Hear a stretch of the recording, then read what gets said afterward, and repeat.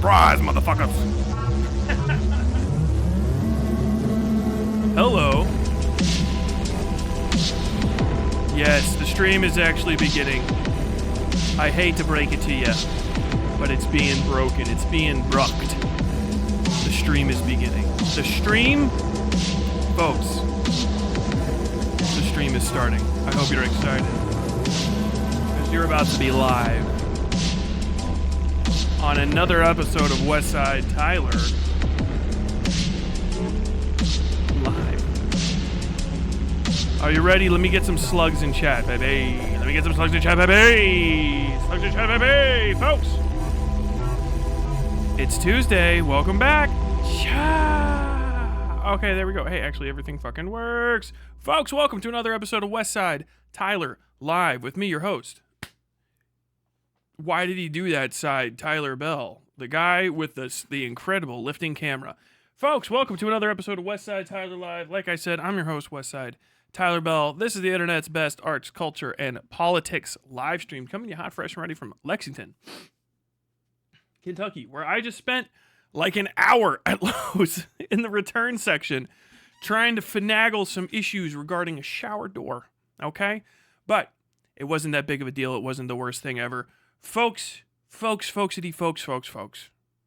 got another show coming up for you today. Coming to you hot, fresh, and ready, as I said. I'm losing track because I'm making sure a bunch of things are working, and then I got myself confused, and I looked in two different directions. There's updates to the way the channel operates. The show that's coming up to you is, we're going to be talking about Bad Empanada and Hassan have finally had the inevitable falling out. That was always coming down the pipeline.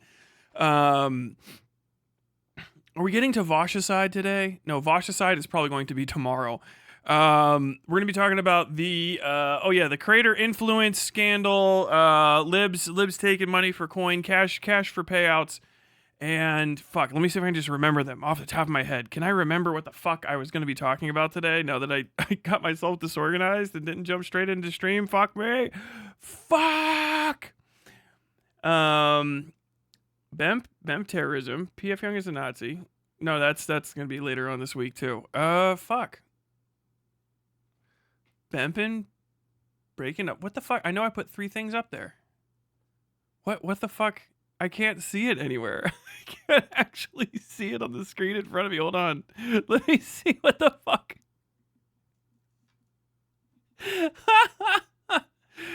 Oh, where would that even be? Hold on, I know this. Is it accounts? No, hold on. Services? Nothing actually like gets brought up. It's so stupid. Channel, right? Oh, that's old one. I gotta update that. Hold on. Yeah, Trump Death Watch. Oh, yeah. Hold on, let's see if I can just update this real quick. Let's see if this works. Trump Death Watch. Bad empanada purged from Hassan's community. Lib dark money. Okay. Update? Let's see if that updated on Twitch. If it did, I'm gonna be very happy. I was very busy. I got up today at fucking like 8 o'clock. I'm starting to get back on a normal schedule again. One of the things to do that like life update type shit that you do at the start of these, bad habit I learned from Mark Maron. One of the things about being injured is you don't realize how like much of your life starts revolving around your injury. And so like a year ago, I had a seriously fucked up back, right? And I couldn't sleep. So I would stay up all night tossing and turning until I finally passed out. And then I would like sleep for like all goddamn day. You know what I mean? But really only for like 4 hours total of like sleep, but like in bed forever. And I couldn't like bend over and stuff. And so I stopped bending over and I started walking around with my jaw clenched all the time because I was just basically ready to get like stabbed by the excruciating pain of a pinched nerve at all times.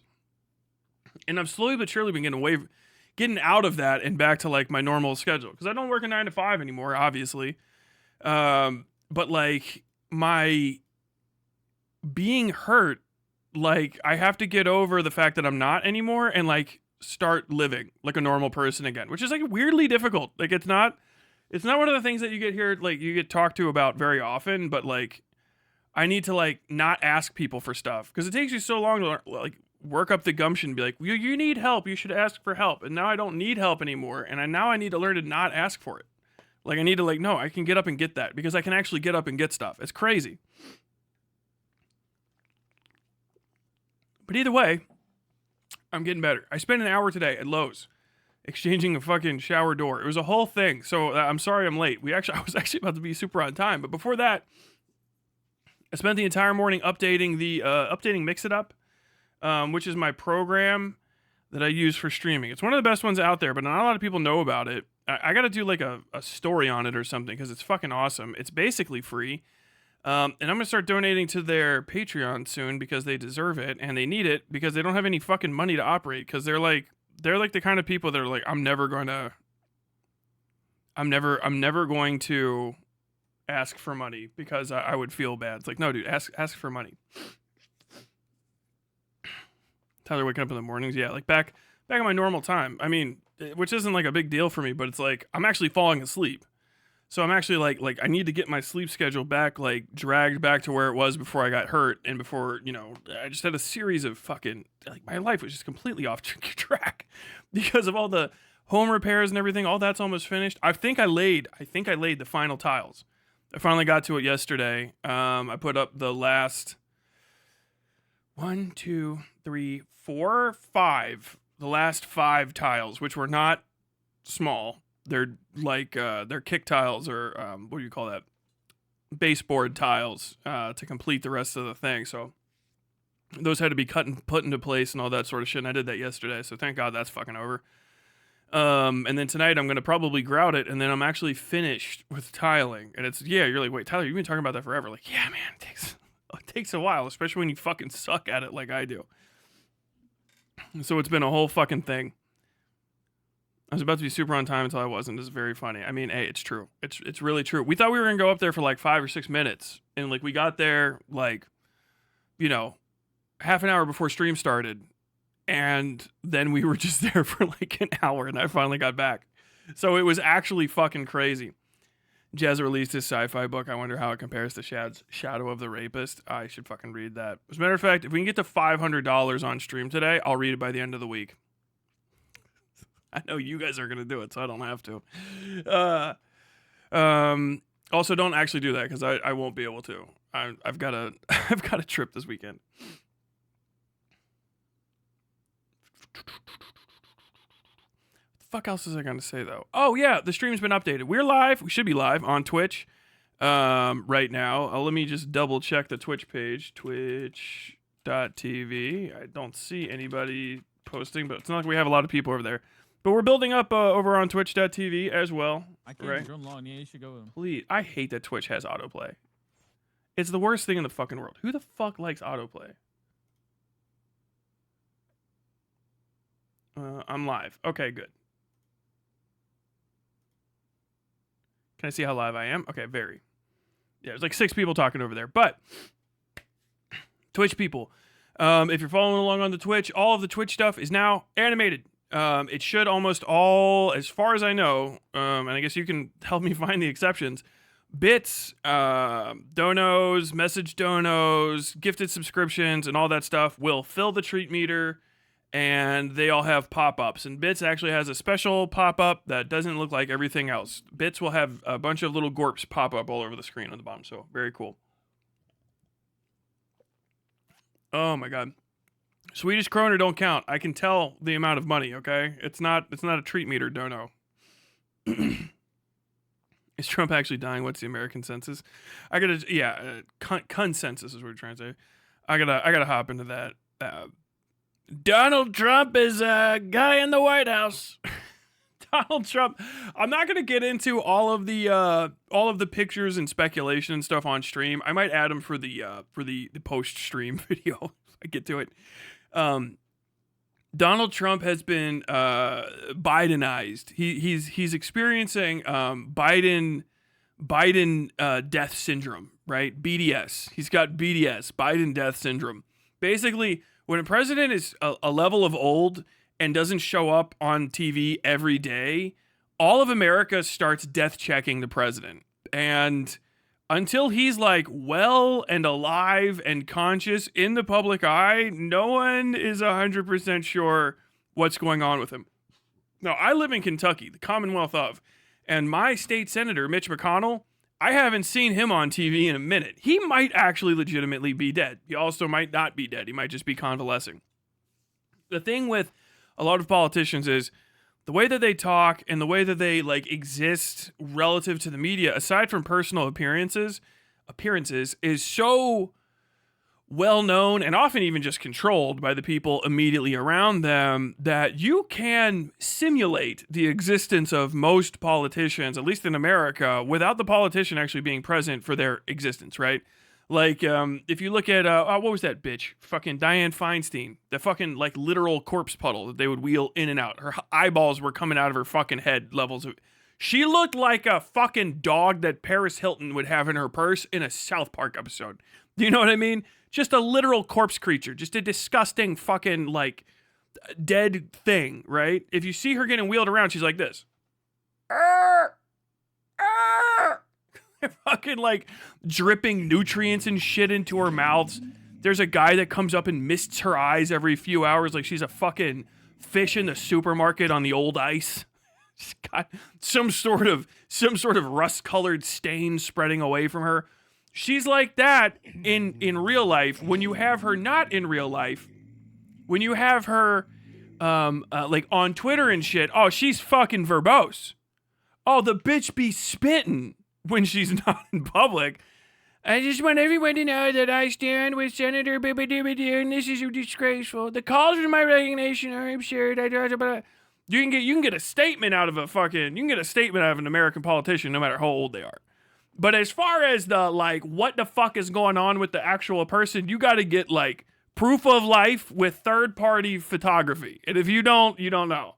The pictures that have been coming out have been absurd of Donald Trump. There's one where he has I don't think they're his teeth. People have said it's face-tuned, and people have said it's not.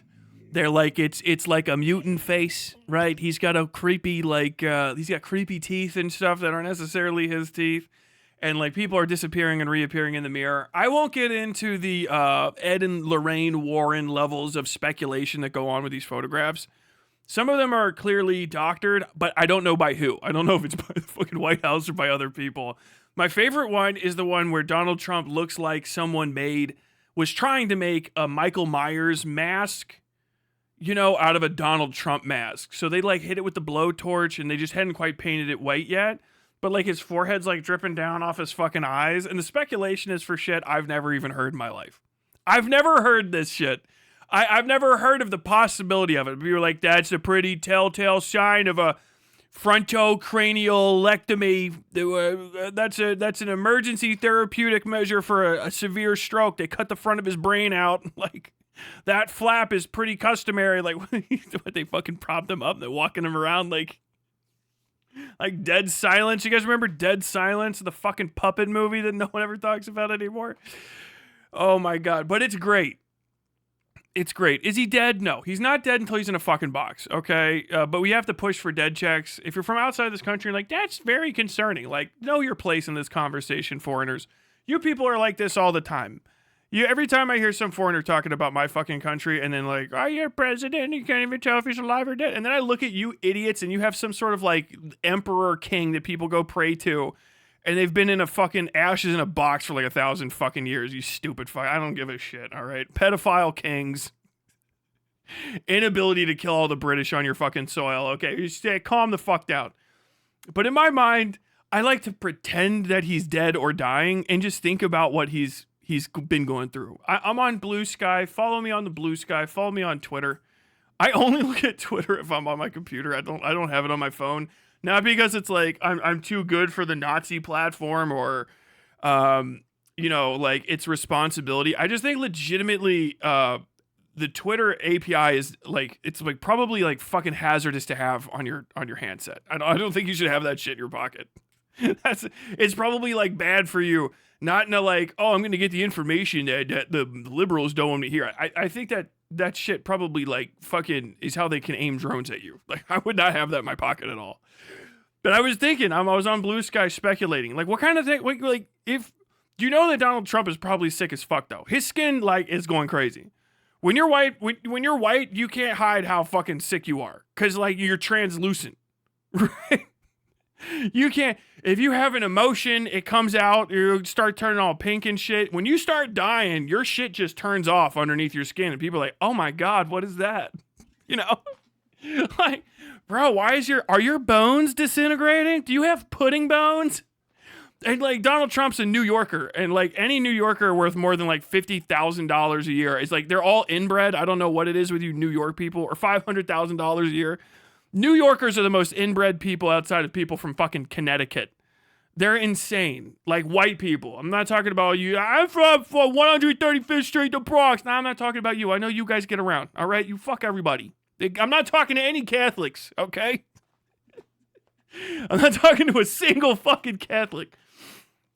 Oh my God. But white fucking New Yorkers are inbred like crazy. If you're from the Upper East Side or whatever the fuck, if you could see MoMA walking around when you were a kid, like, cause you walked out and then you walked a bit and you could see the Museum of Modern Art, you're probably inbred.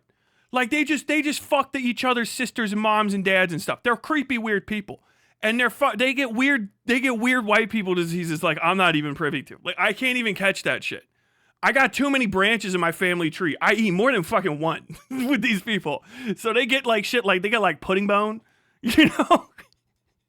Like what happened? Like, oh, he was doing so wonderful. We were about to go see Lion King. It's coming back to Broadway. We were going to go see Lion King. It was coming back to Broadway. He got pudding bone. No, he couldn't go. He was just voiding his bowels all over the old Tuscany, and we just couldn't bring him along. He had pudding bone.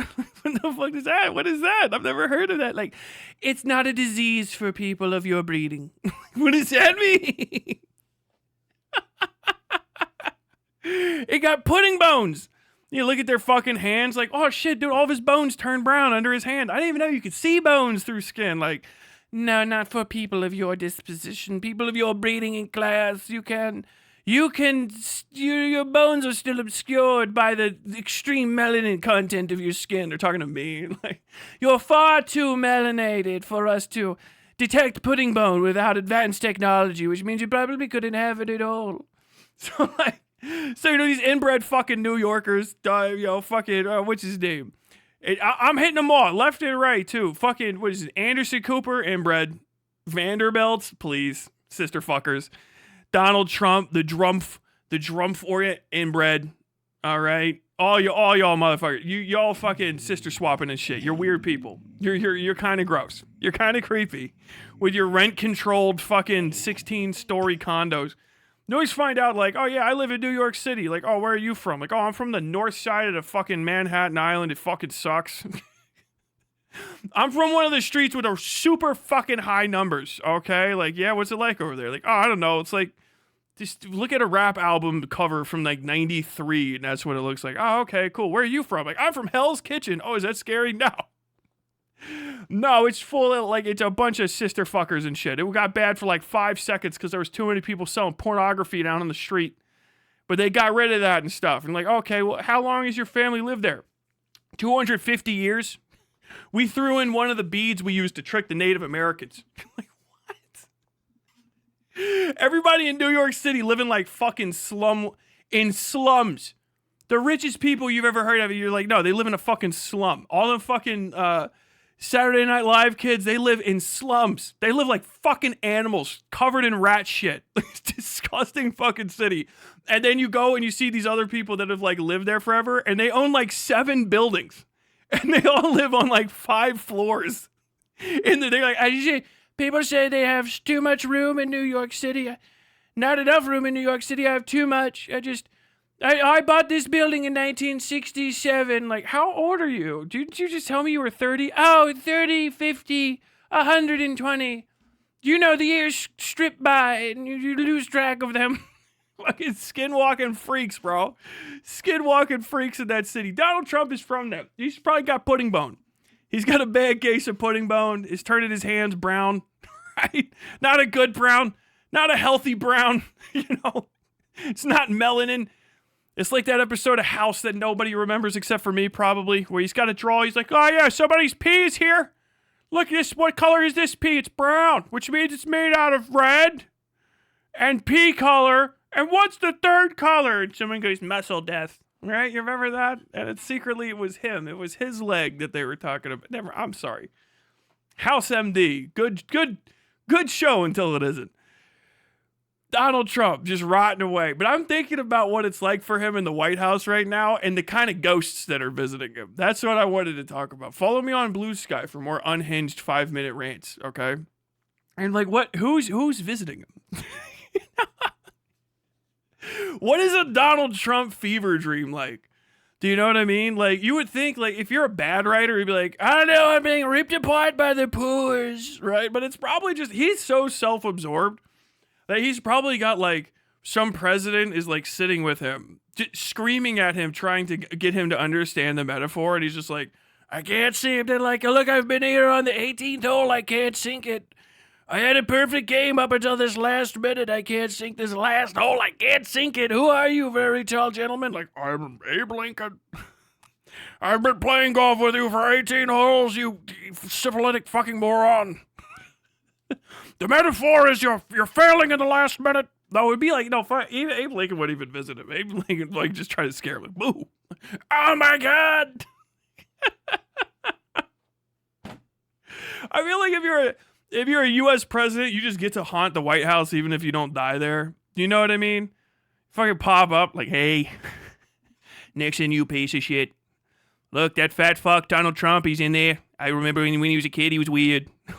Let's go scare him. He's getting ready to die. I don't like the way he comports himself. His politics aren't bad, but I don't mind it. Look, there's a metaphor here. You're fucking everything up at the end. Come on, Donnie. It's very simple. Haven't you ever read a book? I can read a lot of books. I'm very good at reading. I don't think you can read at all. We almost brought fascism back to the country. You're fucking it up. You're ruining everything. Oh, God damn. Just getting him. Bill Clinton's ghost is there. Everyone's shocked. They're like, I thought you were still alive. Like, no, man. I didn't make it. Who's walking around looking like you?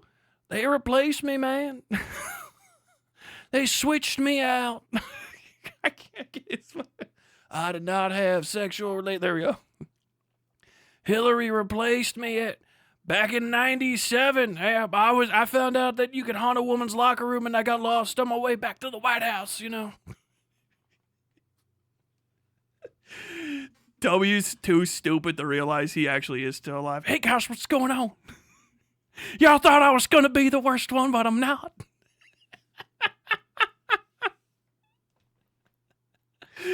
Oh my God.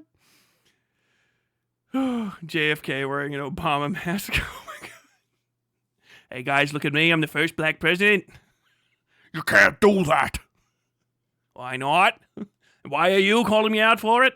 Because I wanted to, and they told me I couldn't. Abe came out from his stupid room, and he started battering me over the head. Teddy Roosevelt shows up for that. That'd be crazy. Those are all the shitty, like, modern presidents. If you're not, like, a legendary tier president, like, you show up like a fucking, like, mega ghost. Teddy Roosevelt probably doesn't even look like a president. He's just eyes and a fucking mustache floating around, like that whole political cartoon of him. Yeah, bully! Why are you boys up so early in the morning? I don't know why, but he's just Daniel Plainview now. Everybody talks like that. Oh no, here he comes. Look, it's my favorite little pervert. Taft, get in here.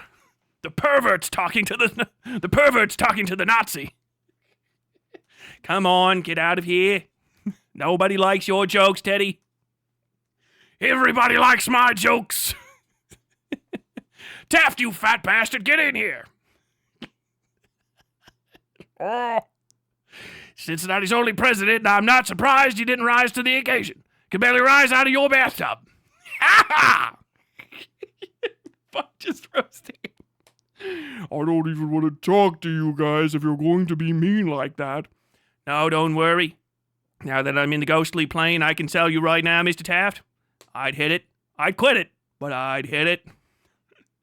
And I could say I would hit it too, but I would tell Spiro Agnew to tell everyone I didn't. What are you guys doing? We're torturing Donnie. He's about to join our ranks.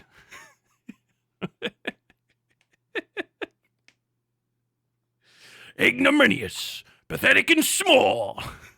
I can't wait till Washington gets a hold of him. We're gonna haze the shit out of this one. Look, Taft, you're not gonna be the fattest anymore. Oh, come on, guys. Don't, leave off of me, all right? Leave off of me. Oh, my God. Dude, what is going to happen with a presidential funeral? Imagine getting, like, shot, and then just a year later, you just die of the pudding bone. You know what I mean? Like, you don't survive the pudding bone, you just get clipped. Fuck it. Oh, man. That's rough. What if he actually did get, like, poisoned from it? Teddy had an insanely high-pitched voice. Not as a ghost.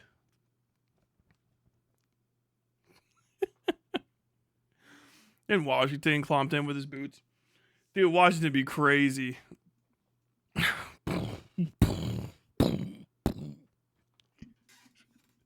don't even know what he would sound like. Oh, man. You better enjoy your...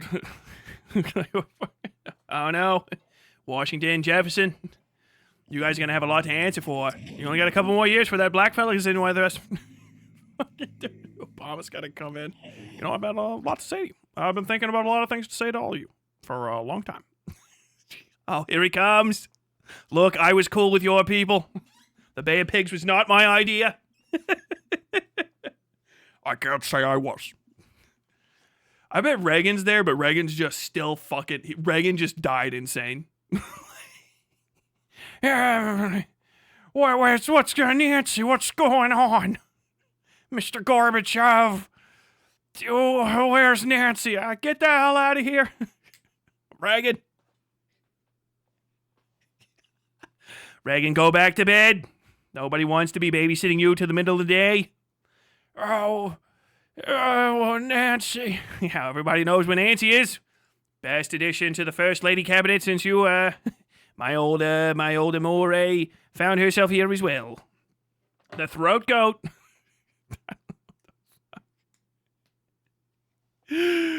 Oh, where's FDR in this? FDR's too busy. FDR's not hanging out with the do-nothings in the fucking White House. That's what it is. Yeah, fucking Lincoln and FDR are just gone. They're over there like, they're in the cool place. Somewhere the fuck else. Fucking like the do-something presidents are. Teddy Roosevelt just goes around trolling everybody. Doesn't give a fuck. Oh, what the fuck does FDR even sound like? I can't remember. We have nothing to fear but fear itself.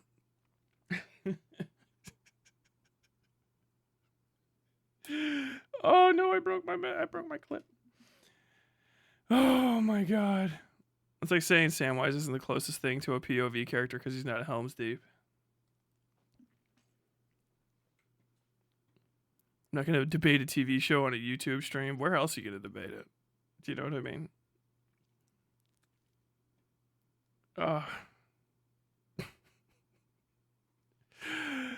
Oh my god.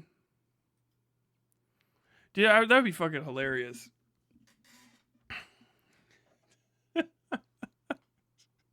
Thomas Jefferson is just like freaking the fuck out because like he's like, I'm related to too many people. Jesus Christ, what was I doing? That dude, he's haunted. Either haunted or absolutely just like locked into the shadowy corners of the room like the devil himself. He's probably up in Monticello. He's a little baby. You can haunt the White House, but you probably don't, you know?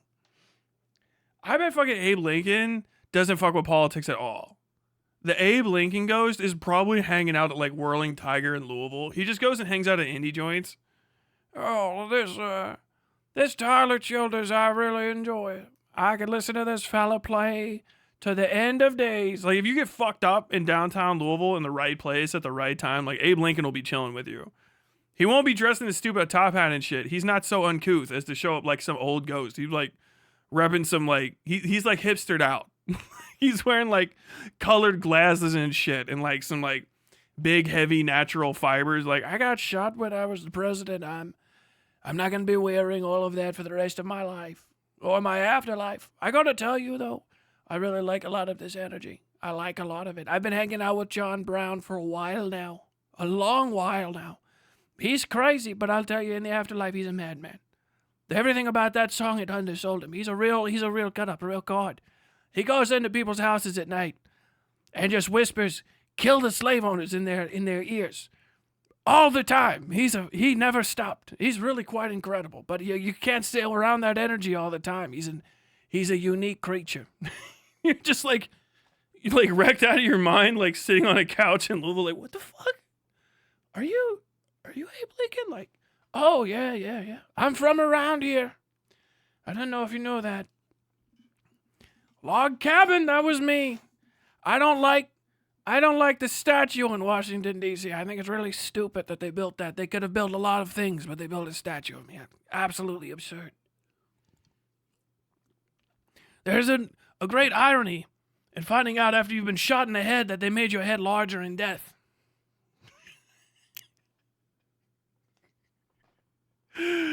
Oh my God.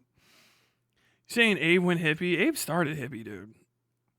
Abe started hippie. If Abraham Lincoln was around right now, he'd be fucking rocking American Spirits. American Spirits, some baggy ass fucking jeans, and like natural knit, not quite tie-dye, but that like, you know, that orange and green wool tie-dye type shit. He'd be rocking that. He would. He'd have a lot of opinions. I don't know where to go for that. A lot of them. Abe Lincoln, if he was alive today, would be the dude, apropos of nothing, just starts talking about how he's like, look, I just want you to know, ladies with underarm hair, I'm into it. Okay. I mean, that's good for you. I don't know where that came from. Just people don't say that it's okay enough, and I think that they should feel comfortable being themselves. Okay, Abe, thank you. I agree. Fucking JFK following Abraham Lincoln around like a fucking puppy. Look, I don't know how he does it, but he pulls. He pulls!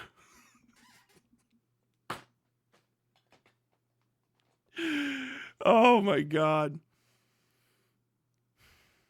Bro, are you guys still talking about fucking House in the comments? Absolutely pathetic energy.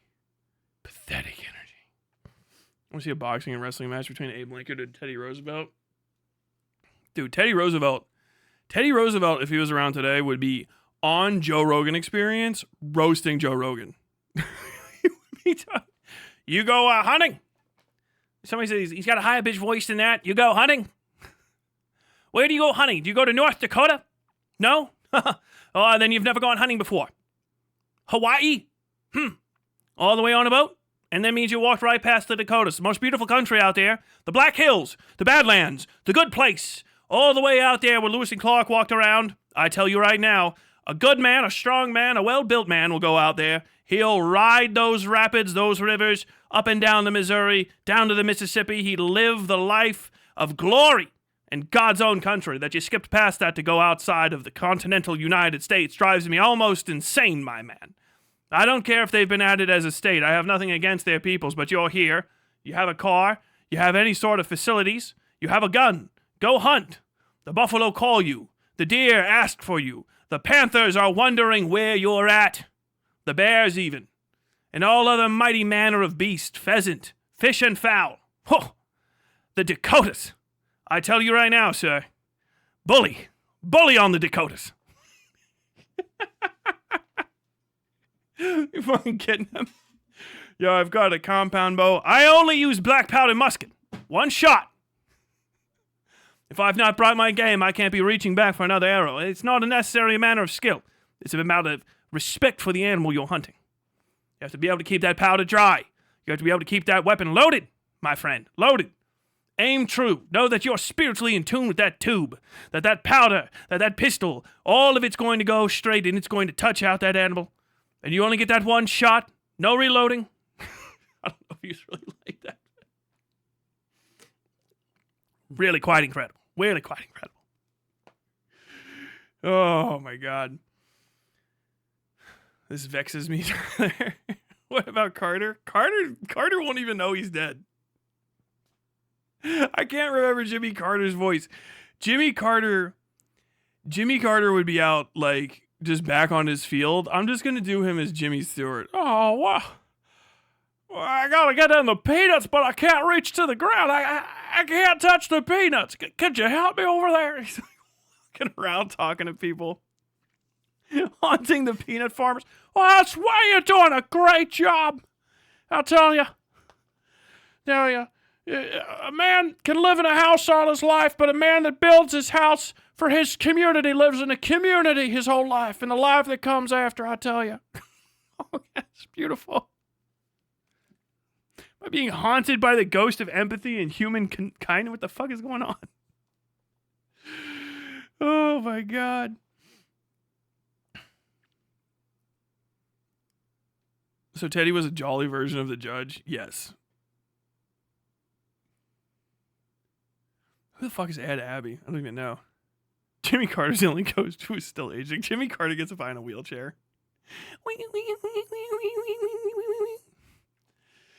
Oh my God. Oh, hey there, Jimmy. Me and the boys, we're going out. It's about to be Halloween. We're going to get our skin suits on and pretend to be each other. Somebody said they want to go as you. I'm not going to say who, but you could also dress up as everybody else.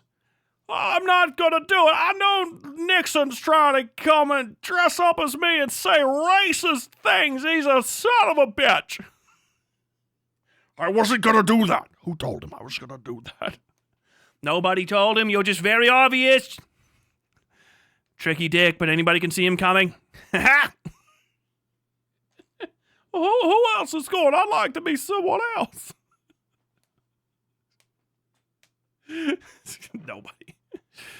Oh my God. Imagine getting passed over. Bill Clinton's gonna go. Abe Lincoln 100% haunts backyard wrestling events. You're like, I don't even know whose ghost is like possessing me and giving me all this strumph. And then you look back, you know, and it's fucking Abe Lincoln like, dude, are you here to teach me about racism? Like, no. I'm here to tell you how to fucking whip that motherfucker into shape. I'm here to teach you how to throw hands and make sure he catches them. Really? Oh, yes. Very much so. Now, look, racism's bad. But you already knew that, or I wouldn't be helping you. What you really need to focus on is leading off that first punch off your right foot. You've got to get it right on his chin. That's the button, son. Put it on the button. Robust physical exercise. That's the ticket. Oh, hold him over your head. Choke him unconscious in front of a crowd. That gets the ladies going. That's how I met Mary Todd. The only woman mad enough to drive me madder for her. Okay.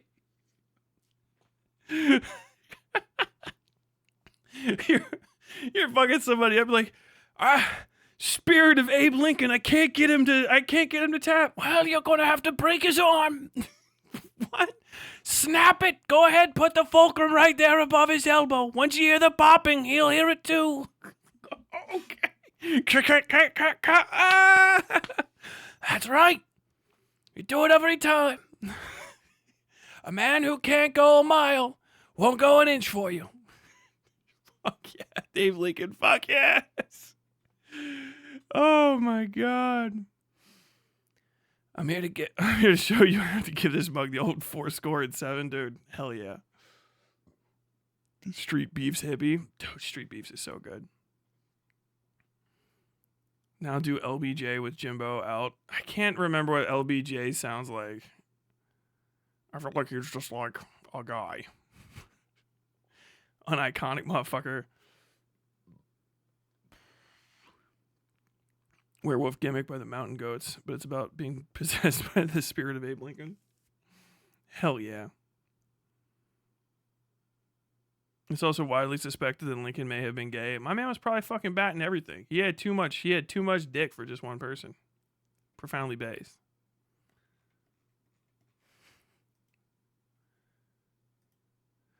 I can confirm that President Lincoln is everything I've ever wanted and more.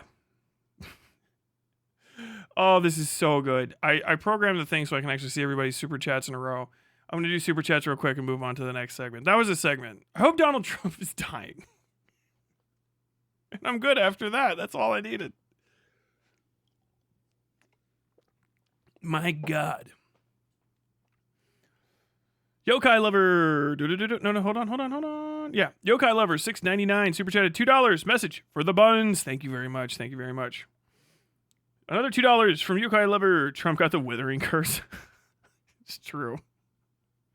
Feral Millennial. Bits. 100 bits. Thank you. Message. Check for the Gorpo and Sweet Cheeks. I hope that worked. Impure super chat $2. Message. Hey, I'm inbreeding here. What the fuck? Hey, I'm inbreeding here. Oh yeah, the New Yorker joke. Rant super chat $5. Message. Which has a solution for homelessness? Which has a solution for homelessness?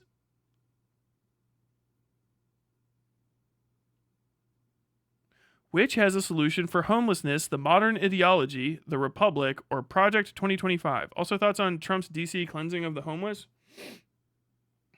That's a good question.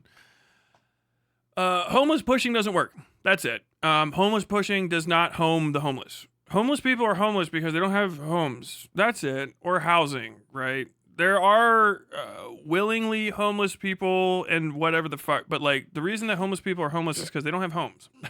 And when you clear them out of an area, they come back later. The trick to it is that basically you kick them all out and send them somewhere, and then before they can get back, you leave your position of authority so that the other people get blamed for having homeless there. So it's like when I'm here, there's no homeless here, and when I am, there aren't, right? But I left, so like the next guy, now there's homeless. That's just called pushing or decamping or whatever the fuck. There's a bunch of different ways to talk about it. But basically, homeless pushing doesn't work. It doesn't do anything. It doesn't fix the problem. It just makes it someone else's problem. Republicans consider it fixing up the problem because Republicans think that any human that causes them a second of inconvenience should be killed, right? But you can't argue for that. And also, like, no one is actually psycho enough to kill that many homeless people, and also actually burying them all is so fucking expensive you wouldn't want to do it anyway. Mass execution of homeless people is impossible. Housing them is possible, but then you have the great conundrum. I actually should make a video on this because I was thinking about it the other day, where people want the homelessness problem solved because homeless people are disagreeable to the eyesight of the homed. That's it. People are just bigots against homeless people. That's really what it is. They don't want to see them or experience their existence. Now, they mix everything together. So there's people who are panhandlers who might actually be just piece of shit suburbanites that just dress up in dirty clothes and go stand by the highway to make money. I'm not even kidding you. You might think that's crazy, but people that are panhandlers can make some serious fucking dosh. That's why you have to pay taxes on it and why you have to get these cards and shit. They might not actually be homeless. They're just fucking irritating. And there's other people who are homeless and will never interact with the general public because they have mental disorders or because they're ashamed or because of many, many different reasons. Homelessness is not a monolithic issue, but people try to treat it as such because they're cunts. So they treat all homeless people as though every possible negative aspect of a homeless person is endemic to every homeless person. That way you always feel okay mistreating them. So you run into the great conundrum, which is when I am not being taken care of, why is the government taking care of homeless people? So I don't want homeless people around. Well, how do you get rid of homeless people? There's only one way. You home them, because then they're no longer homeless. They're just people. Whoops. But if you home homeless people, you have now treated homeless people better than you've treated people the next tier up. Just by a slight little bit, you've treated them better than them because you've tried to create a sense of equity by homing somebody more than likely for free or at the taxpayer expense. Now you've solved or addressed the homelessness problem by eliminating homelessness. But now it's a cost thing, right? It's also not instantaneously permanently effective because homeless people still are not monolithic. So drug addicts are still drug addicts. unemployable people because they're fucking insane, or they have some sort of degenerate behavior condition, or they just can't work because they're fucking actually broken. And then, people that are just down on their luck in between stuff are all those same things, right? So a mother of 2 that can only fucking work 2 jobs per week, but is also paying off some sort of fucking medical debt in America, she's like a double fucked Oreo, right? She's screwed. But now she's in the house, so like, hey, everyone go like, oh, okay. But also the drug addict's in the house. Well, the drug addict's off the street. He's in the house. It's a shitty house, or a shitty little fucking apartment block complex thing. And he's now a pain in the ass to all the other homeless people that are there. And wherever anyone that was around them that pays taxes is now like, well, now you have a natural attractant that drags these fucking degenerate people I want to see dead over toward me. And this affects everybody. No one's too good for this. You'll see like, a Latino community that'll treat fucking homeless people like dog shit. White communities are always the worst. But like, there's a lot of minority communities that'll still they fucking hate homeless people because they're just one rung up. It's not all of them either. You can't be monolithic in any case. But that's where you put the shit, right? Like the next poorest area usually gets it. It's also probably the best place for it because it's going to be on the rim of the city where it's not too expensive downtown and not too far away from downtown to people to get. And so you hit the great conundrum, which is, well, now we're just paying for homeless people to exist. It's like, yeah, well, we solved the homelessness problem. And then you get to the real crux of the thing, which you can't ever say as a politician, which is, well, you guys are just pieces of shit.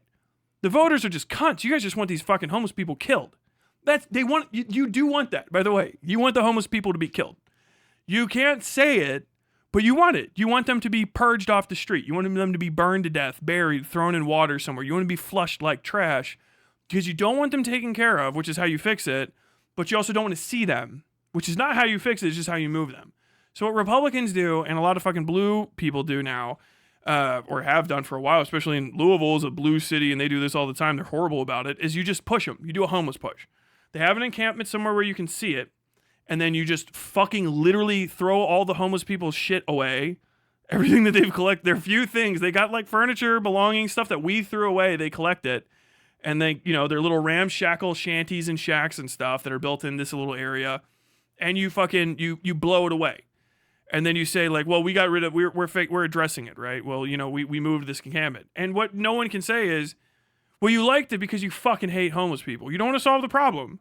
You'll move them out from underneath a shadow of a building that has toilets, shelter, is unoccupied, and is a tax burden on the city already anyway. The city's paying for this building to sit rotten and have windows broken out of it on the 2nd and 3rd floor for years. But we're not going to put anyone in there because if you do, people will be pissed because they don't want to be kind to homeless. They hate them. Homeless people are seen as the refuse of society. They really are, and they deserve it. That's the thing that you got to understand. That's what the vibe is. And this is on the left and right too. You can get this out of people. If you work on them, you'll get them to admit it.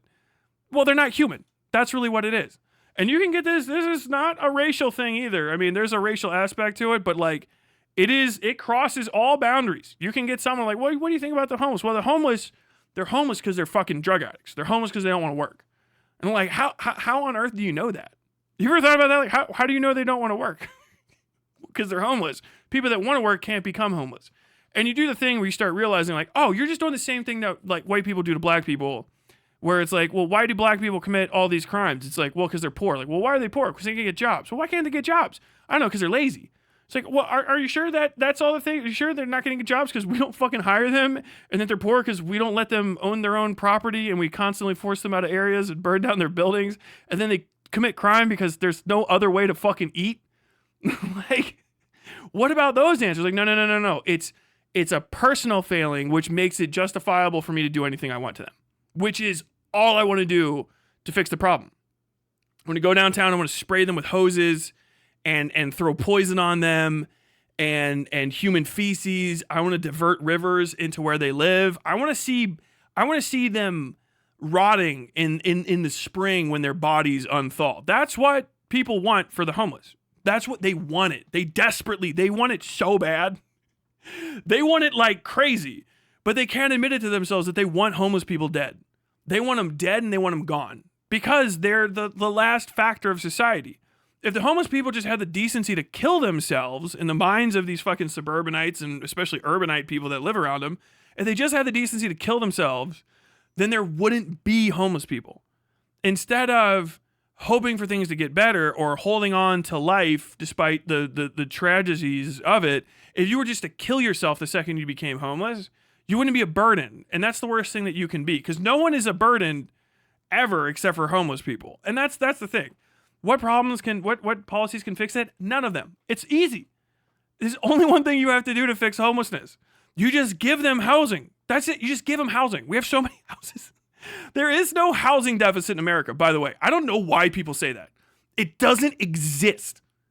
I reported on this.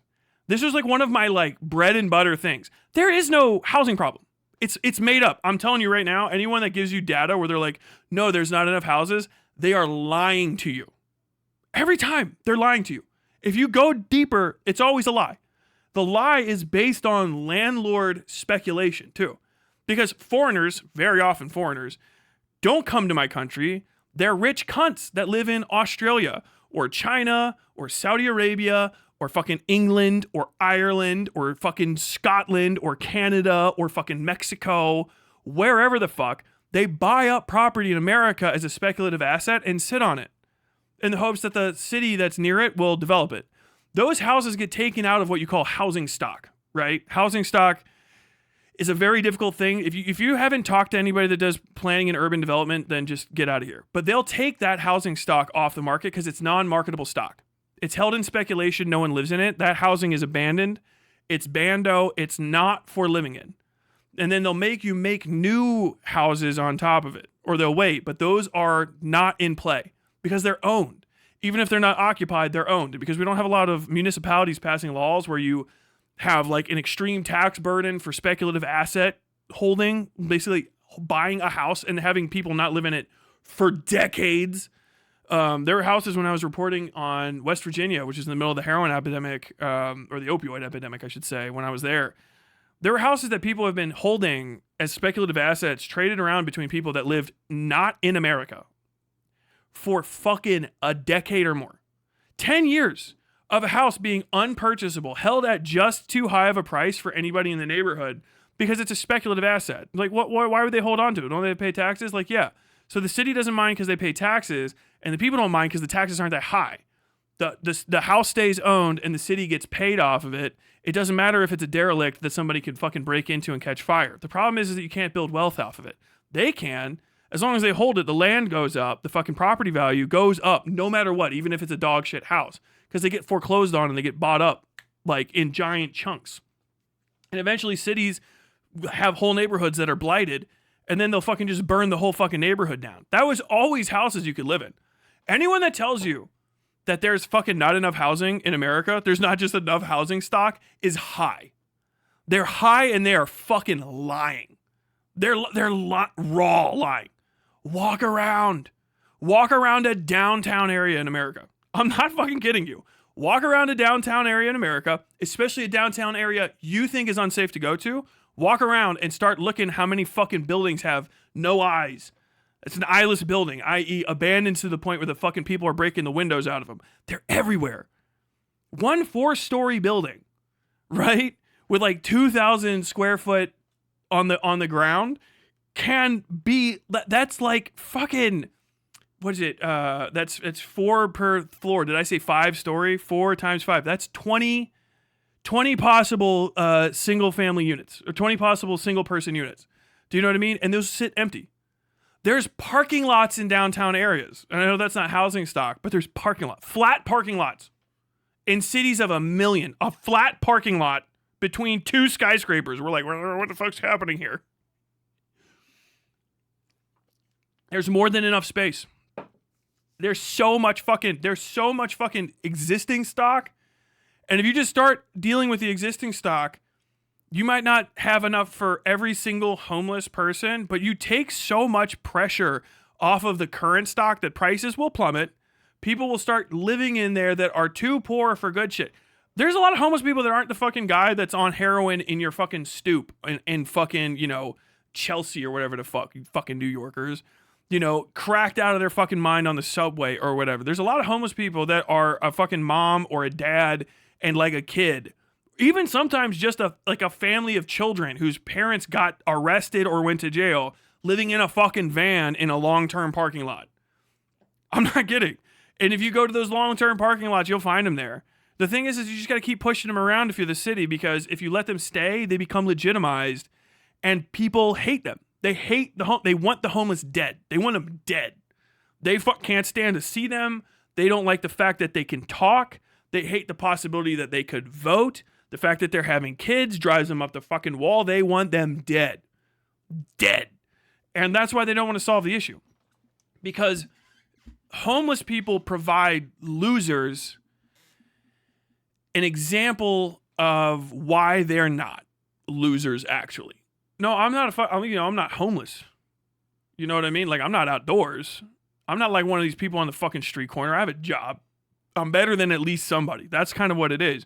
And if you start treating those people like they're human, it kind of takes away that last step, which is something that we used to provide to at least white America or off-white America through the power of anti-black racism. That's why black people were so important to the American political economy for so long in a different respect, is because black people were noticeably poor and noticeably black.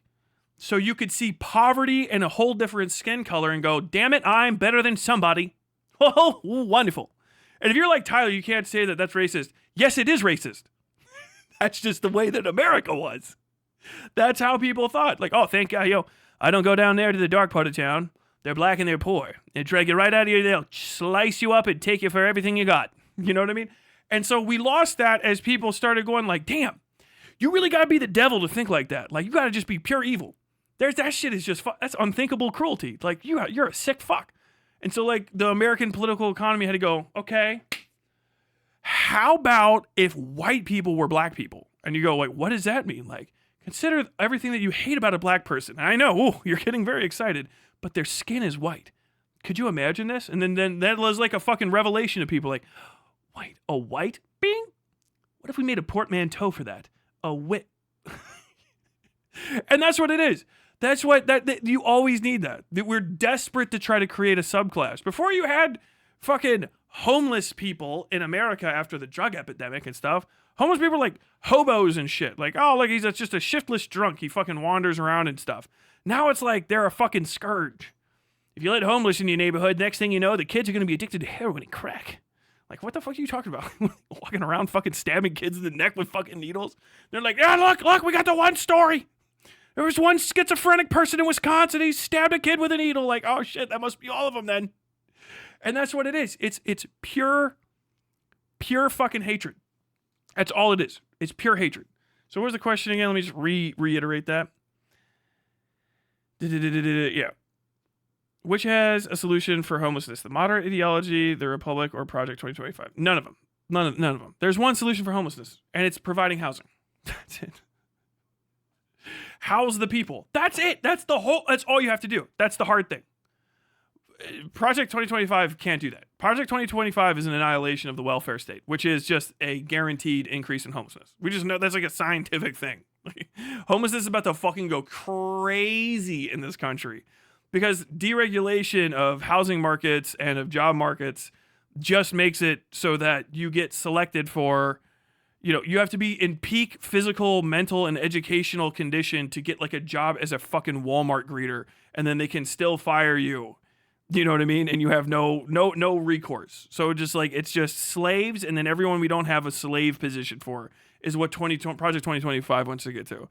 All fucking lib cities and shit also have no answers for it because they don't want to do the great paradox, the great homeless paradox, which is treat homeless people as good as you would treat any other person and provide them a house despite their shortcomings and failings so that they can either get their shit together or stop being a fucking danger to themselves and others by sleeping in the hot sunlight and also like walking drunk into traffic because there's nowhere to fucking live. You know what I mean? But they don't want to do that because spending money to solve homelessness is the worst thing you can do because it will make suburbanites hate you. Because suburbanites want the homeless dead, homie. They want them dead. That's what I was saying. This goes back to the thing I was saying. Like, this is the dangerousness of that Trump program, right? I didn't say it was actually going to fix the problem.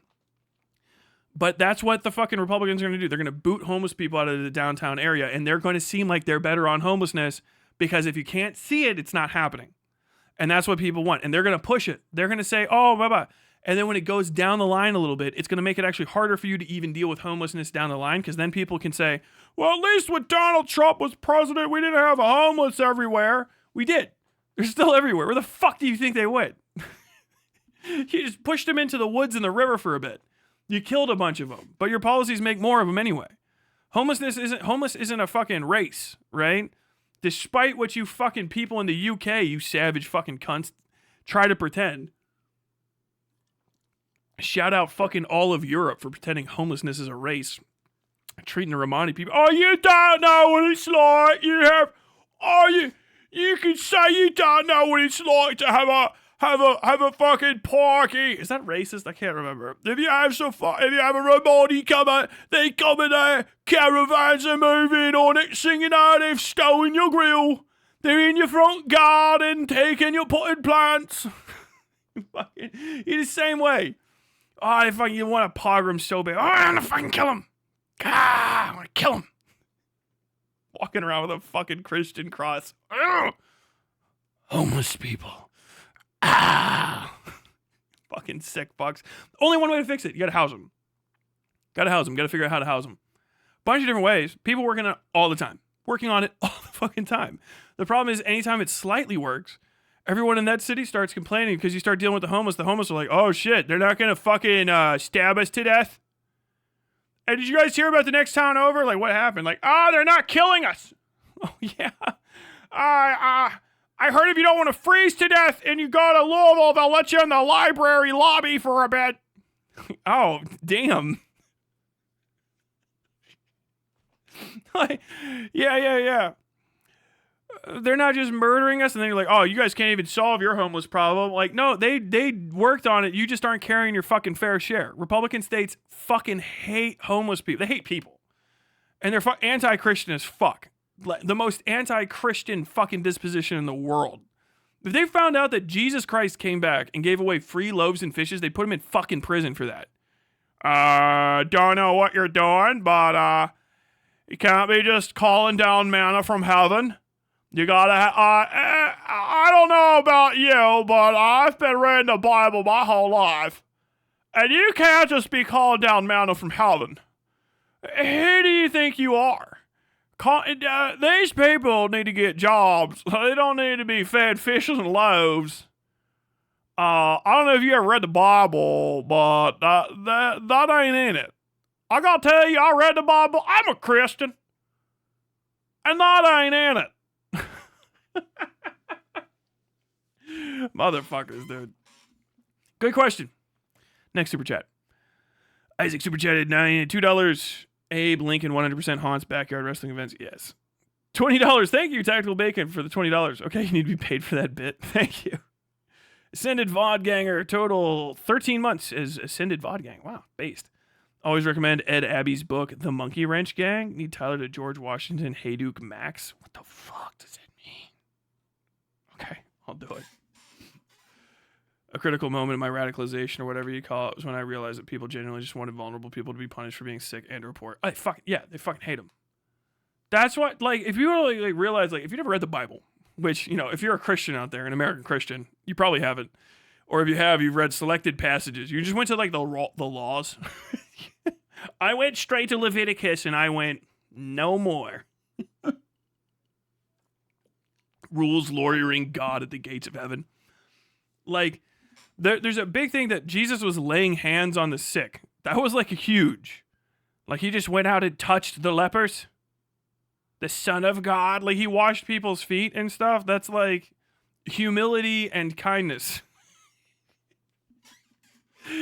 Like, in my Father's house, we are all his children type shit. You know what I mean?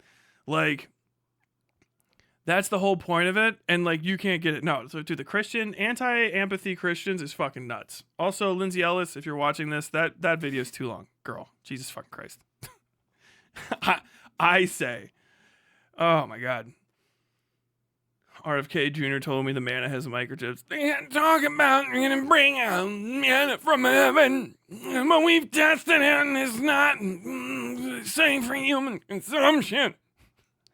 I had the mana from heaven. I blame a lot of my... I'm starting to get the RFK down, and I'm not doing an impression of a person. I'm doing an impression of my lawnmower that wouldn't start when I was a kid that I had to mow the grass with.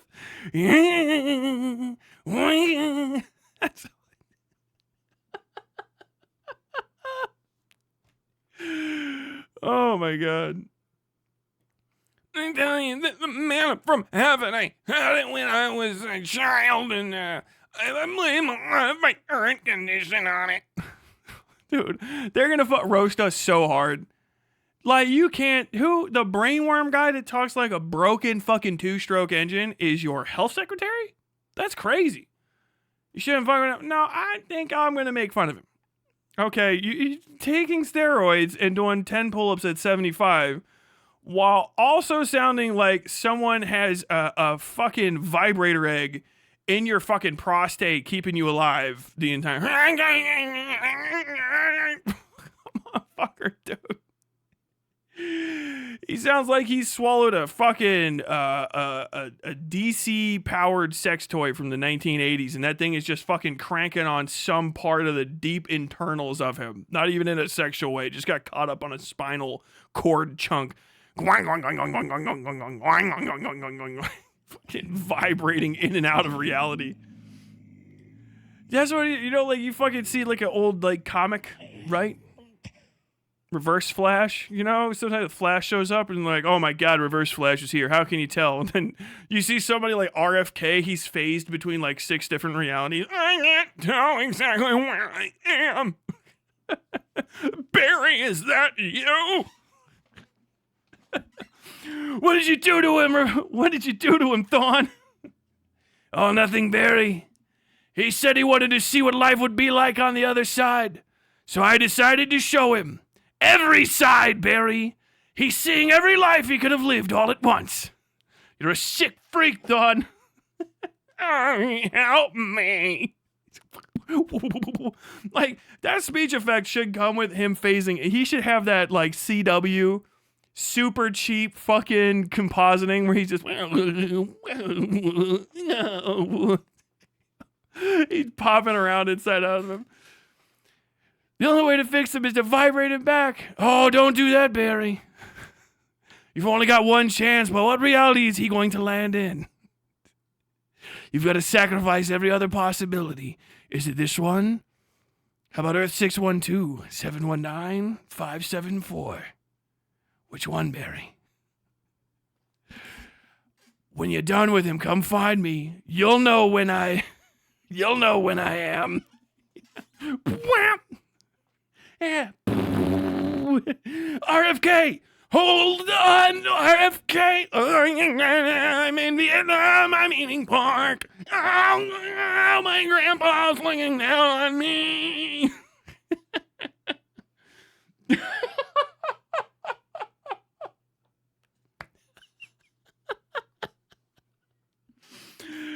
Oh, my God.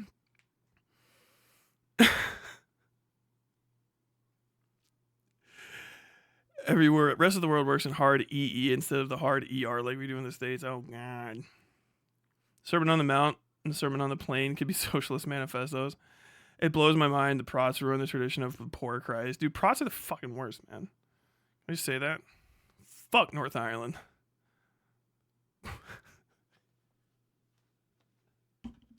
Oh, $4.99. Okay, I read that.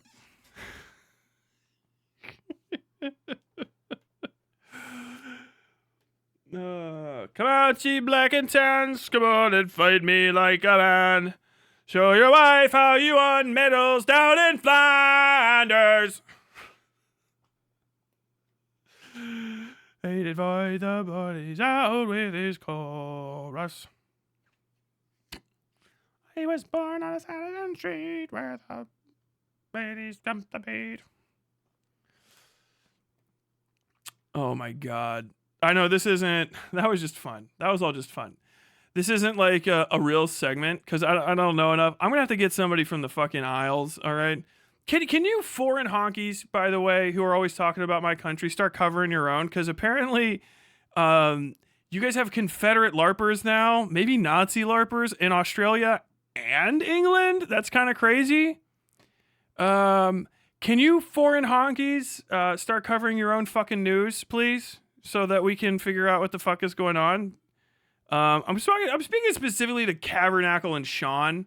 Cavernacle and Sean, foreign honkies, can you please cover your own countries? Because I'm finding out from Americans that you guys have your own new neo-Nazis, but they're like shitty tea flavored, and it's cringe, and you should be talking about that and not whether or not Donald Trump's alive. That's my responsibility, what with me being on the right side of the Atlantic Ocean and all. So, what in the fuck is going on over there? Dude, it's so fucking cringe. Britain's already lame. I'm just going to tell you this right. British people, I don't know if this is a segment or not. Britain is the lamest country on earth. Brittany. British in France. British in France. I want to take it someday. Long live Gibraltar. Spain. Let's take the Spain. Britain is the most cringe country on earth. I swear, you guys are so fucking lame at this point. And you know I'm just talking to all the fucking white prot fucking UK people. Everybody else is cool, but it's like the actual gammons. Gammon Americans in fucking Britain are crazy as shit. So they started doing race riots, hunting down, I guess, Pakistani people, whatever the fuck, who knows.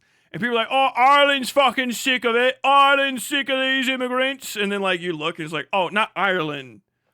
You mean the shitty part up at the top, the fucking contested region shit, that they're pissed about immigrants of all people. We're trying to do everything we can to keep Ireland British. You know what I mean? Like, what the fuck? Because I was like, I didn't know fucking Irish people even got that kind of racist, and they're all like down fucking south. Like, we don't.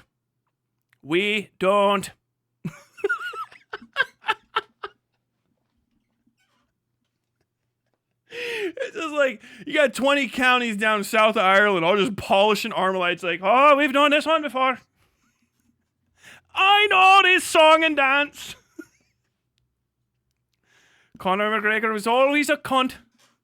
And he's born a cunt and he'll die a cunt. But now the Brits are trying to do like Confederacy, but they don't have culture in Britain. British people can't go back too far. Because they're like, oh, we got a proud British culture. It's like, you guys were spreading smallpox for like 200 years. And before that, the Swedes were enslaving you into sapiens. Like, you're Anglo-Saxon. Like, you don't even have like a singular lineage. Do you know what I mean? Like, you're just a series, like British people, you are a series of slaves. Like, throughout history. And then the Swedes got bored and kind of let you have your swamplands back. And then the Romans just enslaved the fuck out of you and just like beat you into sapiens and still thought you were just the most bedraggled, filthy fucking creatures of all time. And then the rest of Europe was more valuable and influential for the entirety of Europe. Like every time like a British person has to start saying like, well, Europeans, like when they're not talking about you, are they? Amadeus Mozart wasn't European, wasn't British. Charlemagne wasn't fucking British. Did you guys even have a Holy Roman Emperor worth having? I feel like you guys just got inbred into it because somebody's like, I don't feel like going all the way through foreign territory to get to Scotland anymore. Let's just marry into them a little bit. Like, France just making it happen. Germany infinitely better than Britain on every fucking account up until World War II, literally. Still had to get saved by everybody else to survive World War II. Like, oh, boys just fighting in World War II, doing our best. Like, weren't you guys just fucking hiding in the ground? Weren't you guys in your little hobbit holes all of World War II? And then we finally came over, you fucked up Operation Market Garden, and we still kind of just let you fucking, like, hang out. Didn't you actually land in Dunkirk and then you had to leave for some reason? I feel like didn't you have to leave? Like, what the fuck are British people proud of? I don't know what the fuck you guys have pride in. Your food looks like shit. Your music is ass. It's everybody else's music, but then with one kid with wispy fucking hair. To the point where I thought Americans that just are built like fucking plague victims were British. Like, you got nothing. You know, one gay guy that fucking figured out the Enigma machine, and then you chemically castrated him. Like, you guys got like Shakespeare and J.K. Rowling, which is like a wash literature-wise. It's crazy you have any pride at all in existing. It's nuts. It's so fucking crazy. And so like there's like a British white pride thing starting up, and they're flying the St. George's Cross, which is just like Switzerland. I think isn't that just the Swiss flag? Just flying the Swiss flag now. So you see these British people are like, oh, fucking singing the Palestinians. Oh, fucking singing the Palestinians. Oh, fucking Pakistanis. Oh, fucking singing, oh, go home, oh, shit off, hack. Oh, they're pulling down all these flags. They're pulling down the British flag, which already everybody's pulling down worldwide. And they're throwing up a flag no one has any respect for. They're like, oh, St. George's flag. Like, you better explain that one. What relevance does that have? Oh, if you look at British history between when the Swedes owned us, and when the Norwegians owned us, and when the French owned us, and when the Germans owned us, and when we owned ourselves for a little bit, but we was a different race for like 5 minutes, and then when the Scots owned us, if you look at a tiny little spit there, after the Romans owned us, and after the Visigoths owned us, then you can find a little spot where we was proud of ourselves, but it's mostly made up about a guy fighting a dragon. Okay.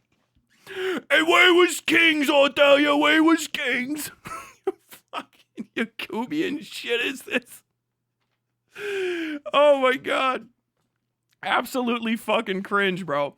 I don't know what the fuck is up with it. I don't care. I have no, like, what are you gonna do? Are British people, you're gonna get on your little fucking, you're gonna get on your little lime boats? You're gonna get on your wooden vessels and come over here. Oh, I dare you to come to my country and say that to me. I dare you to go to anyone else's country and say it. You guys get your ass kicked every time you leave. You ever want to fight outside of Britain since people found out that you could get inoculated against smallpox? It's all you had. Was you were diseased, disgusting animals, and you would get everybody sick when you went there. Like, you are the worst fucking people. There's nothing to be proud of. Nothing. Like, the most shock. Oh, yeah, Britain's over. Britain's over. That was it was because, like, what, Meghan Markle decided to add a little bit of fucking pepper to the grand royal stew of the same 7 people fucking each other for 600 years. You guys came so close to all of it. Like, it's like, what do you want? Like, oh yeah, we have one stick that's our fucking family lineage, and we got a pedophile here, and we got a bald guy there, and hopefully we can kind of like thread the line. There's one humanitarian chick. They drove her off the road in fucking Vichy, France, or some shit. I don't fucking know. Fuck you Europeans and your stupid place names. And I don't know, her kids got rid of somebody named Camilla. They cut Camilla out of the will, and it's the most important thing that's ever happened in Britain since they found out you could bake beans. Oh, fuck. Very cool. British fucking racists are now flying the St. George flag. And I get they're gonna take Britain back for the British. I don't know what the fuck you guys don't have anything. You're the poorest fucking nation in Europe right now. If Greece didn't exist, and you guys didn't have Lloyd's of London, you would have nothing. And you better watch out with the racism too, because the fucking Saudis own like half of the fucking country. If they find out like you're being a little too racist, they're gonna start kicking y'all fuckers out. You're gonna have to live on them little fucking swatches of land you have between your cities and the fucking rural areas. You know, your little green slots. You're all gonna be out there in fucking tents talking about how fucking, oh no, you remember King Canute? I'll tell you what, my ancestors were Finnish kings. Oh, my great uncle's aunt was a lord. Like, okay, whatever. You don't have a tube. You don't have national health care. We're getting rid of it anyway, so who gives a fuck? Australian Nazis is crazy. Australian Nazis is nuts. They did like a Braveheart run up a little hill and shit. And they got Aussies.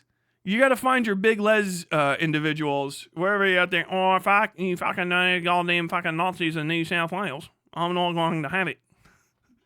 Get out there. Oh, I brought myself a bean lead.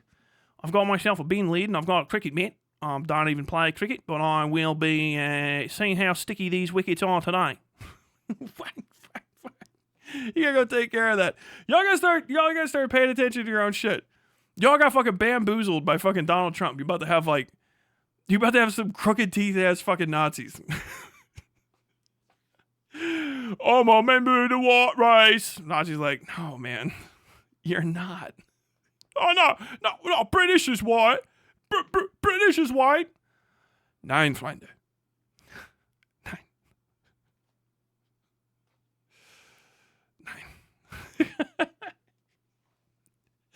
People that fucking like people, you know, the Untermensch Jews, like, oh, that's fucking racist shit. But if you look at the fucking actual Untermensch picture guy, right, from those old things, it doesn't look like a Jewish person I know. It looks like any British soccer fan.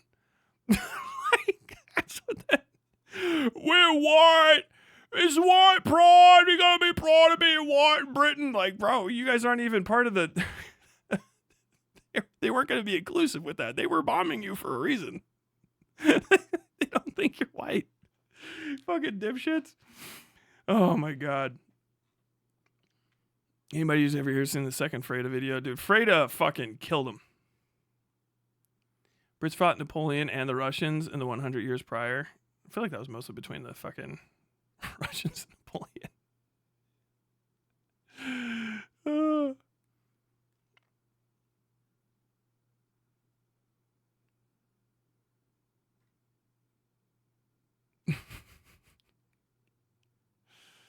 God, I'm having fun right now. I probably shouldn't be having this much fun.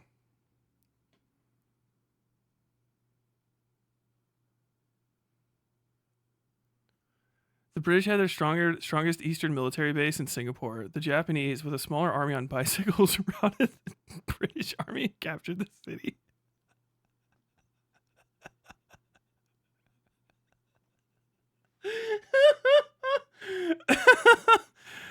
Oh my god. Careful to put on a top hat. Oh yeah. You kind of act polite now, have you? British politeness is matters before men. That one was bald. That one was a pedophile. That one was a bald pedophile. Oh, if JD Vance is a Christian, why do his kids have Hindu names? Oh god, dude. He's true Indo-Aryan. All right, he's actually like, he figured it out. He's a hipster. He's a hipster Indo-Aryan. Oh my god.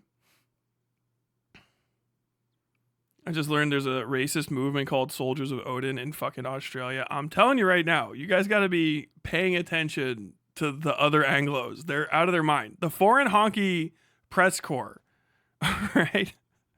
The FHPC has fallen short of its needed due diligence in paying any attention to where the fuck they live. The foreign honky press corps has failed its viewership. Sean out here in fucking, I don't know, Westminster or some shit. The Americans are again falling short of the America. Donald Trump, do you think the electing Grand Plateau will undo what has happened? I don't know. Fucking Cavernacle showed up.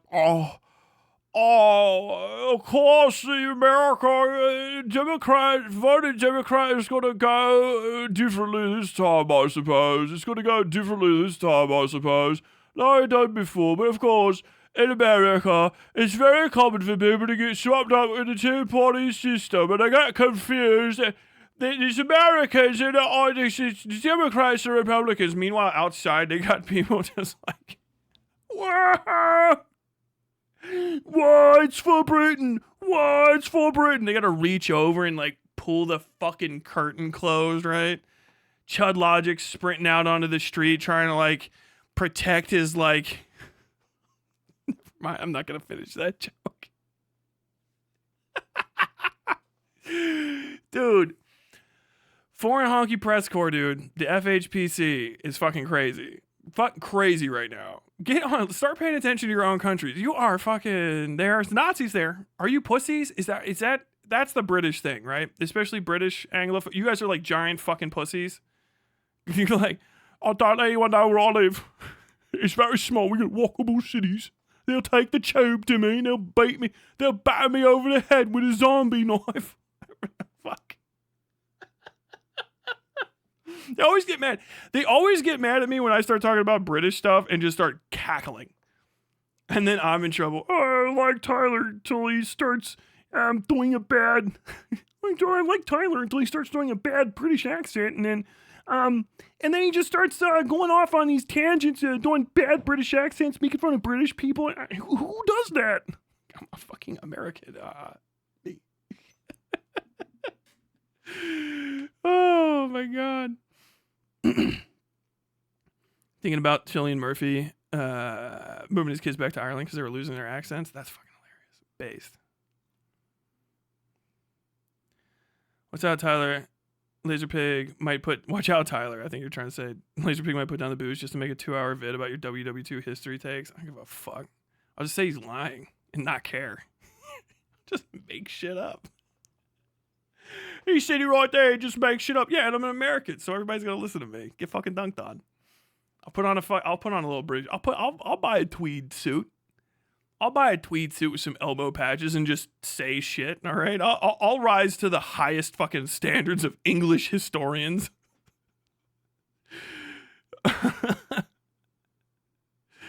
Oh my god. This is so much fucking funny.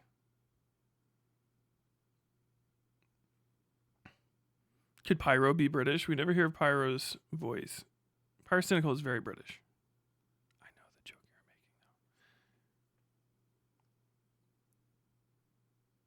though. Australia still has the OG Nazi party from the 30s. You want to go catch some wives? $2 from Isaac SN. The Brits were too busy losing Singapore. Based. God bless them. I gotta cover some news, okay? I gotta hop into this. Speaking of covering the news, all right. I gotta talk about this Taylor Lorenz thing. I was supposed to watch this beforehand, but I was busy this weekend and also busy not doing anything. Taylor Lorenz is a journalist on the internet.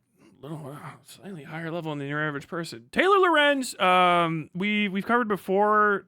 She is a LA-based journalist, so overall quality diminished. And by the way, just any journalist that's based out of New York City or Los Angeles, always trust them a little less than everybody else because they're all influencers and they can't help themselves. I'm just gonna tell you that. I don't need to justify that. Any based out of LA or New York City, especially, always treat them a little bit less seriously than everyone else because they're always the influencers.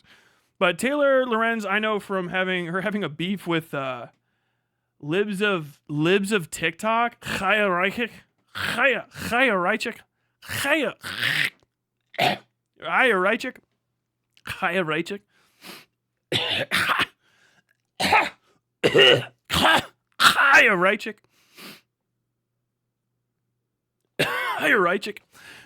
Libs of TikTok, a racist white lady. They had like a little like catty dinner together, or like a catty bit of coffee together, and it was very, very fun. They were both upsetty spaghetti with each other, but Kaya definitely got mad. mad, and stormed off. So Taylor Lorenz won that one. I can't think of any journalism that's been valuable to me that Taylor Lorenz has done that would like necessitate me remembering her name, because she's like a national level. I think she's considered herself, or her beat is considered a tech journalist, so not necessarily in my wheelhouse. She has the vibes of being, and I think this is the case, one of the kind of like Twitter journalists that Hassan Piker follows. This isn't to say that like she's like bad at journalism or shouldn't be trusted, just that she's an influencer. So she shouldn't be trusted. These kind of journalists are not the same as like a reporter, right? Who are like strict news, straight news reporters are like the best. Beat demons at the middle and lowest levels are the most valuable reporters. They're the ones that are actually doing shit. Your local news, people that you've never seen before, mousy little weirdos sneaking in and out of coffee stinking rooms, click clacking on computers that are ancient as shit, all deathly afraid of the incoming buyouts and layoffs. Those are reporters that I have respect for. Everybody that kind of gets paid more than that and exists at higher levels are all generally untrustworthy. I don't know how to say this in a nicer way. It's just never trust them, okay? Because they usually don't report to anyone except for like they sell stuff as stringers. Those higher level journalists, they sell stuff as stringers to outlets, and a lot of times their reputation precedes them. You shouldn't trust me. I don't do daily reporting anymore. You shouldn't trust me in the same way either, okay? So just understand that they don't exist in a state where they could understand their agenda that they have relative to a standardized news diet for a larger magazine. Like if I was writing stuff, and I was writing stuff all the time where I would get called out, you know what I mean? Not like it was like a bad thing, but just like, hey, I think that you're being a little editorial here. You're kind of hyperfixating on certain facts here. You're being a little bit, this isn't dry enough, right? You don't have that kind of editorial oversight at that level very often. And even if you do, if you're celebrity enough, people won't enforce it. So you can't trust those kind of people. Just don't trust them raw. And if they don't have the kind of story where you can double check everything, take it with a grain of salt that essentially amounts to, I'm not going to repeat these facts. I'm just going to say that they said them, but not like it's actually the case, because you don't know. You just don't know. Okay. I like when people, I say stuff like that. You're poisoning the well. Like, bro, what does that even mean at this point? Okay. We have a lot of reports. So she released a report, I guess. I'm not sure. I didn't get to read it yet. About Dem influencers taking money for stories and stuff. So I'm gonna go straight to that one. This is Taylor Lorenz for Wired. I do not read a lot of Wired magazine articles. Not a publication of note or record for me. Here's the thing. Tyler, you poisoned the well. Okay, like this is your graphic you're leading with. Tyler, you poisoned the well. I poisoned the well. Calm down, okay? People see this stuff and they get shocked, by the way. There was newspapers I worked for that wouldn't even allow you to do graphics like this at all. They would lose it. Also, what is the shape of this money? Is that supposed to just be a slash? It kind of looks like Manhattan on its side. Also, these guys got really nice fucking monopods and stuff. By Taylor Lorenz, Politics, August 27th, a dark money group is secretly funding high-profile Democratic influencers. An initiative aimed at boosting Democrats online offers influencers up to $8,000 a month, up to... okay. Push the party line. Yeah, that's editorialized. All they have to do is keep it secret and agree to restrictions on their content. There's a lot of weaselly in this. It might still be good, but that's really weaselly. And because... saying up to 8,000,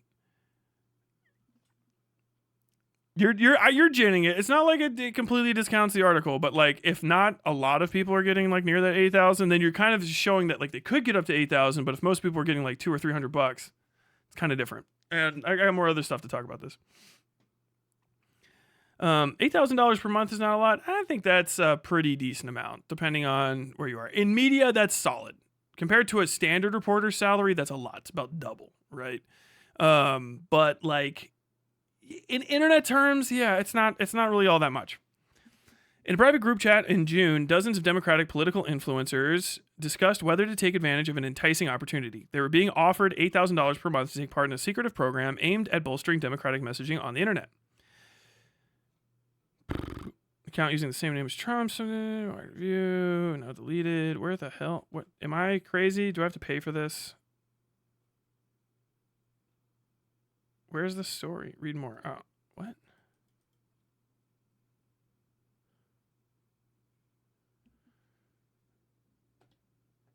Free trial. Bro, I'm not gonna lie. You guys' reporting is not good enough to pay you $2 for it. Can I just give you like $1 for the fucking story? Why do people not let you just buy the story? Why fucking a month subscription? Oh my god. I need to read the original one. Includes a limited edition tote. Oh, come on. NPR. What the fuck? Print. You guys have a print edition?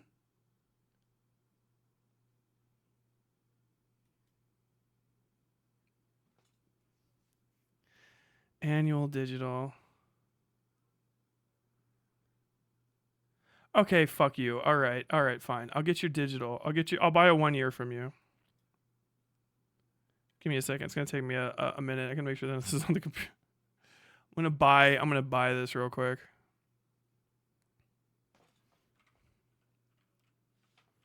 I might need to step away so I can grab my card.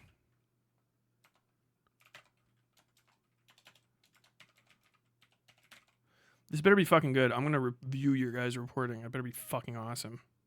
In a private group chat in June, dozens of Democratic political influencers discussed whether to take advantage of an enticing opportunity. They were offered $8,000 per month to take part in a secretive program aimed at bolstering Democratic messaging on the internet. I just had a thought. Is there a bunch of people that give opinions on this article and they didn't buy it and read the original article?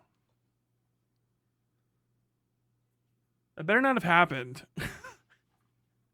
There better not be people that gave opinions on this article and didn't read it. That better not have happened. But the contract sent to them from Chorus, the nonprofit arm of a liberal influencer marketing platform, came with some strings. Among other issues, it mandated extensive secrecy about disclosing their payments and had restrictions on what sort of political content the creators could produce. In their group chat, influencers debated the details. Should we send a joint email with all of our email addresses, or are we just going to send things separately and hope they change everything for everyone? Lorenzo, a non-binary creator in Columbus, Ohio, with over 884,000 TikTok followers, just asked the group. What? Taylor, why?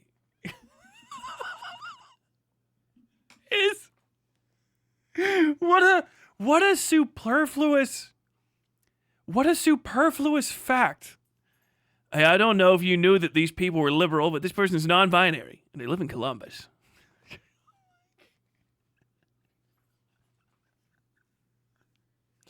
What the fuck?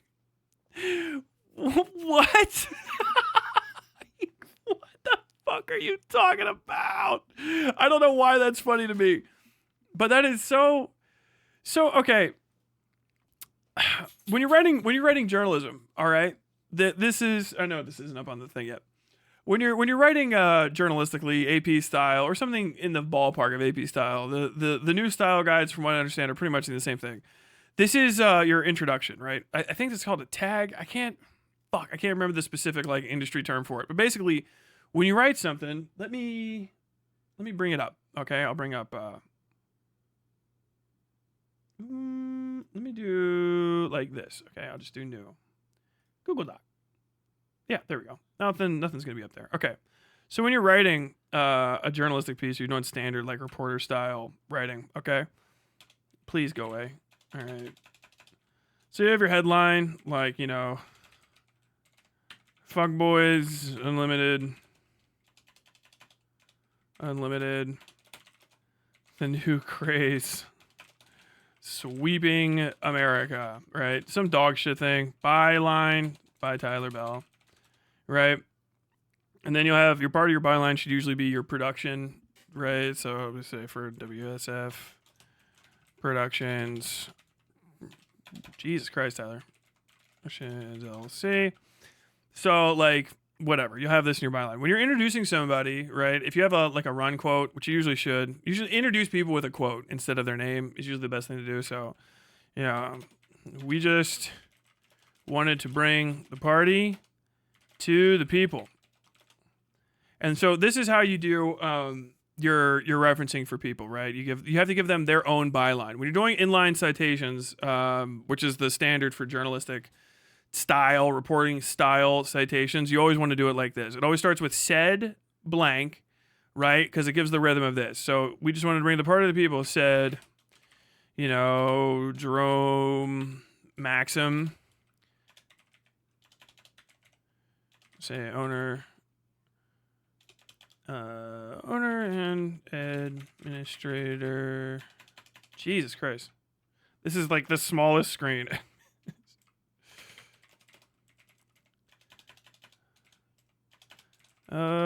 Fuck boys. UTD.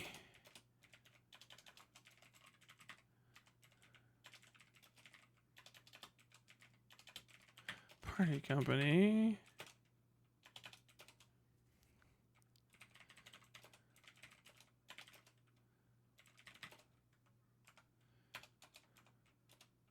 come on.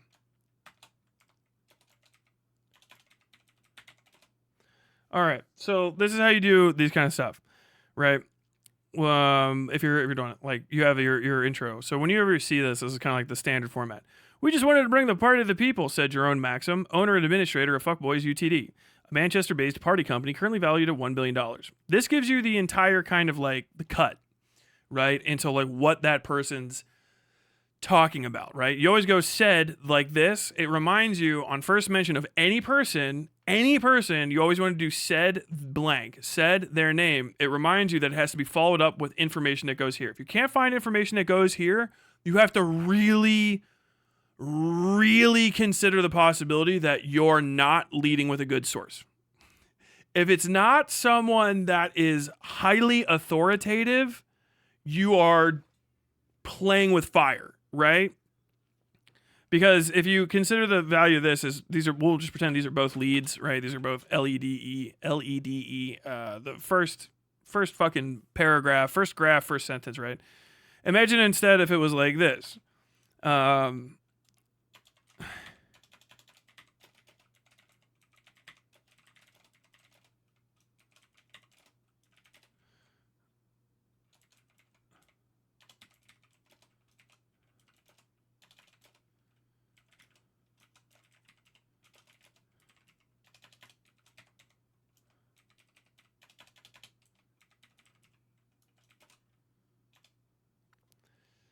See, yeah.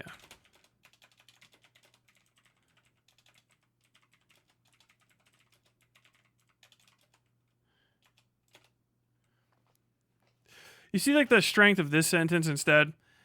In an intercepted Discord chat, Gary, a non-binary person from Utah, said Fuckboys UTD was based in Funpilled. See how it's kind of like less strong? You're kind of like leading with this person. When you have a non-authoritative voice lead off a journalistic piece, right? Now, if it's going to be a piece that's like kind of more about personalities, you can kind of fuck with it. But if it's about something that is a grounded, centered business, you kind of have to lean as hard as you can on the authoritative voice. Now, an authoritative voice can be a non-authority figure. It could be a witness, a volunteer, someone that has like direct knowledge of it, but you really want to have those first voices that speak in a story to really set the ground from their perspective relative to the story. You have to let it out of your hands is basically what it is, because then the truth kind of demands attention for itself. That's like the important thing here. So even though like this guy might be an asshole, this Jerome Maxim in this made up story, but because you started like this, we just wanted to bring the party to the people, said Jerome Maxim, owner and administrator of Fuckboys UTD, a Manchester-based. Because you started like that, you let him have the first blush. It's polite because they're not there to talk. You're speaking. When you're a reporter, it is your story. It really is you talking the entire time about what you found out. You don't want to start with stuff that sounds conspiratorial and kind of intense, unless you absolutely have to, or like you're kind of like in medias res from another story. I would have gotten points knocked off of this the way that Taylor started back when I was in fucking J school. I don't know. She probably went to fucking Columbia or some shit. So, fart huffing dickhead. They'll always think that they're the bee's knees, but you kind of, especially for these tags, you want the tag to be very authoritative too. Because if you're just like, hey, it's just some chick from Columbus, like, why wouldn't you start it off with, if you look at it, Lorenzo, a non-binary creator in Columbus, Ohio, with over 884K TikTok followers. Why would you not start that off as whatever their fucking handle is? Hopefully their whole name. I don't know if is their name available. First off, I mean, I'm not gonna fucking double check everything that they post in this. But like, yeah, this is, we're 1, 2, 3, 4 graphs in before we have any evidentiary statements. I mean, this is not qualified. I know you're saying like you got to read on, but like, if you have the contract should lead.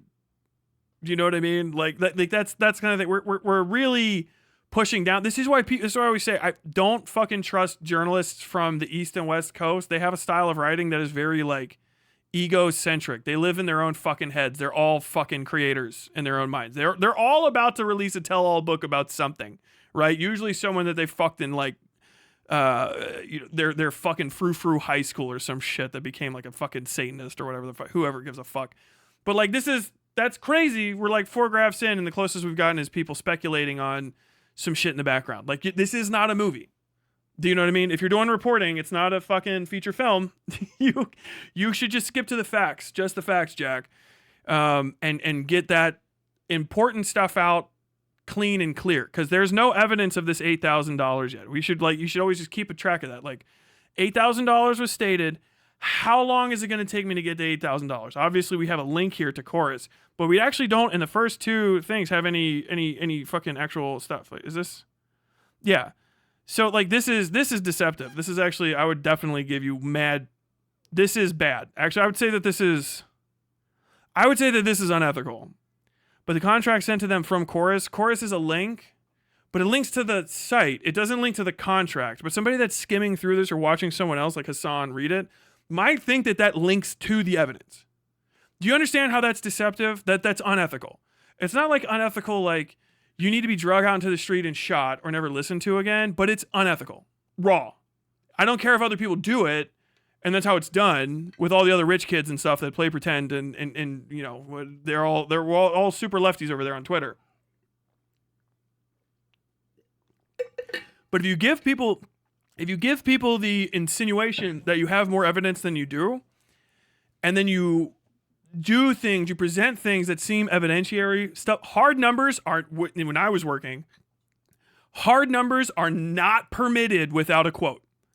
When I was in journalism, if you had a hard number like this, that has a quote with it or a reference according to this document, and then that document is linked and you quote the document. Because a hard number is a direct accusation. It's a refutable positive fact. So it's one of the most important things that you have, a hard number. 22 kids ride every bus that goes to the K3 through 5 elementary schools in this district. Okay, according to John Dan, the head of busing and stuff, 1 out of every 6 kids in this district goes hungry because of that. Fact, reference for hard journalism. Now, like I said, Taylor Lorenz is like a person on the internet. So I guess she's not very serious. Taylor, if you're watching this is a very unserious way to write. I don't know what the fuck is wrong with you. Well, maybe if you kept reading. I shouldn't have to keep reading. Basic J School 101 stuff. I don't know why I'm 5 graphs in and I have no evidence. None. I only know so far, the only thing you've proven is that Chorus exists. I don't even know that the nonprofit arm of a liberal influencer marketing platform came with some strings. How do you know it's a liberal influencer marketing platform? Do you know what I mean? We're going really, these are a lot of facts, which is it's fine to set it up, but you have to jump in. You have to really jump in. This is all presumptive knowledge. We're assuming that you're right. We're assuming that this is true. And maybe you prove it later on, but like this is so not dry that I can really see if people have problems with it, the problem is going to be like people can raise this issue even if you're right and kind of fuck you. like they can fuck you up by saying like, dude, there's multiple graphs where you talking out of your ass about stuff. You mentioned an $8,000 figure. You say that they're the branch of some marketing firm. I don't know that you proved any of this. And then we start talking about a non-binary person from Columbus who maybe works for TikTok. I don't even know. Do you kind of get what I'm saying here?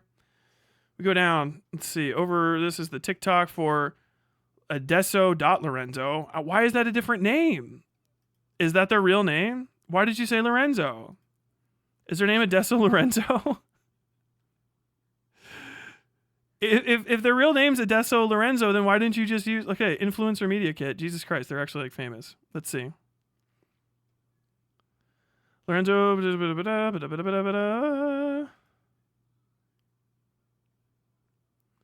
Advocacy to work such as the IRA, PhD in time studies at Ohio State University, specializes in all this stupid shit. Way to win, Planned Parenthood, partner with me. So they're like an influencer. There's a lot of information you could have put here, but you kind of just stuck with their binary. Is kind of crazy. I don't know. Are you talking? Is this like a piss take? Actually, like this is actually kind of a crazy. This is a whole. This is like the kind of thing. This is a whole person, right? If I had to guess, I'm not gonna go and triple look up Adesso.Lorenzo. Adesso sounds like a first or probably a last name. Now that I'm thinking about it. So is this real person's real name Lorenzo Adesso? Do you know what I mean? Like, I shouldn't have to. You should look up their whole name. Like you should do that. I'm pretty sure they're gonna have a LinkedIn and stuff. They're all over. You should have their first name out here, their first and last name, so I know who the fuck they are. A non-binary creator in Columbus, Ohio, with over 85 asked the group. Like, this should be. Why are they important? Do you get what I'm saying? Like, we have any Newsies fans here? Eliza Orleans, a public defender and reality TV star known for her appearance on Survivor, posted in the group. We're a union just by saying so.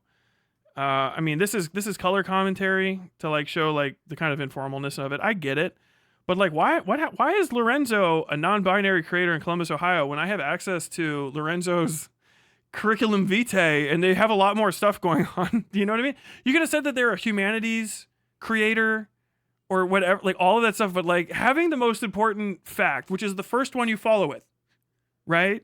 If there's nothing important about somebody because they're color commentary, which is just like someone's like, you know, oh my God, there's a fire down the street, you know?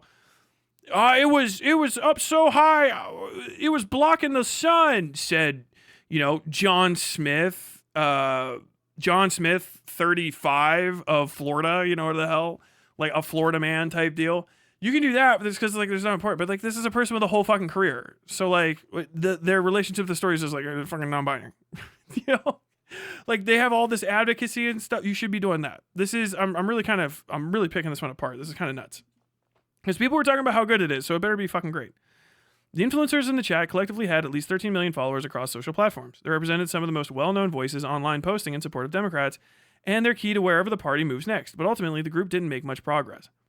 Reading through this revised course contract, like you win some, you lose some, a reproductive justice influencer named Pari. See, this is a reproductive justice influencer, whereas poor Lorenzo is just non-binary. Get fucking wrecked, Lorenzo. Oh my God. Who posts under the handle @WomenInAmerica, responded later in the thread. I also think there's at least 4 other things that's changed, laughy face, but the vibe I got from their email is that they'd be minimal if any changes. They did not reply to requests for comment.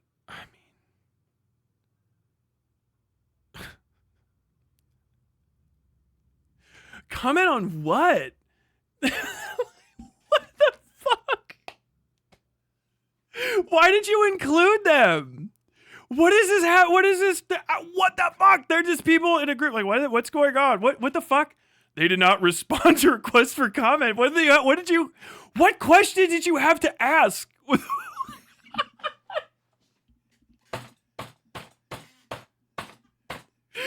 is that so far up? That's so crazy. Hey, these people were in a group chat. They were talking about like this thing. There's nothing damning and nothing interesting was said between them. We couldn't reach them for comment. Like, what the fuck? Then don't include them. There's no facts in this yet. I know we're like 6 graphs in. This is empty. This is empty. This is no what the fuck? I don't feel strongly about pushing, to be honest. Aaron Parnas, a Gen Z news influencer who has been called the Gen Z Walter Cronkite and has been lauded in legacy media outlets, posted to the chat. Oh God, this is horrible. Actually, this is terrible writing. Aaron Parnas has taken off with his endless, to-the-point news summaries, greeting his Gen Z peers where they already are. Okay. Your MSNBC mom loves the son of a Trump crony. What the hell, the cut? How 26-year-old Aaron Parnas is winning over the Democrats. I don't know who the fuck this is. God, this is another one of these fuck all these people. Who in the fuck are these? Everywhere in Washington, D.C., you can find guys like Aaron Parnas, young white politics wonks with diplomas from George Washington University. Hey! Jay Woodjourno. Drawers full of Lululemon athleisure and C-SPAN addictions, but only one of them has amassed a following as a scrappy independent news anchor. More than 500,000 Substack subscribers, 4.2 million followers on I fucking hate this. This is a profile piece. This is not evidentiary work. This is trash. Also, like, this is horrible. Has been called the Gen Z Walter Cronkite by Rolling Stone? Who called him that even? It's not even in the immediate thing. Like, no, piss poor. This is dog shit. Who called him that? It's not even in the fucking headline. Like, who called this guy the Gen Z Walter Cronkite? Has been lauded in legacy media outlets. Which ones? Prove it. According to who? Where is this even? This is The Cut. I don't even know who the fuck. Is this legacy media now? Well, I gotta fucking read this whole. No, dog shit. Horrible. Disregarded. I'm disregarding these facts. I don't feel strongly about pushing this, Aaron Parnas said, a person who I have done no research on and know nothing about. He just appeared in 2 other name searchable articles that I'm going to link and have never explain where the links go. I'm going to link it and explain where nothing. He has been lauded by, I don't know, somewhere in The Cut article. You have to read it yourself. I'm not going to quote it. I'm not going to say who said it, but he has been lauded. This is fucking trash. This is actually dog shit. They aren't going to modify it anymore. Seems like a take it or leave it. Parnas declined to comment. On what? Taylor, can we get bitch on what? You fucking hack. What in the this is borderline libel. Okay, I'm going to fucking go ahead. This is borderline libel at this point. Because what in the fuck are you trying to accuse these people of doing? Unavailable for comment. What question did you have? What is this statement about? Hey, this guy was in this group chat and he talked to people. He seems like I don't know. I don't know what pushing on what the contract. Nothing is explained here, and we couldn't talk to him. Why is this fact here? You didn't do research. You don't know what the fuck you're talking about. He declined to return a. Why would he talk to you? What do you have a question to ask? Post your questions. You sent. Did you just at him? What is this hack shit? What is this fucking hack shit, dude? I believe we are in stage 5. Acceptance, Pari responded. Creators began signing on to the deal. Which ones? How do you know they signed? What? Dude, what in the fuck are you talking about? Where?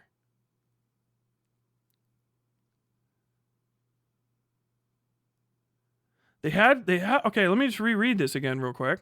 Should we send it? Are we going to send things separately? Hope they change everything for everybody. Blah, blah, blah, blah, blah. Group chat influencers debated. Chorus. It doesn't even say what the fucking issue is. It doesn't say who is being offered what. We're just assuming all these people are getting offered $8,000 a month, I guess. Ultimately, the group didn't make much progress. Progress in what? They represented some of the most well-known voices posting in support of the Democrats, and they're key to whatever the party moves next. To where? Says who? By the way, this is supposition. Influencers in the chat, collectively at least 13 million followers across social platforms. Is this all of the influencers in the chat? The chat included blank with blank, blank with blank. Okay, so this is an uncited fact, even if it's true. Okay. They represented some of the most well-known voices online posting in support of the Democrats, and they're key to wherever the party moves next. Source. I haven't heard of these people. I don't know who they are. I don't know their relationship to the Democratic Party, and you did not outline that. This is an accusation. This is a statement of fact with no fucking supporting evidence. Why did you write this graph? If you're going to prove it later, prove it later. You should prove it now. This is slop. This is actually embarrassingly bad. I'm like getting pissed. I'm actually like getting fucking pissed right now reading this. Who the fuck are you? But ultimately, the group didn't make much progress. Doing what? Well, I don't need to have to infer. I shouldn't be guessing what are they doing a contract negotiation? Are they all in it together? I don't know, because you just shared random things, although also like any Newsies fans here. And like Eliza Orlins was on Survivor.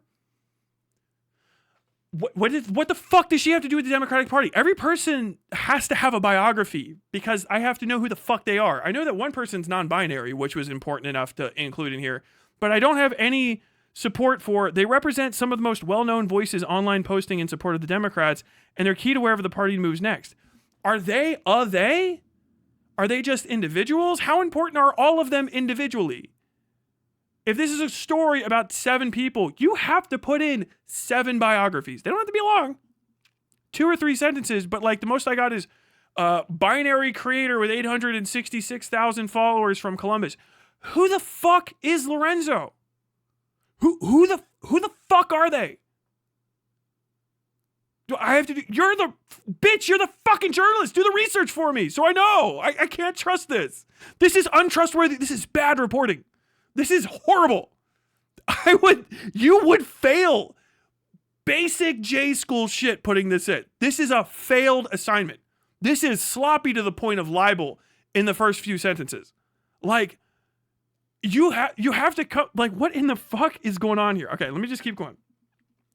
How much longer is this? This is fucking eternal. Okay. We're going through the whole thing. What in the absolute fuck, dude? For years, Democrats have struggled to work with influencers. In 2024, President Joe Biden's White House snubbed several prominent... Okay, you linked me... Okay, disregarded. Untrue. Disregarded and untrue. You linked me to a fucking paywalled... You linked me to a fucking paywalled article, you fucking cocksucking fuck? Are you fucking stupid? According to who, bitch? Cite your source! Snubbed several prominent content creators. Who? You linked me without saying the fuck who to a whole article. You fucking hack fuck. Are you fucking serious? I can't believe that I just saw that. If this is an industry standard, by the way, neck. I don't give a fuck. Fuck you. This is trash. This is insanely bad. Who? I'm going to say you lied. You lied. As far as I'm concerned, that's a lie. Because I don't know what prominent is. I don't know how you can prove you snubbed them. And I don't know who the fuck you're talking about. Because you didn't cite the fucking source. You didn't say the people. You just linked to, and who knows what. I can't tell. I'm not buying the Wall Street Journal today so that I can do your research for you. This is actually crazy. This is like fired. Wired needs to answer for this. Is insane that this article is still up. This should be taken down. This is such bad journalism. This is insane. This is like, come into my fucking debate me on this one. Oh my God. I cannot trust. If this is what Taylor Lorenz's articles are like, Kaya Rychik might have had a fucking point because this is ass. Are you out here? How many fucking subscriptions are we going to have to buy to do your research for you? Snubbed several prominent content creators after they lightly criticized the administration over its policies on climate change. That's editorialization. That's an uncited fact, disregarded. COVID, Gaza, and the TikTok ban. Content creators who challenged Kamala Harris, including Hassan Piker, a well-known influencer on the left, were similarly unwelcome at campaign events. Bro, this is a suck job. You are out of your fucking mind. You're out of your fucking mind. Hassan Piker gets named. I wonder why. Yeah, I think I know who she's talking about. Did you write this so that Hassan can explain the gaps in your inability to report? Like, I'm actually fucking shocked. I'm actually shocked that you put this out. Dude, Taylor Lorenz has no credit. After the Democrats lost in November, they faced a reckoning. It was clear that the party had failed to successfully navigate the new media landscape. What is this a link to? A link to a Wired article by Wired staff and Getty. Okay, that's not a reference to anything. That's self-referential, ignored. Probably a lie. As far as I'm concerned, a lie. I'm not reading a whole other article. Lie. Liar. It was clear the party had failed to sit in the new media landscape. Well, Republicans spent decades self-referencing, disregarded. Building a powerful and robust independent media infrastructure, maximizing controversy to drive attention, and maintaining a tight relationship with creators despite the small... Democrats have largely relied on outdated strategies and traditional media to get their messaging out. Supposition, editorialization, regardless if it's true, uncited. You did not cite a source. Linking something in the middle of an article while not even citing the part of the article is not anyone's standard of that's trash. This is disregarded. Probably made up. As far as I'm concerned, you didn't prove any of this. Fail. Now, Democrats hope that the secretive Chorus Creator Incubator Program, which Democrats, where, when, how many of them, funded by a powerful liberal dark money group. How powerful? Are they liberal? What is dark money here? Called the 1630 Fund, might tip the scales. Just a moment. We're referencing a Politico article, but I mean, what does that prove? So I have to read this entire Politico article to find whatever you're actually referencing. Disregarded. You didn't prove any of that. Unproven. Supposition. Supposition unproven. Just say who.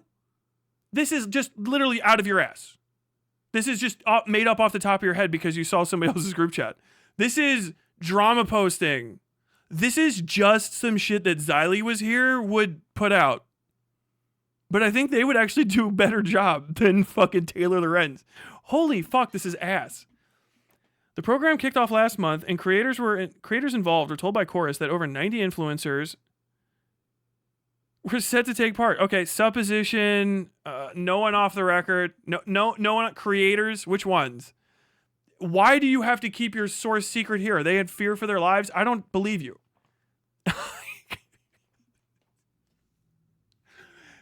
Bro, you have to go on the record for this one. There is no on background for your fucking shitty little friend group. You're not at risk of dying. You are not a fucking secret resource inside the Department of Energy. Okay, you're not working at Watergate Hotel. You're some fucking rando in a fucking group chat. You either get named or you don't use that. This is supposition. How the fuck do I know they're telling the truth? I don't trust Taylor Lorenz already. I told you, never trust these fucking East Coast, West Coast types. Jesus Christ. Creators told Wired. They told fucking Taylor Lorenz. I don't know why you're throwing the masthead under the fucking bus with this. That the contract stipulated that they'd be kicked out and essentially cut off financially if they even so much as acknowledged they were part of the program. Sounds made up to me. Prove it. Did they give you a chunk of the thing? That sounds made up. Made up. Where's your source? Some creators also raised concerns about a slew of restrictive clauses in the contract. Who? What clause? Where? Can we see the contract? Do we have it? Are we just this is just a thing that happened? This isn't a report.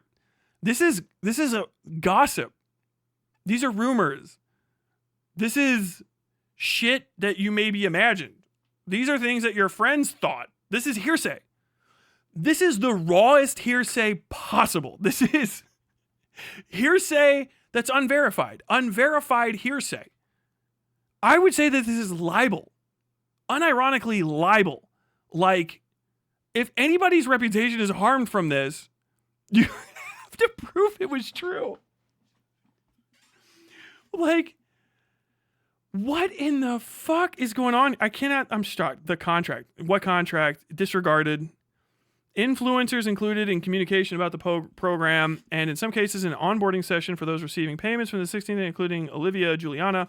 The centrist Gen Z influencers spoke. I don't give a fuck about that. Former play content creator. Returning to Ariel Fedor. Well, finally we're getting some...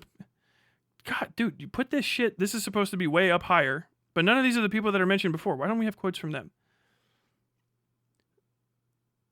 Including the community, and in some cases, an onboarding session for those receiving payments. Include these people. Okay. Regina George, liberal, education creator, Sanders, TLC, David Packman. I think this is the big catch, right? Wait, Jazz Jennings' older brother. What the fuck? TV mention. David Packman, who hosts an independent progressive show on YouTube covering news and politics. Leigh McGowan, who goes by online moniker Politics Girls, and dozens of others. The first two declined to comment. The rest did not respond to requests for comment. On what? I wouldn't either. It sounds like you're making shit up. Do you have any of the fucking stuff? According to copies of the contract viewed by Wired that creators signed, the influencers are not allowed to disclose their relationship with Chorus or the 1630 Fund, or functionally that they're being paid at all. Post the contract. I don't believe you until I see it.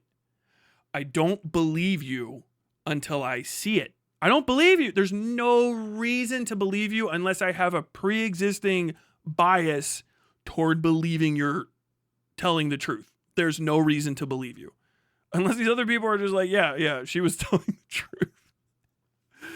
Like all this needs to be way higher up anyway. This is just bad writing. Like your editor is dog shit for permitting this. This is ass. Ass fucking article. What in the fuck? Not allowed to disclose their relationship with the Chorus, the 1630 Fund, or functionally that they're being paid at all. Proof. Dozens of liberal influencers are believed to have been approached by Chorus. Believed to be. Okay. Speculation. Financial this spring. Okay. They were told, hey, hearsay. I'm not even going to say these things out loud. Hearsay. But following their initiative, expressed concern. Which ones? Who did? Don't know. According to copies of the contract viewed by, I'll believe it when I see it. Creators in the program must fund. No. You quote if you've seen the contract has language. You quote the language. The language is not being quoted. Why aren't you quoting? Dude, people got copies of, they're doing. Taylor Lorenz is worse at talking about this than President Sunday was at trying to take me down for a contract that was good. Do you remember when he got copies of the contract and then shared it? President Sunday has higher journalistic standards than fucking Taylor Lorenz. He got my fucking idiot goddamn ex-employee on there to talk about me. At least. And still, I was fine because they didn't have anything to say. They couldn't rise to the level of fucking President Sunday.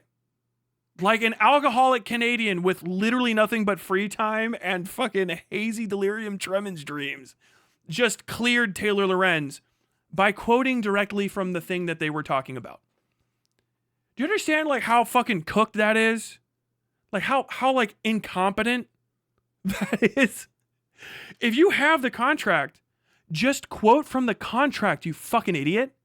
Section 1, part 3 of the contract stipulates this. If you're doing, at this point, I can only assume that you're doing this so that people will start presuming what they want to think the contract says in their minds. I don't believe they all got the same contract. You can't prove to me they did, because you can't prove to me what's even in the contract that you have. I don't know that other people could negotiate it. I would have to do that math in my head for you based on decontextualized quotes of something that you're not sharing the source data for immediately. Or maybe you have it buried down here, but this is trash. This is trash. What in the fuck? If I want to work with another politician, I have to live course in any important according to copies. Okay, I mean, maybe. I have to fully collaborate with them when creators offered. Okay, if I get Zoran and he wants to do an interview with me, I don't want to give that to them. Okay, speculation, off the record source of somebody that's not in remotely any shape or form at risk. Most NDAs are unenforceable, by the way. So everybody that's not talking here is doing so for no reason. Other than maybe they wanted to be close to it still. But if they cared and they're against this, then they're still just trying to keep the door open by not saying they're doing this. It sounds made up to me. You haven't proven a fucking thing. I don't know what you consider work. This is if someone was just telling me they heard this story, they would be using the same language. You understand that? One of the people that was using on the contract, I don't know who they were, but one of the people that was they turned it down said it was crazy. and like they wouldn't be able to like work with politicians they wanted to work with, or like I don't know, like their stuff would belong to them, and like so they didn't take it. Like who was it? Like I can't remember. Like what the fuck? This is trash. What in the fuck? Creators in the program are not allowed to use or any funds or resources that they receive to make content that supports or opposes any political candidate. Of course, not advance or part of the contract. Oh, it says you. Contracts reviewed by Wired prohibit standard partnership disclosures, declaring creators will not publicize their relationship with the chorus. I mean, a screenshot from a slideshow was shared with Wired following this article publication by Graham Wilson, a lawyer working with Chorus, that offers several talking points if a member of the cohort wanted to discuss Chorus publicly. They also forbid creators from disclosing the identity of any funder. Oh, there! Look, is that a quote? Holy shit! There's one quote from the thing: disclosing the identity of any funder and give Chorus the ability to force creators to remove or correct content based on solely on the organization's discretion if that content was made at a Chorus organized event. Okay. There's some real advantages to housing this program in a nonprofit, Wilson said to creators on a Zoom call reviewed by Wired. Can we get... Why are you not playing this shit, man? It gives us the ability to raise money from donors. It also, with its structure, it avoids a lot of the public disclosure or public disclaimers, paid for by blah, blah, blah, blah, blah, that you see on political ads. We don't need to deal with any of that. Your names aren't showing up on, like, reports filed with the FEC. Wilson did not reply to a request for comment before the article was published. Why is that not the first... Why did I have to hear about fucking a random non-binary person from Columbus pissing about before I get to the only interesting thing that's been said in the article so far, which is all the way the fuck down here? This is somebody possibly trying to skirt FEC disclosures. Okay. Well, there you go. Thank God. Which, by the way, people have been doing in this fucking circle for forever. I don't even know if I'm going to get to that point. Federal Election Commission declined to comment.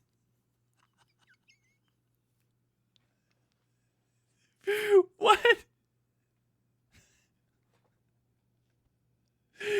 It's like there's a vibe that goes through this entire... I've never seen an article say decline to comment this much. It's to the point where it's like, are you trying to say, like, I tried to do my due diligence, but they just, like, wouldn't let me? Like, I was going to do due diligence. I was going to do due diligence, but they wouldn't let me. Like, that's what it feels like. What the fuck is happening? The goal of Chorus, according to a fundraising deck obtained by Wired, is to build a new infrastructure and fund independent progressive voices online at scale. The creators who joined the incubator are expected to attend regular advocacy trainings and daily messaging check-ins. Those messaging check-ins are led by Cohen on rapid response days.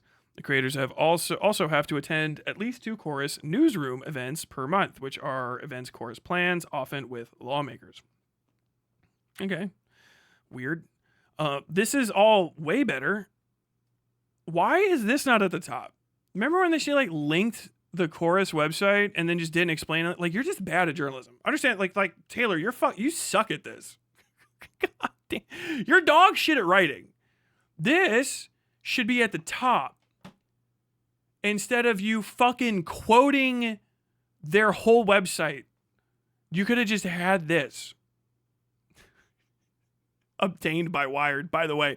Is this Wired magazine? Please reach out. By the way, is there any possibility that obtained by Wired means maybe somebody in Wired editorial actually had to go and just double check fucking anything that Taylor said, and so Wired staff is slowly but surely being crept into the byline here of what otherwise is just speculation and hearsay?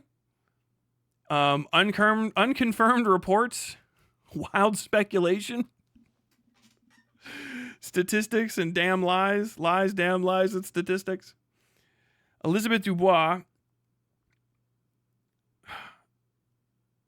Wait, is this the creators who joined the incubator are expected to attend this rapid event? Oh, that's fucking shady. Fundraising deck obtained by Wired. Does the same fundraising deck say this, or did you include this as though this justifies this statement? Or are they not? I can't tell. That's the shit you're supposed to fucking link in here. Elizabeth Dubois, an assistant professor and a university research chair in politics, communication, and technology at the University of Ottawa, who has... Look, that's an actual lead-in. who has researched the ways.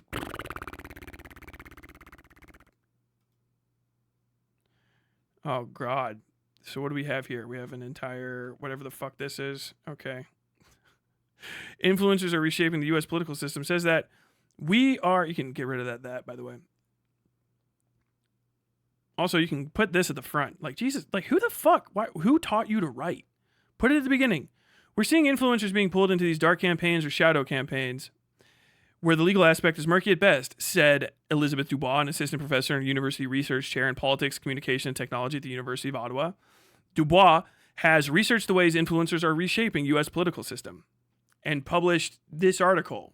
That's how you do. That's like fucking basic fucking journo 101. Like, how, did you not take news writing and reporting in college? What the fuck? This is almost like borderline illiteracy. Like I don't think fucking Taylor Lorenz reads newspapers. Like, how in the fuck are you this fucking incompetent? Sometimes it's actually clear that influencers. So, by the way, are we fucking? Yeah. Also, Jesus Christ, Wilson said up here, and then down here, Elizabeth Dubois says, like, you don't even have your tense right, and that bothers me. That bothers me deeply that one person said and this person says. Is she talking to me right now? Are we existing in the first person in the moment? No. Did multiple people write this article and you're taking credit for it? Did other people have to come in from behind and like fill this in? Or are you just that incompetent? Or is your editor just that bad? Why in the fuck are we switching tense in a fucking a professional level article? Sometimes this person says, the other person said. You're like, I know you might think I'm nitpicking. I am. Because it's supposed to be journalism. That's when you pick nits. If you've never had a fucking editor, they'll crawl on your ass about shit like this. They'll get mad at you. It's called redlining, but not the fucking racist kind. The kind where they fucking doodle all over your paper and they send it back. Or even worse, they do it the digital way, where it just looks like a fucking giant bunch of goddamn tomato sauce spaghetti. This is actually like incompetent in ways that are like freshman fucking level news writing and reporting 235. You would fail that class. Sometimes it's actually clear that influencers are being used to, for example, evade spending limits. All of this should be at the top. I think that we need to remember that for democracy to thrive, we do need transparency around who is paying for political messages. It should be at the top and it should be mixed in with single sentence graphs from the influencers who are part of this in order to articulate their presence in the program while also explaining the situation. Because it took until we get down here for me to actually see fucking quotes from the article or from anyone that aren't just links to some other person's fucking article I'm not reading so that I can get background on this story. This is dog shit. She's an opinion columnist with a poli-sci degree and it shows.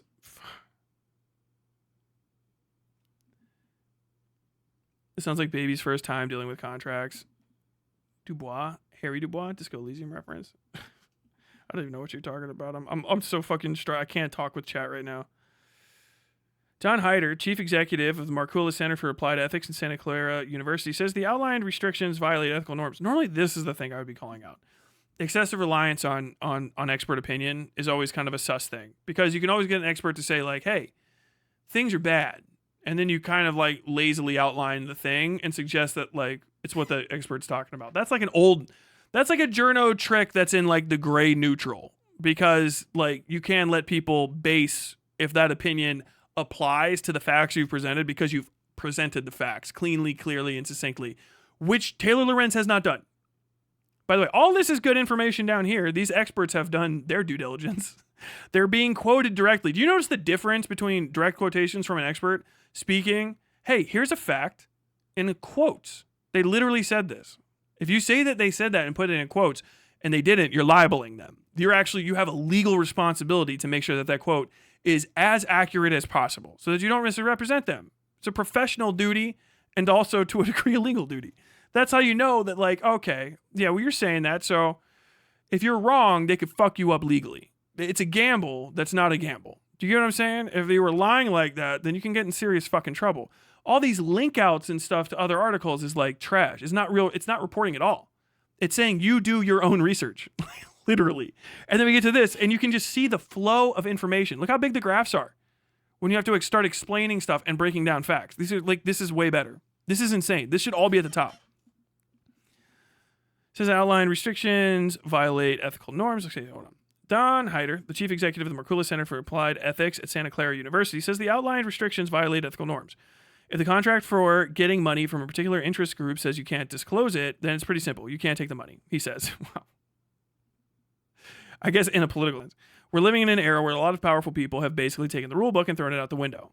I mean, yeah, if you're going by old ethics, he's correct. Wilson maintained in a post-publication email that creators are free to work with other groups or take on partnerships outside the course program and say whatever they want as part of their work or on their own. There's way more interesting conversations to be had with stuff like this that I don't know if we're even going to get to in this article. But this is the kind of stuff I want to talk about. Keith Edwards, a Democratic content creator who has skyrocketed to fame on YouTube since starting his channel last year, was not invited to be part of the program, but believes that the way it was structured seemed predatory. Okay, then who gives a fuck? I don't care. He says he would never agree to take part in a program that was run in secret or wouldn't allow him to disclose funding.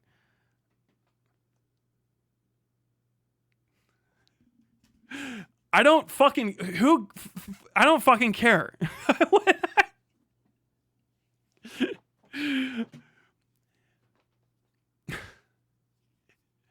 Of course, Rhys Davies is being brought up on murder charges for his June 13th slaying of Deborah Miles. We've gone outside on the street and found a man in Yarborough. His name is John Smith, and this is what he has to say about murder. John, I wouldn't do a murder, and I think that if you did a murder, is bad. Wow. True words have never been spoken. Back to you in the office. What the fuck? I don't fucking care. Hey, I'm doing a story on people being corrupt. Would you go on the record saying you wouldn't be corrupt? I think I would. I would do that. The fucking raw incompetence on display here is insane.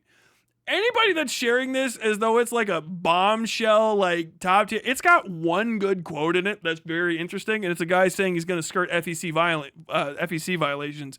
Doesn't prove he did yet. By the way, that shit's fucking complicated. The people could be, they might not be. It is what it is. That's the investigation. This is what people in the pornography business called preeing. The whole thing's out here, but you do not have the smoking gun. You have an unfired bullet. I mean, I guess if you're trying to get the warning off, sure, but like, what the fuck? What I don't understand is why wouldn't you just donate to creators directly who have already built something that just needs need to put gasoline on fire? Says Edwards. Democrats at least understand the internet exists now, so that's good. But they still think influencers are there to do a terrible direct-to-camera interview that no one watches rather than just treating us like another form of media. Okay, mauled. We managed to get Keith Edwards online to mauled on camera, Keith. I'm maulding. Thank you very much, Keith. The influencers offered the funding, were given just days to sign the contract, which was essentially presented on a take-it-or-leave-it basis, as many contracts are, yeah. Oh my God, the pressure was insane. Someone offered me something I wasn't asking for, and I just, oh God, I was freaked out. I just signed it. What the fuck? What the fuck are you fucking talking? Bro, that's how ads look. You know who else does that? Manscaped. Manscaped does that. Hey, we're trying to get people in for our 2023 December season, and we're currently offering ad spots. We'll trade you $500 per spot for 5 reads. This is what you'll have to read, and we wanted these to be launched between the dates of October to...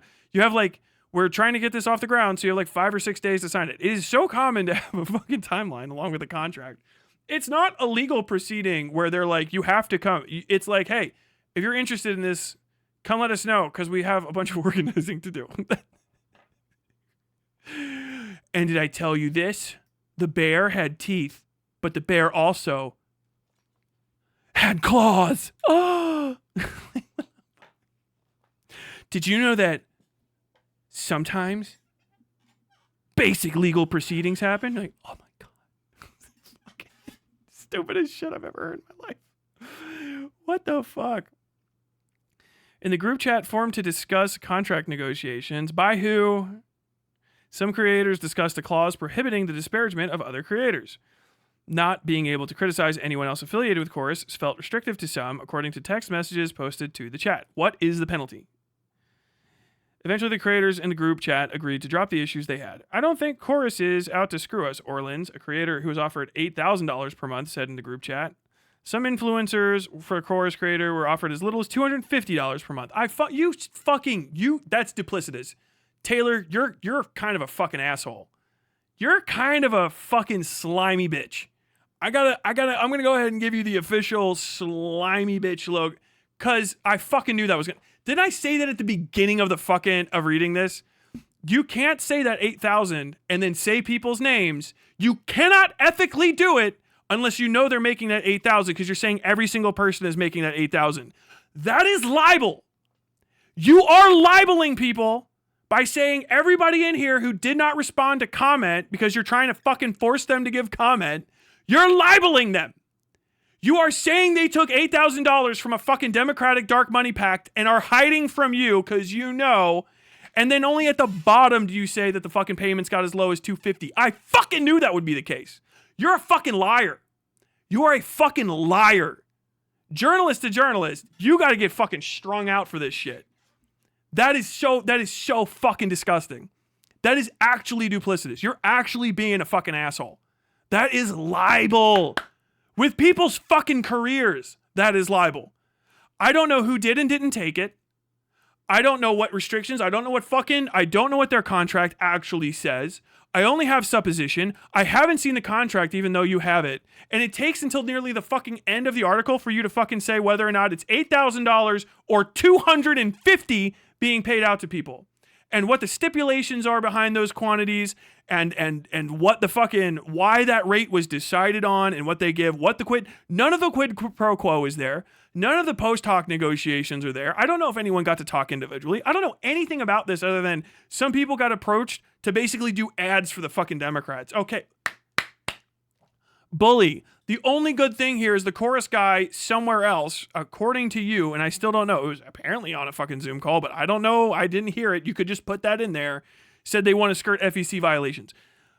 Only fucking interesting fact, only thing that's actually fucking leading and bleeding, pressed all the way down so that you could basically fucking do, what is this, the Mama Max, like, if you don't report these people, you're a demon. Is that like that thing? iDubbbz, I'm reaching out to you. If you don't help me, you're the devil. That's what this is. You're trying to literally pressure creators into giving you a statement by sharing things through Hassan. You are trying to fucking launder dog shit reporting through Hassan in order to, by insinuating that these people are all being paid $8,000. Oh, I said in the story, how many graphs down? You slimy fucking rat fuck. You libel, literally libel. If you caused harm and you made people believe, it doesn't mean like, then you fucking libeled them. I don't give a fuck if it's legal. In a professional case, you should be fucking fired. Wired should fucking fire you and retract this article. After researching it to make sure that everything's fucking accurate. That is libel. That is libel. That is libel. Maybe not in fucking fuckboy YouTube commentary world. Okay, yeah. Whatever. Nick DiOrio is not held to these fucking standards. Still rises above at least that. That is, at the professional level, libel. In a professional context, you should be fired from whoever hires you before you actually do full-on civilly liable libel. Like, that is insane. That is a direct inference that people are for sale for $8,000. Not getting offered a pittance of $250 and shit. Which changes the entire perspective of why somebody may or may not accept it. And how intense it is. You just said that they're all getting up to $8,000. Who knows? Well, I didn't say how much. Yeah, I know you're doing the fucking glad hand like, I'm not touching you. You should be fired. Every fucking ethics person that was talking in this story about these fucking issues at hand should have horrible things to say about you as well. Because this does not rise to basic fundamental standards of journalistic ethics. No quotations, no hard facts. I have the contract, I'm not going to share it. I have the recording, I'm not going to play it. linking out to other people's sources with no reference whatsoever. Editorialization, editorialization, editorialization, editorialization against people's actual fucking reputations while not presenting hard facts. Or presenting hard facts non-contextually in order to make them look worse and the people look worse. And including that constant, not available for comment, not available for comment. How much time between your story and their comment did you give them relative to the contract that they were under pressure to do the contract? How much time relative? Oh, they were offered this contract and given a series of days to respond. Yeah? How many days did you give them to respond to your request for comment? Do they know who you are? Were you sending DMs to people's massively overfilled inboxes that work in this area and they didn't know who you are? They didn't have time to research you and they don't even know what the fuck you're fucking talking about? What is the context there? Why did you include that other than to paint them as being fucking morally dubious? This is disgraceful hack shit. Slop job. Like, you need to get fucking, like, excoriated by the professional fucking societies that are relative. This is insane. I know other people that, like, get upsetty spaghetti around me. They're like, you don't even know how to figure this out. This is black and white libel of people. It's literally creating the insinuation that these people are not to be trusted and that they will report whatever they're told for a pittance. That they're all for sale, that they're basically in the pocket of the fucking Democratic National Convention, but no fucking facts presented. None. Oh, I have the evidence. Can I see it? No. Nope. Are you going to quote directly from the evidence? No. I'm just going to summarize it for you and say that, like, received by Wired.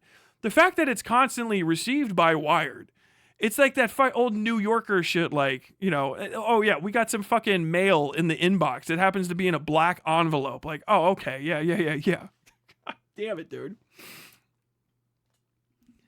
What in the fuck, man?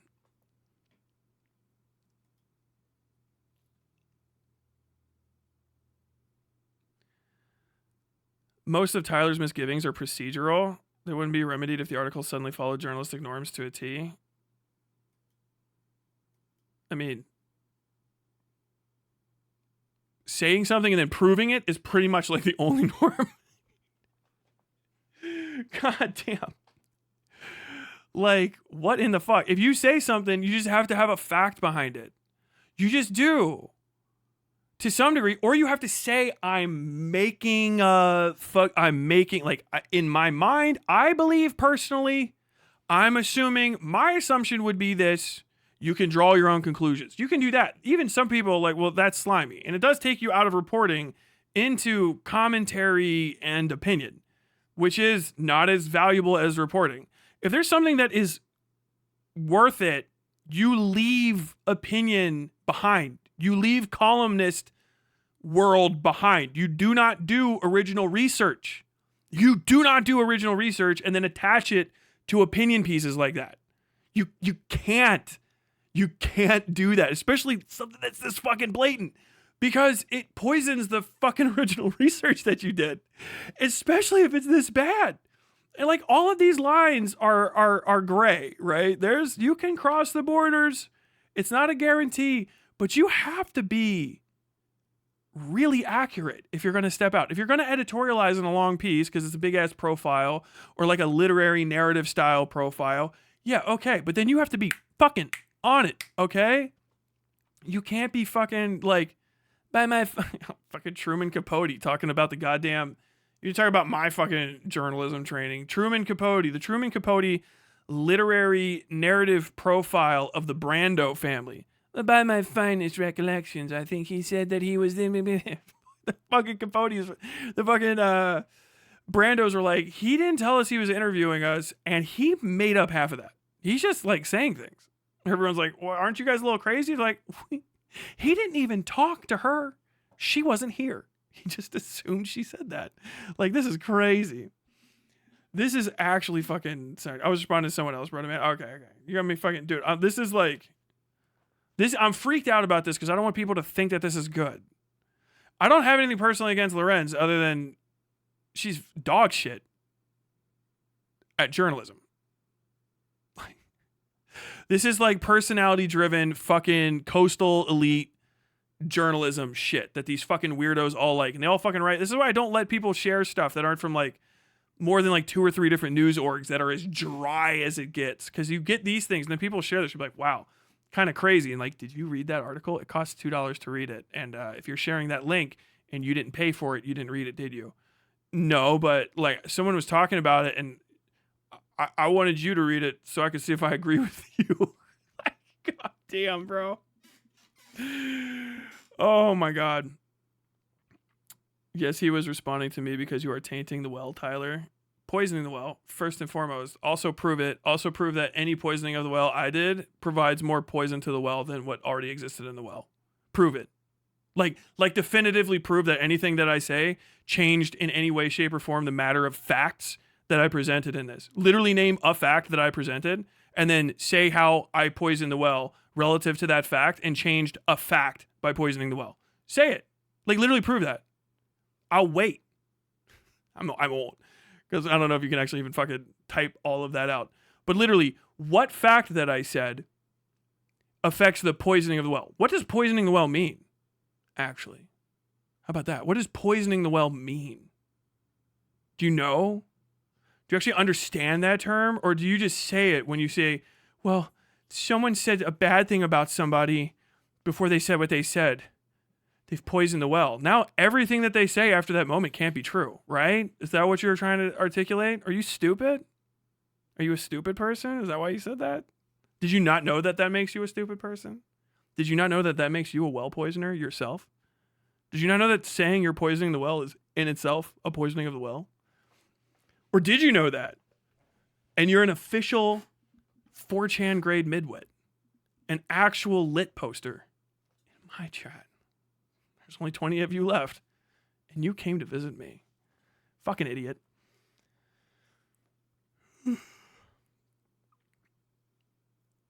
Muddying the waters. Yes. You're acting in bad faith. You're not giving them their due.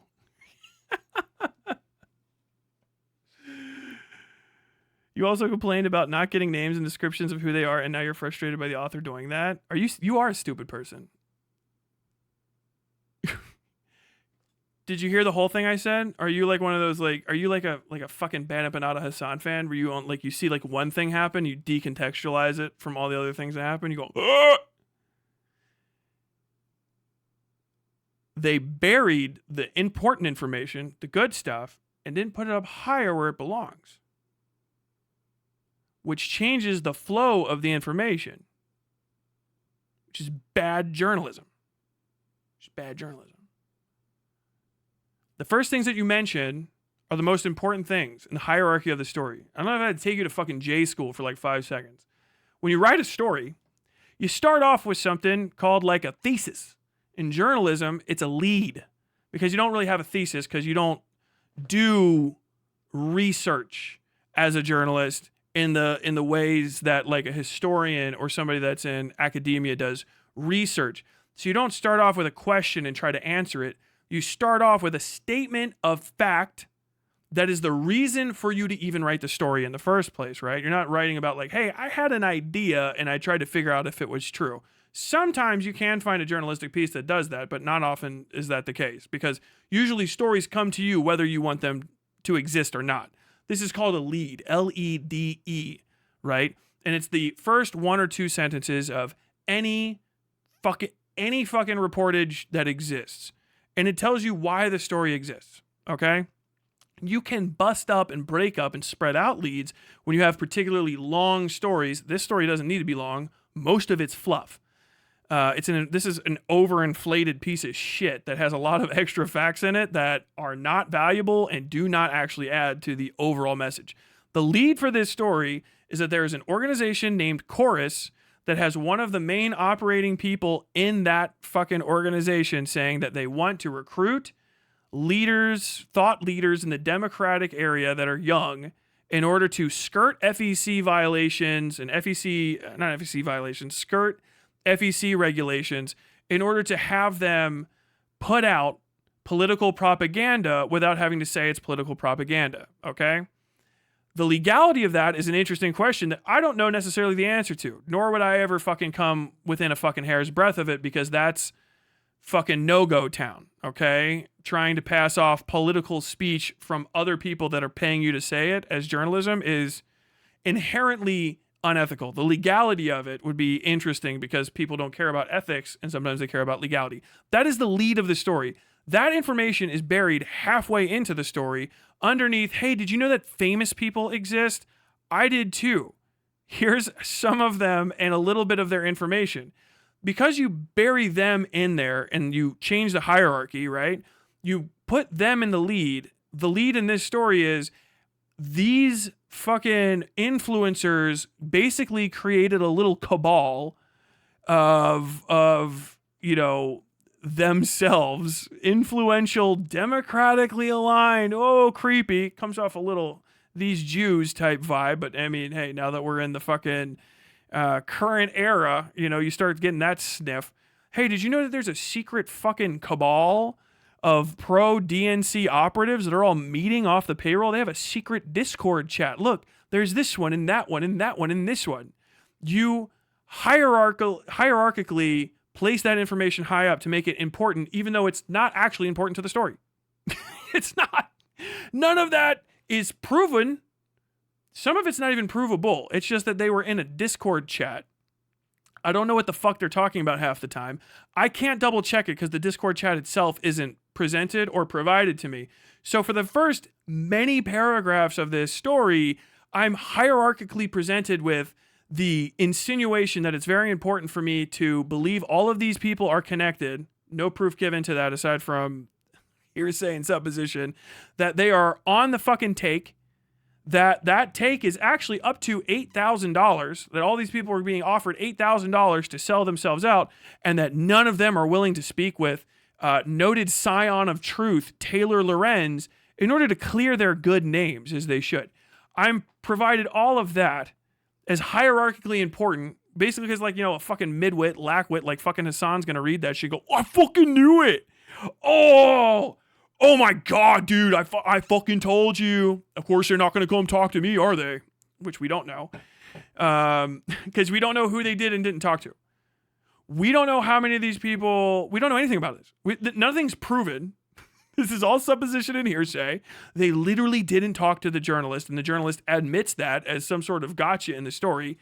So we don't know what the fuck they did. We don't know why they did it, how they did it, to what extent they did it, when they did it, where they did it. We don't know any of the basic facts of the story, but we are presented hierarchically the insinuation that is so fucking important that it precedes the guy saying that they're willing to or desirous of trying to influence public opinion by doing propaganda that is immunized via the way that they're doing it from typical FEC disclosures.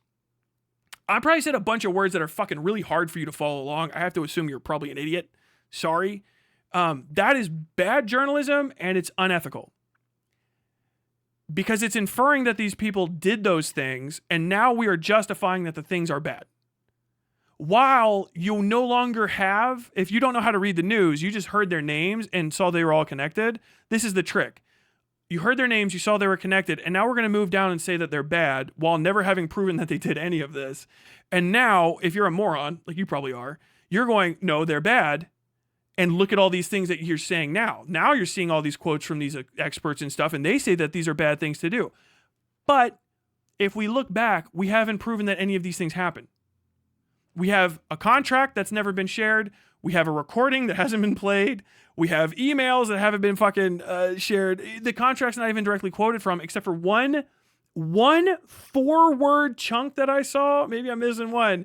With still a bracketed sick to show that they had to change it just to fit the sentence. They have mutilated the actual facts of the matter to such an extent to try to prove to you that these influencers are bad, that they are literally missing the forest for the trees when we should be hyper-focusing on Chorus. Tell me more about Chorus. No, I'm sorry, we're not going to tell me about Chorus. We already did that, I guess. It's linked out somewhere else. Oh no, it's not even linked to a story we wrote. It's just linked to their fucking page. We'll explain who they are way further down, but we would rather present them as a shady... kind of nebulous organization, so you can draw your own conclusions while we talk about famous people and present things about them that we've kind of started seeing that a lot of Hassan orbiters are getting upset about, being trans, being non-binary, being gay, being white. So you can be upset about those things before we get to the meat of the story, which is a whole fucking chunk of slightly over-seared steak, and then continue on past that with a lot of garnish that could justify just as much this article being written by somebody who is unethical and on the take as well as it does the article being written in the first place. Can you even understand enough about what I was talking about to even disagree with me? Or are you having like one of those little fucking pitch fits? You're like losing your mind. Like, are sparks flying? Are the spaces behind your eyes getting hot?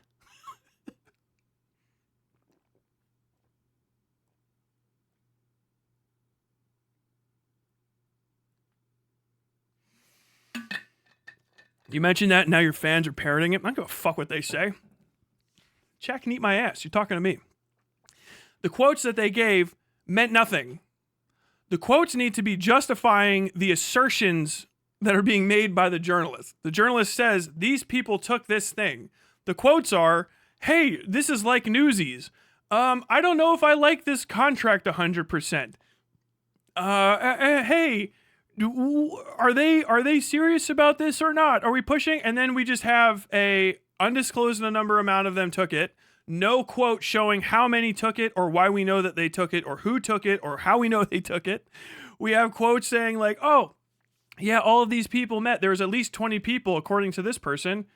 We don't even know who that person is, so their quotes don't fucking matter because they're from an anonymous source, and I don't trust Taylor Lorenz to fucking be operating an anonymous source, nor is keeping a source anonymous valuable in this context because they're either on the take in this group and not sharing everything already, so they're not trustworthy because they're supposed to be one of these reporters, or B, they've already turned it down, so there's no reason to not say who they are and have them go on the record. There's literally none other than they want to maintain their ability to possibly like reapproach this company in the future, or they're just too stupid to understand what does and doesn't constitute a legal NDA. Like, none of this it's not valuable information. Putting something that somebody said in quotations does make that thing a quote.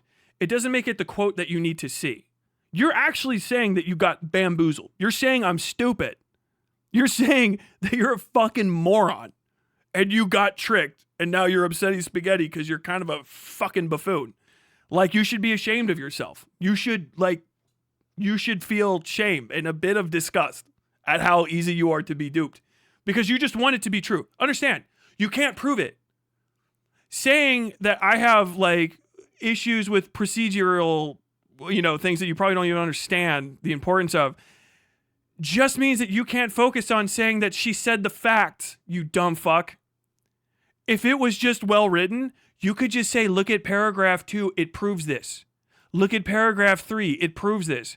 Every time I said something wasn't proven, you could just point to the proof, you dumb motherfucker, you child, you reprobate, you rube, you fucking slovenly dog-faced idiot.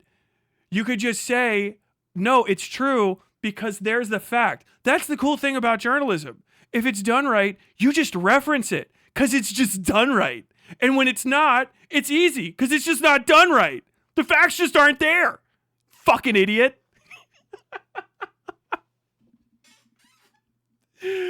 Oh my God, bro.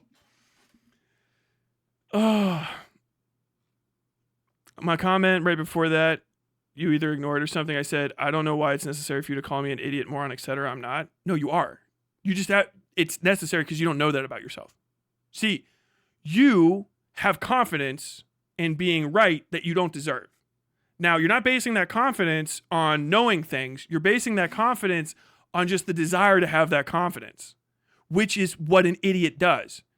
A moron, rube, stupid person, you, goes through life desiring an outcome and believing that outcome should happen because of some innate thing that is not the actual fact of the matter. You're an idealist who believes the world should represent your mirrored idea because you feel that that's the correct way to be. And so you nitpick little things that almost feel real while ignoring the overall whole. This makes it so that you can't perceive reality as it stands, which makes it difficult to speak with you because you don't actually interact with reality. You only pick and choose little bits. It also makes it really easy to deceive you because when I figure out what little bits you like to pick and choose, I can rule you like you were born as just a different part of my body, and I can move you like a fucking puppet, which is what people probably do to you in your day-to-day life. They say things and then you just start reacting to them. You probably have at least 3 or 4 people online. When they talk, you feel really warm and buttery, and you actually get like this really like this shot of feeling like good and close and part of like this whole like bigger being, right? And that's called fucking oxytocin, and you're getting dosed in your fucking brain with just drugs that make you feel like you're part of a community that you're not in because you're a rube. You're easy to trick, you're easy to fool, and you can be fucking worked like a puppet. You're not a real whole person because you're stupid. And if you can see that and then get over it, then you won't be that anymore. There's no reason to call you a fucking idiot. But if you are, then I'm just helping you by letting you know what you are so that you can stop being that thing. Cut it out, dummy. You're being dumb. God damn.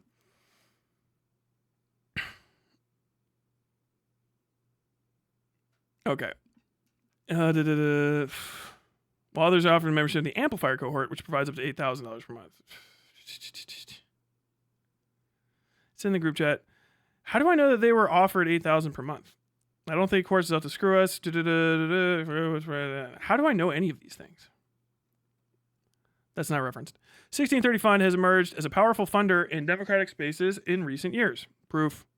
Its website notes that issues supported by the organization include economic equity, affordable healthcare, climate solutions, racial justice, voter access, and other essential social change goals. The organization was founded in 2009 as a liberal response to conservative dark money groups and organizations like the Koch Network. And under Trump, it has soared.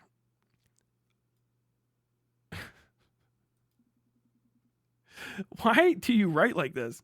In 2018, the 1630 Fund provided $141 million. You can get rid of all this. All this editorialization can just go away. This is where you're supposed to start this. In 2018, the 1630 Fund provided $141 million to more than 100 left-leaning causes in order to bolster Democratic support during the midterms, according to a tax filing obtained by Politico. Well, at least they're doing journalism. In 2020, the fund distributed more than $400 million, according to the organization's public tax filing, which Politico said was used in efforts to unseat then-President Donald. Oh my God. I guarantee you this was linked to, according to Politico, and the article was there, and their fucking editor was like, no, do we have to put at least some of this in here so that they know what the fuck we're talking about? This is actual reporting. I know because Politico did it and not fucking Taylor Lorenz. The best reporting in this fucking article is from Politico. Look at what it looks like. You know how I can't say that Politico's wrong about all this stuff? Because they have all of these facts. Oh my God. That's so good. I appreciate that you were in such a rush to get this out that you over highlighted your hyperlink. And so you just went like so far over. You could either kept it at a tax filing or all the way to Politico, but you just kind of ended the P here. Were you in a rush, Wired staff? Were you in a bit of a hurry? In 2020, the fund distributed more than $400 million according to the organization's public tax filing, which Politico said was used in efforts to unseat then-President Donald Trump and Republican Senate majority. 2022, the 1630 Fund spent $196 million backing state ballot measures. God damn, this is good journalism. According to NBC, just 4 donors accounted for close to 2/3 of the fund's revenue in 2023, according to its tax filing. The largest donor gave the group $50.5 million, while others donating $31.4 million, $21.8 million, and $13.6 million. 1630 Fund, which is not required to disclose its contributors. Are we calling these dark money groups? Is this just a PAC? Is this a political action committee? But that we're calling a dark money group? Are we like, because, okay, I'm not even going to get into political action committees and that whole fucking thing. But some of this shit actually just is illegal because of like Citizens United and other crazy wonk shit. This is actually like, Taylor Lorenz, I don't think is like equipped to report on this. If they're calling a PAC a dark money group might be like functionally true, but if it's a PAC, if it's an actual political action committee, or it's using a political action committee as funding for its other I shouldn't be trying to figure out how the I shouldn't be trying to figure out how Chorus is organized. I should know its pack. I should know what it is and all the rest of this stuff. That's the journalism, and all of that would be like public, or a vast majority of it would be public. So I would know what the fuck they're talking about. Walker Davis, a research director for Open Government Group Citizens for Responsibility and Ethics in Washington. Though their recent tax returns indicate that they've pulled back from the eye-popping sums they raised and spent in 2020, the organization is still one of the top spending, politically oriented nonprofits in the country. You better have done this research yourself.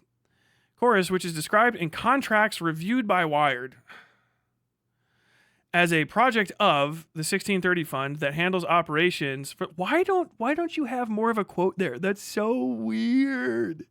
That's so weird. Operations for a creative program launched in November 2024 with ties to Good Influence. Good Influence, the influencer network built for campaigns and causes. Good Influence is the trusted partner for measurable creator-led campaigns. I don't know any of these fucking people. These are the TikToks that I like shoot past. So I can watch Christian Divine say some whack shit. Oh, it's like you scoop by like, man, what's the closest one? The Good Trouble guy, Good Influence. I wonder if that's got some connect to it. I just like go, right? Oh, hey, there's Parker again doing some debate. Oh, hey, is that Dean with? Every fucking time. Understand, I'm like the demographic people think that they're aiming this shit at. I'm 35 or 38. 35. I'm almost 38. 38 in a couple of days, actually, a couple of weeks. And this shit doesn't hit with me. I don't know people that are into this. Like, I'm almost to like the CNN age, and the CNN people are dying off, and they're not being replaced at all. And that's been like 20 years going on. Like, you're whack as fuck if you're in the political scene watching fucking CNN. Outside of like a newsroom or the world's worst B-dubs, you know? Who the fuck is watching that trash? All of my friends, and I know people that are like deep into politics, they almost all still get most of their shit from the internet or from like trad sites. Do you know what I mean? Like actual fucking like on the ground local news type deals. Some ABC, NBC affiliate fucking dailies. But like, no, if you're trying to appeal to that, I don't know, you're wasting your money, I think. The fuck is even watching that shit? Like they're exerting a lot of influence. Like who are they talking to? Are the politicians listening to them? Because if the politicians are, I can't do anything about that. But like people that I know, I couldn't tell you. I see David Pacman. I think David Pacman's supposed to be one of my peers. You know what I mean? Way bigger than me, obviously, but like I see him on it. It's like that dude ain't got nothing to say. Kyle Kalinske is just other David. That's a skin swapped David Pacman. There's like multiple of them. Every time you start seeing skinwalker shaped motherfuckers like that, fucking what's old Lantern Jaw's name? The Surfs barely gets out of there, and I think it's just because he's got powerful loser energy. Surfs is too lame to have that broadcasting from my living room type energy. God damn. Good Influence was founded in October 2020 by Scott Perlmutter, former comm director for Representative John Yarmouth. I was like, I know that name. John Yarmouth of Kentucky. Hey. Seeing an opportunity after Kamala Harris' loss last November, Perlmutter co-founded Chorus with Democratic influencer Brian Tyler Cohen, who has reached over 4.6 million subscribers on YouTube and leads messaging check-ins for the creator cohort on rapid response days. According to the records reviewed by Wired, Chorus claims that its initial creator cohort has a collective audience of more than 40 million followers with more than 100 million weekly views, and that the organization has hundreds of creators signed up and ready to amplify messaging. Let me just tell you a little bit about viewer numbers. These are always like inflated, and they're really hard to get metrics off of. This is just at a purely practical standpoint. It doesn't mean like these guys are like nothing they do works kind of deal. Consider this. Consider an FD signifier viewer, right? Well, we're going to say, what's the most standard FD signifier viewer? Suburban, white, 32 years old. Basically Noah Sampson. Would an FD signifier viewer be a unique viewer if they also watched, Noah Sampson, Hassan Piker, counterpoint or ContraPoints and let's say Foreign Man in a Foreign Land and a little bit of Prim's Hood Cinema, right? We'll throw Prim in there. Fuck it. Just watch Prim's Hood Cinema. Exclude him from the thing, but like, I love that guy's fucking content's great. So you think about walking through that, like, are you going to see a lot of value from that saturation? Now, there's different types of ad strategies. Some of them are high saturation strategies. Basically, what a high saturation strategy does is fill the zone with information. Fill the zone with information to prevent other new information from coming in. Okay, that's one thing, and that's a propaganda strategy, and it can and it can't work. It can come off very, very obvious to people that have diets that are bigger than that. Because also, who do you know that only watches people in just that certain little circumstance and doesn't pop out of it and see other stuff as well? We have a really variated media system these days compared to when I was a kid, and it was ABC, NBC, CBS, 2 cable news channels, and fucking Jon Stewart. You know what I mean? So how far does that million go, right? If you start considering the possibility that there's that much crossover, and crossover becomes very, very big when you have don't punch left. If you look at the Hassan sphere of creators, the don't punch left sphere, i.e. Hassan and his friends, you just don't kind of criticize them. You don't punch left. You start seeing that people have the same takes, right? They won't disagree with each other. They'll reinforce what each other says. Now, if you have a bunch of rubes, which, hey, in Hassan's fucking, community, pretty fucking great. But if you're trying to get new people, it's not highly effective. So when you see, like, we have 100 million viewers between all of us, sometimes you can pretty effectively cut down the value of what those views are by like 10 to 20 times because there's so much overlap, you actually still only really just have one view. Right? Now, if you're trying to get, for an advertisement sense, yeah, advertisement's the best time to flood the zone. Ad service strategy, view service strategy, because you want to say like, hey, no. This is a McDonald's area. McDonald's tastes good. McDonald's. And you're like, well, Tyler, what about politics? Like, yeah, but the actual news diet of the kind of people that you're appealing to matters as well. When you're talking about lib fucking left of center viewers, coming off whack is the biggest thing that you don't want to do, right? Especially amongst suburbanite whites of my age, coming off as being not down or whack can be like bad. And one of the worst ways to do that is to suddenly start like looking, dressing, sounding like everybody else. There's an anti-conformist streak that's built into that subsection of the political compass at all, which is one of the reasons even these stories are happening. That goes like, fuck no. So you can't flood the zone as well. And if you're not actually catering to the kind of Democratic viewers, DNC-based viewers that fill up that area that are traditionally there, that's what's going to be most effective, right? Because you can't flood enough. You can't fill up all political talk. You can't fill up everywhere. But if you go really piecemeal and you stay hyper-fixated on certain small races and shit, you could probably exert a lot of influence, which I can't say is a good or a bad thing because I'd have to see how it ends up. It's definitely a strategy. It's definitely a valuable strategy. It's one you see implemented all the time on left, right, center, whoever the fuck. It's just a good way. It's good politics. Ironically, I can get mad at the journalists and the people that are trying to like, the people that are getting paid off to do this kind of stuff. Yeah, ethically you suck. But if you're a political wonk, if you're a policy guy, if you're a political fucking activist, and you're trying to get what you want passed, that's great strategy. That's like, it's standard. Do you know what I mean? To the point where we had laws in America that are being flouted now by the internet for the longest time about ad fairness, where if you couldn't buy up all the ad time. That's what people do. That's the first thing they did. We had radios back in the day. They're like, well, I'm going to buy every fucking ad second for the radio for the Republican campaign.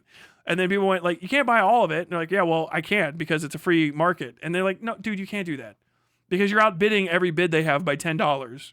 So if you guys are going to fucking sell political ads, you have to have half and half. Like all this is all FEC stuff.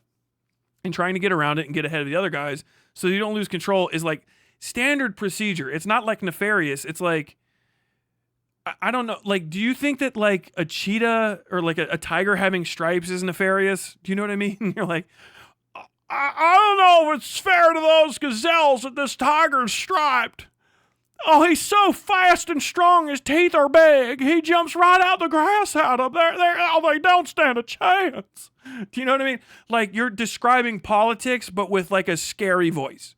Which I know, like, a lot of these fucking online people, you got like kids and stuff, or like, you know, grown kids, people that thought that like getting arrested on a college campus was going to save people's lives in Palestine. Naive children. They thought the world would be like, they might get convinced by that, I think. But it's really not going to do a lot of heavy lifting for adults. It's good propaganda if you want to try to attack DNC people, but like, you do so at the, you know, you try to have your cake and eat it too with Taylor Lorenz here by both providing the commentary and also the original reporting on the situation to get as much ass out of it as possible, basically making it so it's like, oh, I can't trust you because you're clearly just against this. You're not necessarily proving even that it's bad or that it won't benefit me politically. You know what I mean? Like, it's like, you're like, okay, so these guys are trying to cheat elections for gay rights, you know? So they want equity and an end of homelessness. Like, yeah. Oh, those villains. You know, you're not presenting the hierarchy of information here. This is mostly, obviously, Taylor Lorenz trying to score points, in my mind, with people like Hassan who feel like political outsiders and like his greater crew of I don't know, dick sucks and hangers on that kind of like orbit around him, but not really like convincing outside of that. This just seems like a career move for Lorenz, by Lorenz, on Lorenz's behalf. As a person that's been reading the news and even writing it here and there for a very long time, and I know a lot of people in the fucking news industry still, they would see this and go like, okay, kid. Like, what are you talking about? Seeing an opportunity after Kamala Harris's, Brian Teller Cohen, who's over 4.6 million subscribers on YouTube and leaves a messaging check-ins for the creator cohort on rapid response days. According to records reviewed by Wired, Chorus claims that its initial creator cohort has a collective audience of okay, yeah. And I talked about those millions. Readily amplify messaging. I'm not gonna lie. This seems like a pretty big, like, hey, these guys are kind of doing something. Is this the upset? Is somebody doing something? And that's probably what's freaking out internet lefties the most. Somebody used their money to try to do something. I don't know if you know this, but what I do to exert political influence is I give Hassan Piker donos that he ignores. And that's how I change the world. Like, what the fuck? I've spent most of my career researching right-wing media and sounding the alarms about the collapse of our old information environment, Ellie Langford, director of programming at Chorus, said on a Zoom call with dozens of creators in June. Why is this not all the way to the top? Our political systems haven't been able to figure out a real solution, and I've been really excited to see you all treading the path forward. I deeply, deeply believe that the work you are all doing is what's going to make the difference in supporting and, frankly, resuscitating our democracy. Okay, based. Good. That's why you can't lead with that. If you lead also with this as like, if you don't really stack the deck to be like, no, Jews. You got to make this really sound like that fucking Jew IPAC money, don't you? You got to really stack the fuck out of this deck, because otherwise it kind of starts with like, hey, we keep getting beat by the conservatives, which is something that every single person that is on the left at all, progressive to centrist, says. We got to start doing something different, and we're the people that are doing it, and we're doing something different. You really can't put that at the top unless you seed in a lot of that, like, that good fucking that good, powerful, bad empanada. These Jews do be spending money, energy. It must have been fucking hard to write this. For some people, if you couldn't get some Finkelsteins, just some good Steens and Golds in there, some Bergs. You didn't have a lot of Steens and Bergs to layer this out. If you would have had just one Cohen, you get Brian Tyler Cohen, but like, just couple more Jews. Just a couple Jewy names. Just a little higher up there. I resent that remark. Oh, do ya? Do ya? I would too. Already creators of the program are creating content together. In a new weekly series titled Good News in Politics, 6 creators in the program shared a collaborative video running through political wins. Follow these creators bringing you hope instead of doom scrolling. It's a good pitch. What does Hassan have? Band of Bananas threatening to blow up the New York subway? I'm not gonna lie. That fucking half-assed milquetoast nothing statement kind of cracks when compared to you guys want to watch the 16th video of me talking about Ethan Klein getting skulls mailed to him? I've got 2 people here today. The one person is going to be disappearing soon because he is sexually harassing my community and pressuring women into fucking me or himself. And the other guy is threatening to blow up the New York subway system and or the White House. So those 2 people are going to be leaving, but we still have Discount Ron Jeremy and Denims who will be talking, but you won't be able to tell. Okay, cool. That's what you guys are offering. What about this other side? We're collecting a bunch of like political experience together to try to motivate and collect people online in order to get out like leftist progressive messaging, democratic messaging in order to beat the Republicans because Project 2025 is ripping this country to pieces. Okay, you're doing something? Yes. I heard about you people. That's fuck.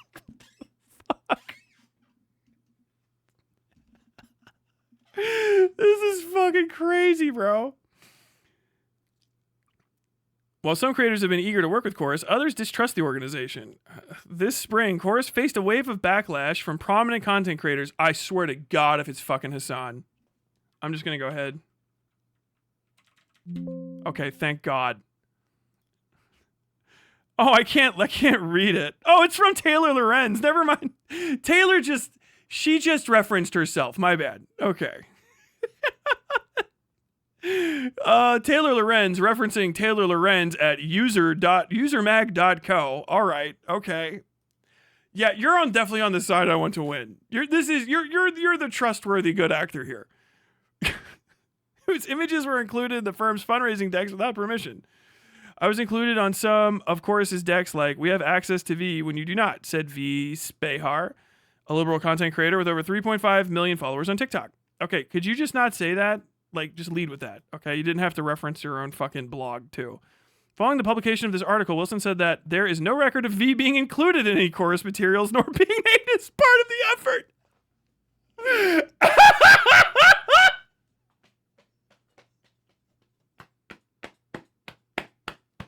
Oh, shit!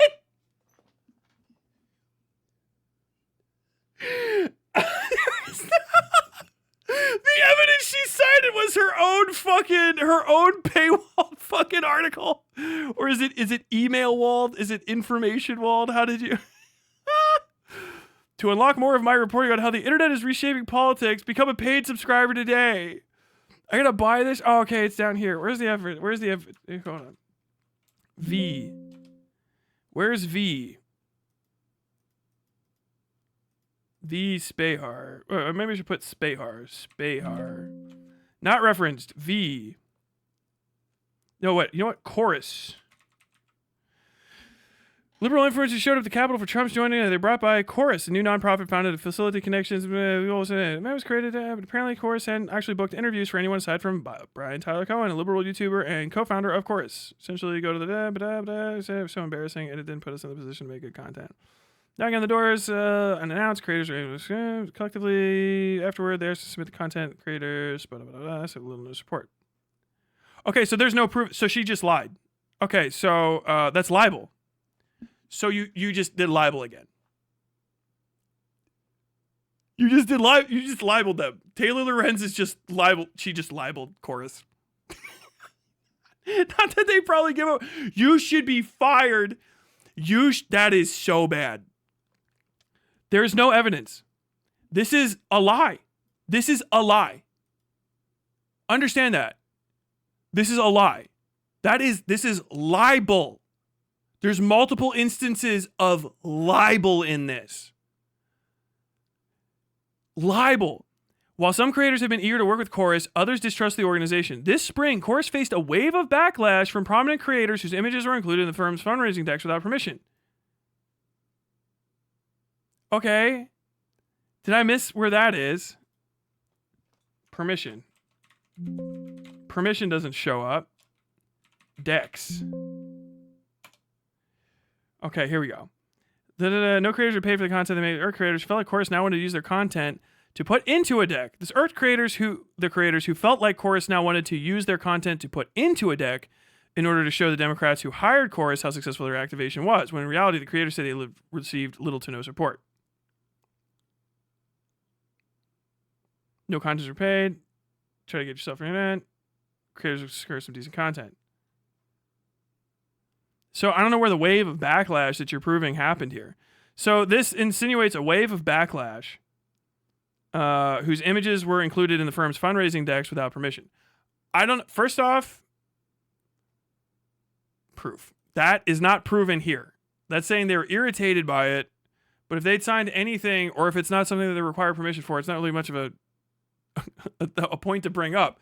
Do you know what I mean? I was included. This goes into, I was included on some of Chorus's decks, like we have access to V when you do not, said V. Spahar, a liberal content creator with all this. Following the publication of this article, Wilson said that there is no record of V being included in any Chorus materials, nor being named as part of the effort. So there's no effort. Where's the evidence? That should be what's linked. Is it here? Am I crazy? Oh, hey, I know her. This is the under the desk person. Or them. Are the decks included in this? Okay, I don't know. No click-throughs. So like that. Where's the evidence? That's just a lie. That's what a lie is. That's what the guy called out. Hey, I'm going to email you, just so you know, there's no record of V being included in any course materials nor being named as part of the effort. What you follow this up with immediately, it should be right here, is direct evidence linked out that shows that that's not true. Otherwise, did you just keep a lie in the article? Where's the evidence? If it's true, just put the thing. Where's the evidence? What, do I have to find it? Am I the journalist now for your story? What the fuck is this? The faces of several well-known influencers were featured prominently on the Chorus website beneath the giant donate button. However, users who clicked the button were taken to a fundraising page for Chorus instead of anywhere their dollars would go directly to the creators featured.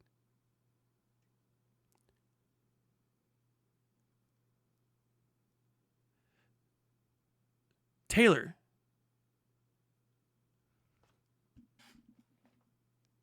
It's Chorus's website. What do you think they thought would happen? Oh, there's a donate button there. Oh, I like that lady with the green hair. I've been deceived. I went to this website and they had all the people on there and their faces were there. But the money went to this place instead of them. It reminds me just of when I went to Disney.com and I got on Disney and I saw Mickey Mouse and I saw Hannah Montana and I saw Alien from the franchise Alien. And then I signed up, but I don't know if the money went to them. I think it just went to Disney. I went to CNN.com and when I was there, I saw all my favorite. I saw the Rachel Maddow. And I saw Anderson Cooper. Oh, and I saw that weird little creepy guy who tells jokes that aren't funny. I love his glasses, but I clicked on the button that gave CNN money, and I don't know where it went. I just watched it for hours, and I don't know who got paid to watch that. Those commercials could have gone to anyone. Who are you talking to? Who is stupid enough to... Who is the fucking moron that just... I need to find a clip I'm going to have to look at other people's stuff. I was supposed to cover other shit today. And I'm lost in this. I'm adrift in this story. This is insane. It was a big donate button, the size of the world. And above it said chorus.com/donate. But there's pictures of people. It could have gone to anyone. I have no idea why I went to Chorus. Stupid fucking idiot.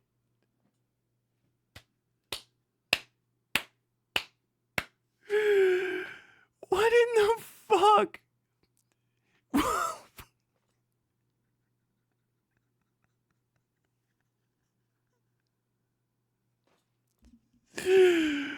Oh my god, you've killed me. Progressive YouTuber and former Media Matters staffer Kat name, who's running for Congress in Illinois, was pictured on Chorus's website and included in fundraising decks without her consent. She asked that her image and name be removed and no longer used for fundraising purposes.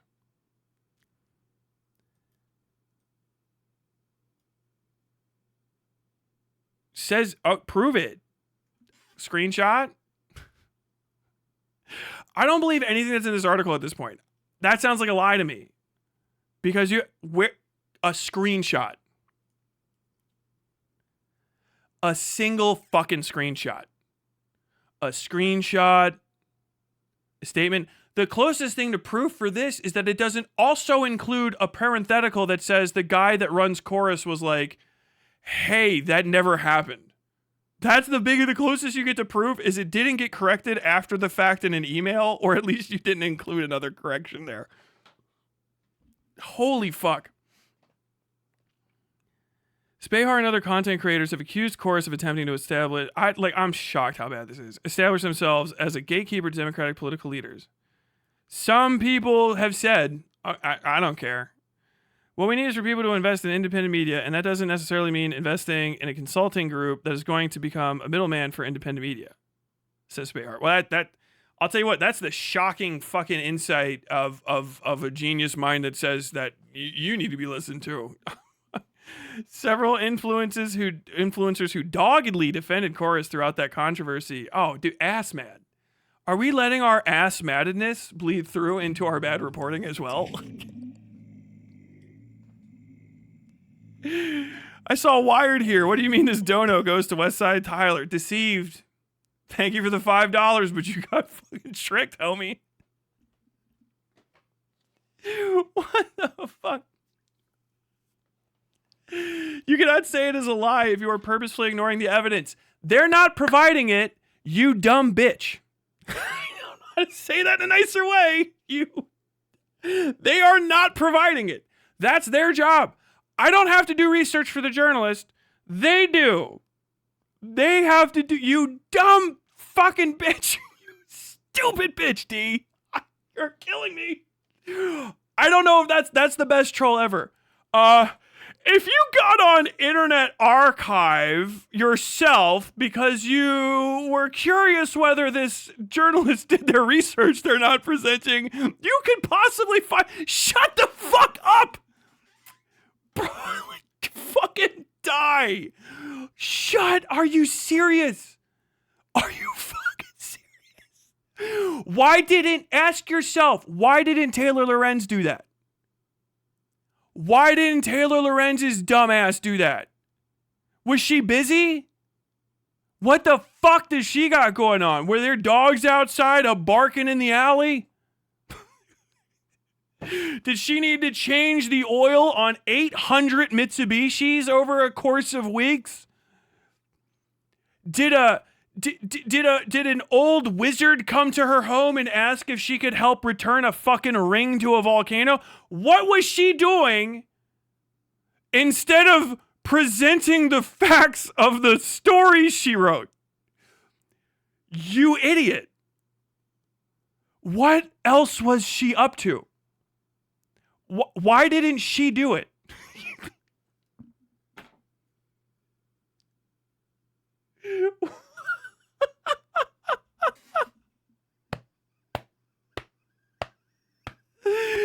Oh my god, bro. This person's not real. Who the fuck is this? This is great. Watching for an hour and 17 minutes. 18 years on this fucking platform.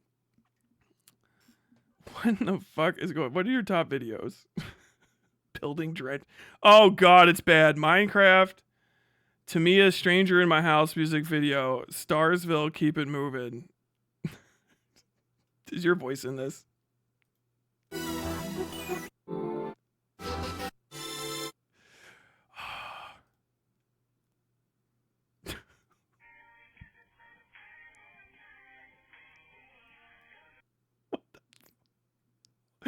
Okay.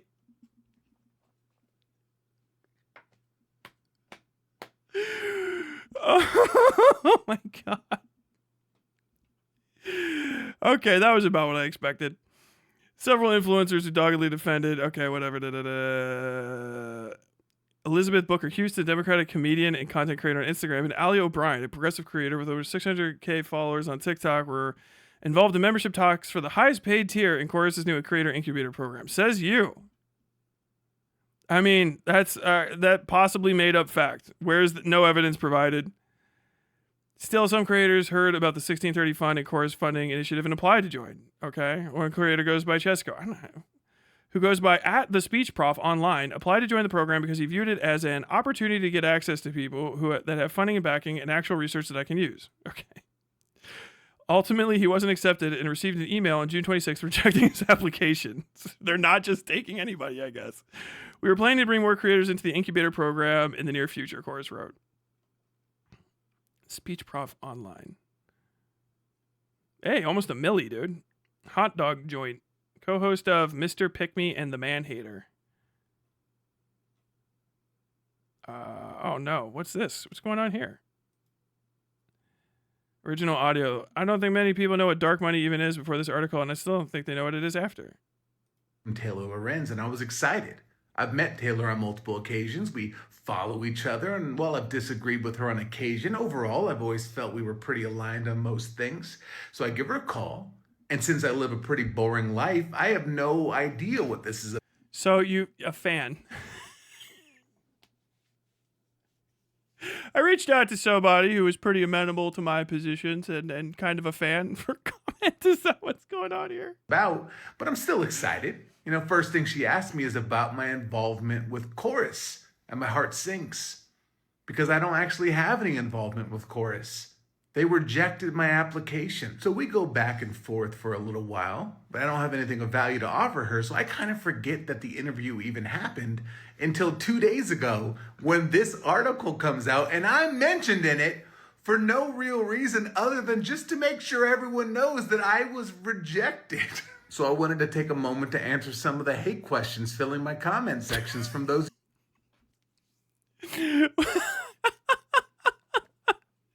Wait, if he didn't know, then why a creator in Chesco goes by this? Was okay.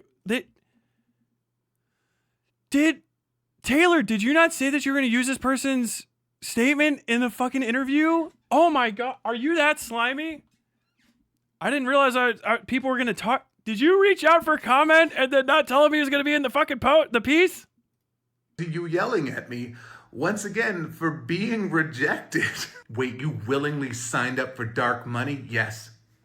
The email literally said, dark money here, so much. You know you want it.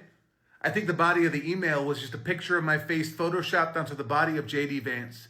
In hindsight, I should have seen it. I should have known better. I'm naive in that way. Dude, you suck shit so hard that even the... Taylor Lorenz is so bad at journalism. So bad at journalism. People who didn't do the bad thing in her story are being attacked for doing the bad thing in her story because they can't keep it straight. That is a shocking revelation. Well, I didn't even know I was going to be in this story.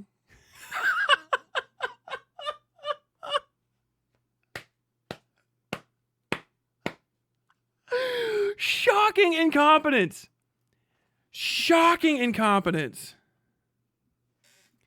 Ultimately, he wasn't accepted and received an email on June 26 rejecting his application. Structure of the program highlights the vast differences between how Democrats and Republicans attempt to amass online influences. Republicans have spent decades building up a powerful independent media ecosystem. Through the right-wing influencer world is far from transparent. September 2024, a federal indictment alleged that the Russian state-sponsored network RT was covertly providing millions in funding to tenant media. A company working with major right-wing influencers, including Benny Johnson, Tim Pool, Dave Rubin, and Lauren Southern. 2024, the National Republican Congressional Committee spent nearly $500K on work with Creator Grid, an influencer marketing company whose website says it connects Republican candidates to the internet's most powerful conservative influencers, according to blah, blah, blah. Stephen Buckley, a digital media sociologist at City St. George's University of London, says these sort of programs have been happening in the right wing for ages. But Hyder said the structure of the 1630 fund deal raises the question, is it ethical to match the tactics of your opponents? How matching is it? We don't really establish that. I don't know necessarily, like, that's the journalism. We have all kinds of quotes and fucking fluff in this that needs to be excised out so that we can establish that difference. That's a crucial thing. Even if it disproves you, you have to do that. Even if it like makes the other side look better or you look worse or whatever, you have to do that. You can't compare state media sponsored raw propaganda campaign for another country's political interests, which is an entirely it's international law, as opposed to some of these things could legitimately fall under just simply state law. Do you know what I mean? Versus like an international federal issue. They're completely different situations. They're insanely different situations between Russia paying for external countries paying for stuff to happen here, as opposed to people who are here paying for stuff to happen here. Like, never mind. I'm just going to keep going. Is it ethical to match the tactics of your opponents? The Democrats appear to have no real counter to this system. Democrats missed the next generation of media, says Brendan Gahan, co-founder of influencer marketing agency Creator Authority. Historically, they owned Hollywood.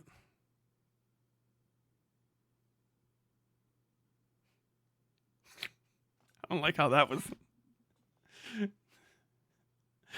Historically, they owned Hollywood. Is that dishonest? But this next generation of influence is digital, and they've miscalculated that. I don't think they feel comfortable in areas where they lack control. Okay, hold on. Update 8/28/2025, 7 p.m. Eastern Daylight Time. That's a big code. All right, I respect that. Is that part of the actual? Is that part of your media program? Sometimes the actual thing that hosts all this stuff will do that. Following the publication of this article, Graham Wilson of the Elias Law Group, whose participation in the Zoom call was reported upon, and who did not respond to Wired's pre-publication email requesting comment, reached out to Wired on several points. He included whether members of the cohort can publicly talk about working with Chorus, and Chorus's connection to Good Influence, both of which Wired has clarified. We also included a comment from Wilson regarding Chorus's placing restrictions on content and whether V. Spahar was included in any Chorus materials. You sound ass mad, but you got it wrong. That's kind of the thing. Like, you reaching out for comment to somebody and them not saying anything doesn't justify you including positive facts that are incorrect. Do you know what I mean? Like, you can, to some degree, you can say there wasn't clarification, but you don't even know. The V. Spahar thing, you could have looked up, but you didn't. So you just include it, and it's still in there. It's just like a lie. Could just show that it happened. Like, it's very telling that I've got fucking morons in my comment section saying that this is good journalism. Like, you have to have people from fucking the greater Hassan community are posting about this because it's integral to their personal belief systems that this be true, which is the only way you can publish it and have it not just be just stripped to the bones immediately. And it's so bad that they are literally, it's causing them personal, like, damage to try to fucking support it. This is one of the worst fucking articles I've ever seen in my life. This is actually bad. This is like Stormfront Nazi propaganda tier trash. And you're like, oh, that can't, oh, come on. Like, no, dude, fucking, Alex Jones does just about as much due diligence on fucking InfoWars. I'm not shitting you. Like, they usually have, that's what, the few parts that you can point to and you're like, no, but that's true.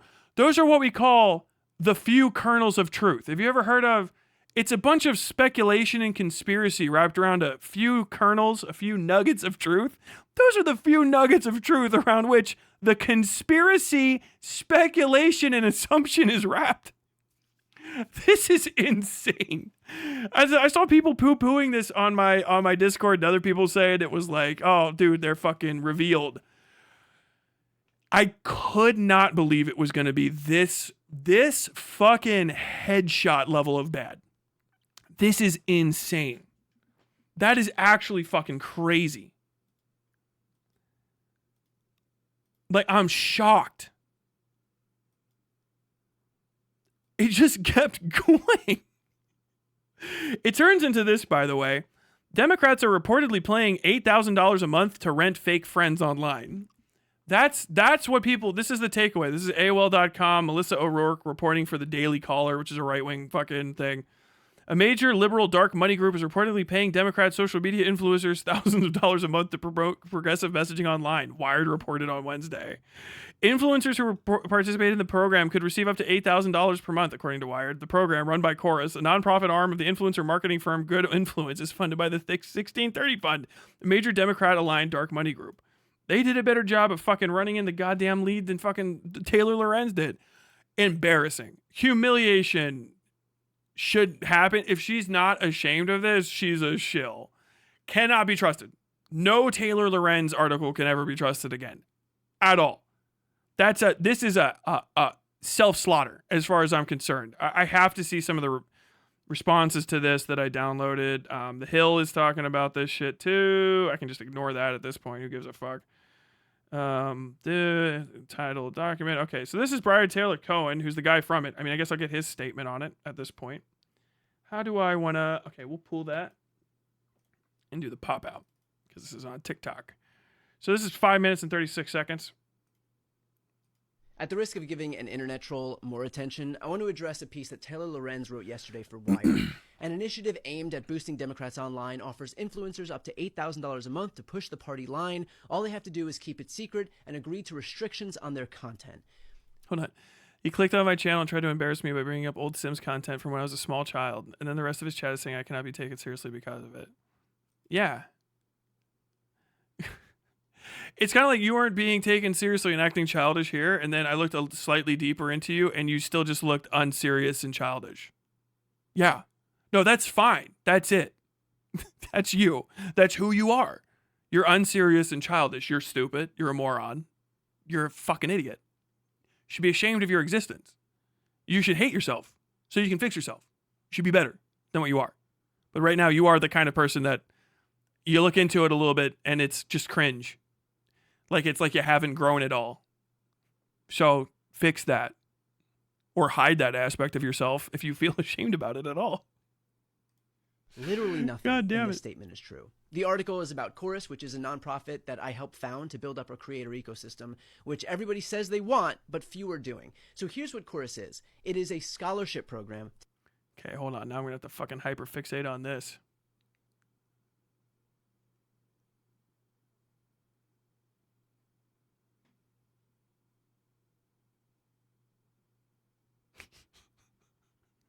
Bro, you are malding like a little kid.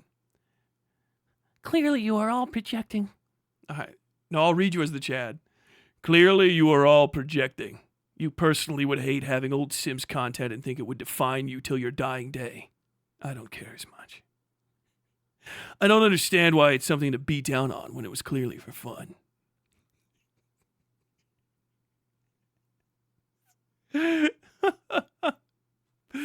Oh my god, hold on, are there any more? Oh, no. All right, Brian Taylor Cohen. Let's start this one over. I gotta hyperfixate on this. At the risk of giving an internet troll more attention, I want to address a piece that Taylor Lorenz wrote yesterday for Wired. An initiative aimed at boosting Democrats online offers influencers up to $8,000 a month to push the party line. All they have to do is keep it secret and agree to restrictions on their content. Literally nothing in this statement is true. The article is about Chorus, which is a nonprofit that I helped found. And understand, I kind of have to take this person at their word because they're connected to it. And Taylor Lorenz did not prove any of the facts stated in the article. Contracts were never shown. The Zoom video was never played for whatever. It's even more suspicious that it wasn't played. It should be in there. I don't know why it wasn't. All of that should be in there. If it's some other place and it proves it, then that still doesn't count because that's still bad journalism. I shouldn't have to exist in a Schrodinger's understanding of whether or not you're telling the truth. This person works for the area. I've seen the other person's reporting. This is the risk you run by being that sloppy and not putting out the facts. It doesn't matter how you act. I don't care. I don't care whose side you're on. I don't care if you're on my side, their side, our side, this side. It doesn't matter. Because if you don't prove what you're saying, I don't fucking care. Because that's what journalism is. You got the facts and you can back it up, smoke's on. Because once you've put out an article that's that light on facts, literally just a counter statement from somebody that's connected to the thing will be sufficient in my mind generally to disprove almost everything that you said, especially if there's no foundational proof. And I'm not talking just like, you know, like what you're not gonna count witness statements and stuff. Like, I can't trust your witness statements because you're saying that there's like actual referenceable factual things and that those weren't provided. Do you know what I mean? Like, you're not providing the evidence. These are unevidenced facts, which an unevidenced fact is useless to me. So like the actual person who's being accused of stuff at this point, they get more gravity for everything that they refute because your initial attack against them was so insubstantial that if they have a good answer for anything, and if he provides a single factual, a single bit of evidence for anything, you're kind of cooked. Do you understand? Like, you're cooked. And that's the risk you run. Because if you put out bad shit like this, that's the thing too. If you put out bad articles like this, you're fucking over your cause. That's the problem. It's one of the biggest reasons I'm like, this is the issue with pro-Palestine, American white pro-Palestinian fucking protesters and organizers and shit, is you constantly rely on vibes and shit and you don't evidence stuff. So nobody believes you. They're like, but I've seen all this and that. And blah, blah. Like, dude, people don't believe you. And then if it's like people looked into it deeper and then you were just raw lying, they're not going to trust you the next time.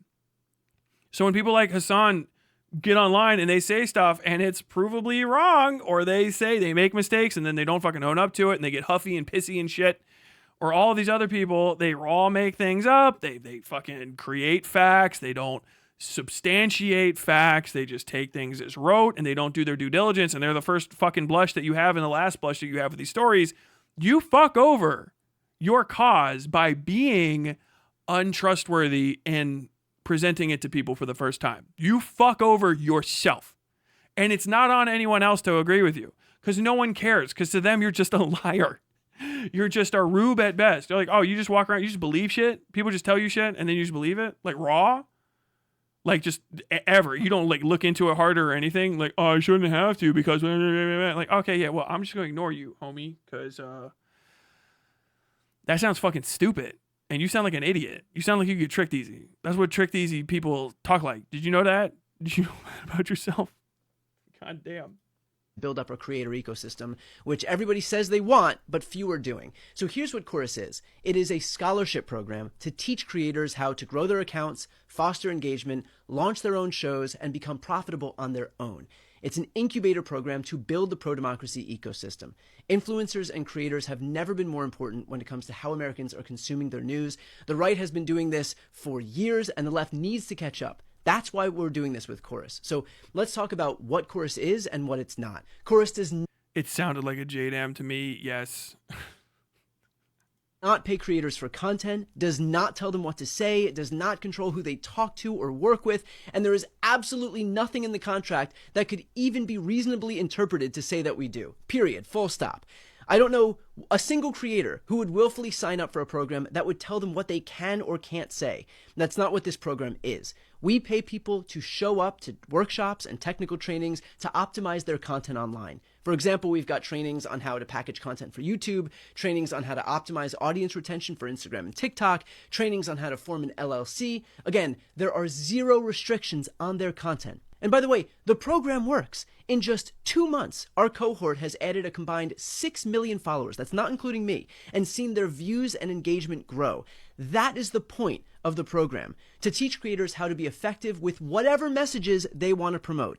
And with regard to keeping it a secret, there is a standard confidentiality clause in the contract to protect the privacy of the creators. On the literal first day of the program, it was made clear to all... Wait, is that a joke or not? I don't... how can you want to build a pro-democracy platform and include David Pacman? Is David Pacman anti-democracy? I've never... Are you shitposting? The what? Yeah, I mean, I'd want to see the contracts and all that sort of stuff to say 100%, but this sounds more in line with what you'd be able to pitch people. Like, that's kind of the thing. You run a big risk if you're actually as shady as that by running it out. If there's non-disparagement clauses in something, that usually means that you're out of like, that's the same thing as if you work at a fucking McDonald's. They're like, yeah, if you can't go around talking shit about the McDonald's or about the other people that work at your McDonald's. You can't like get off work at McDonald's and then just like look back and be like, Becca's a fat bitch. I hope Becca dies. And then like, they're like, oh, well shit, dude, I respect you as a creator. You know what I mean? Like, those things just make sense. There's so much fucking infighting and stuff online that usually like interpersonal drama type content will spiral up, give people a bunch of views, and then they can step away and make their fucking bank off of it. How many times have you seen that fucking... that's like literally the entire H3H3 fucking Hassan thing would be prevented by, if they were being paid collectively and probably small enough to be that size, by people who are like, look, no, the fucking Peaky Blinders, no fucking fighting, no fucking fighting. You know, that it's that kind of deal. But you can still say it. It's not like you're going to go to jail. You just don't get to be in the fucking program if you're talking shit to people in the program. Duh. Do you know what I mean? Like, people don't want catty, gossipy fuckos if you're trying to do something that's not that. If you are trying to do something like that, then obviously you want to maintain that. Anybody who's like, I really need the ability to fucking like disparage... Criticize and disparage are two different things. By the way, if you don't understand the difference between those two terms, criticism is one thing. I don't like, if I would say it was me and David Pakman, right? We're working in the same thing. And I was like, David Pakman has creepy blue eyes that make it look like he was maybe once a doll that became a real boy through the ingestion of multiple gallons of child blood.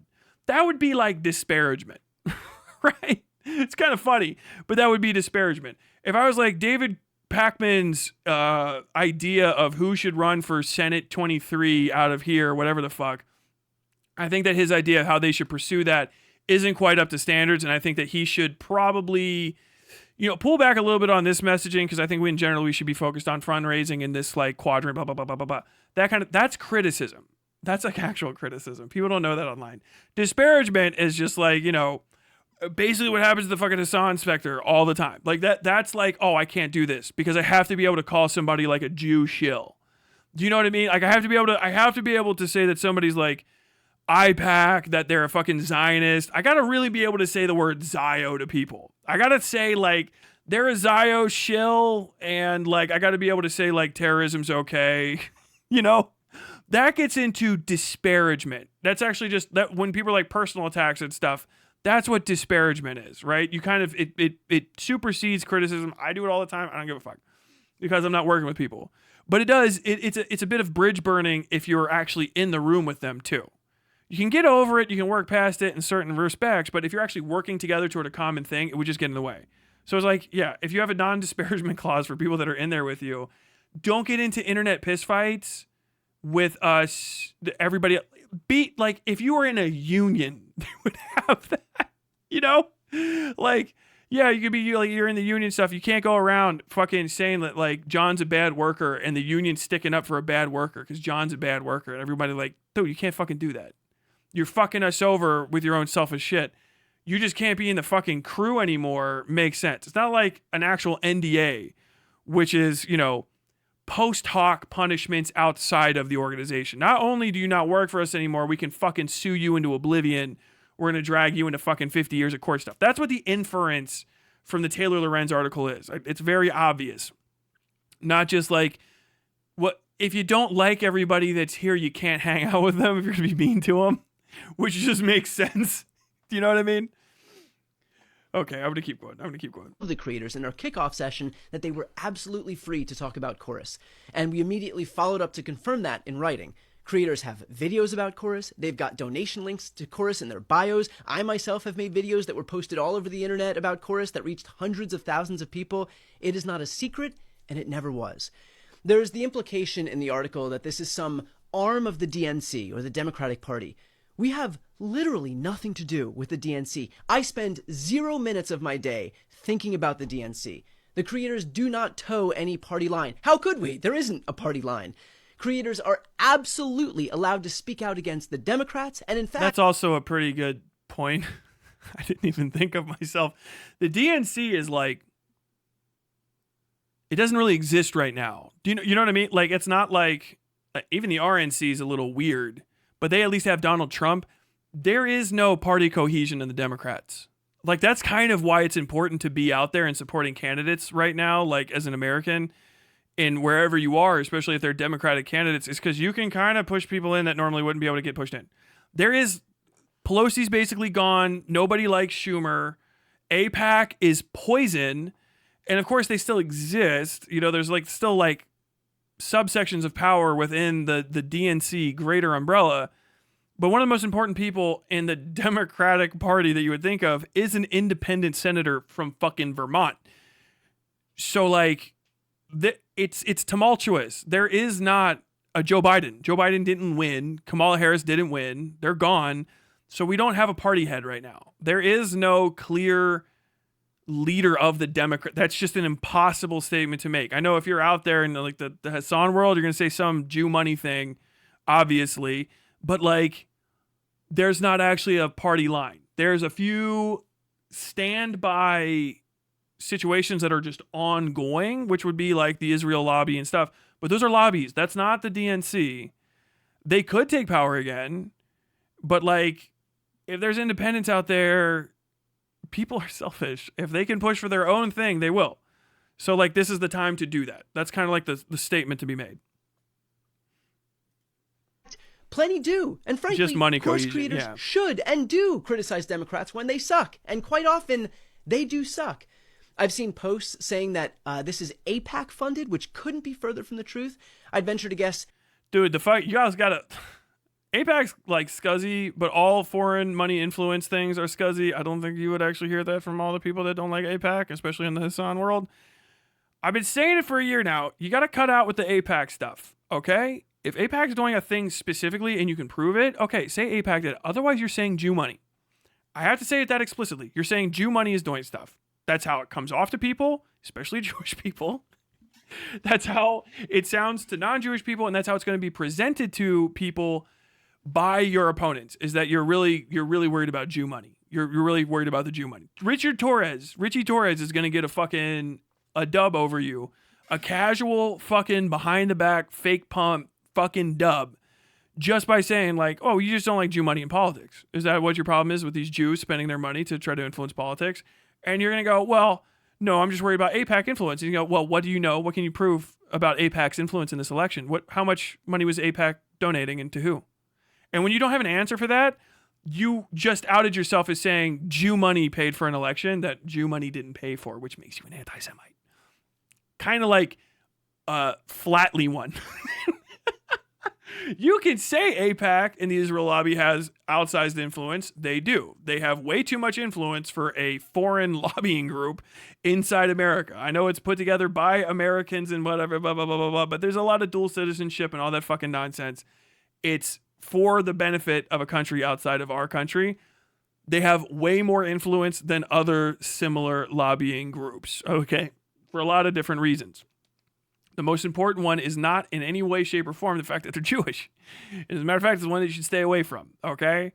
And if you keep saying that AIPAC made things happen, you're just doing fucking Zion-operated government anti-Semite posting, which opens the door to Nazis. And that's, everyone will tell you, everyone loves that. Oh, you got one Nazi in your party. It's a Nazi party. Yeah, you're opening the door to the fucking people that want to say Zog.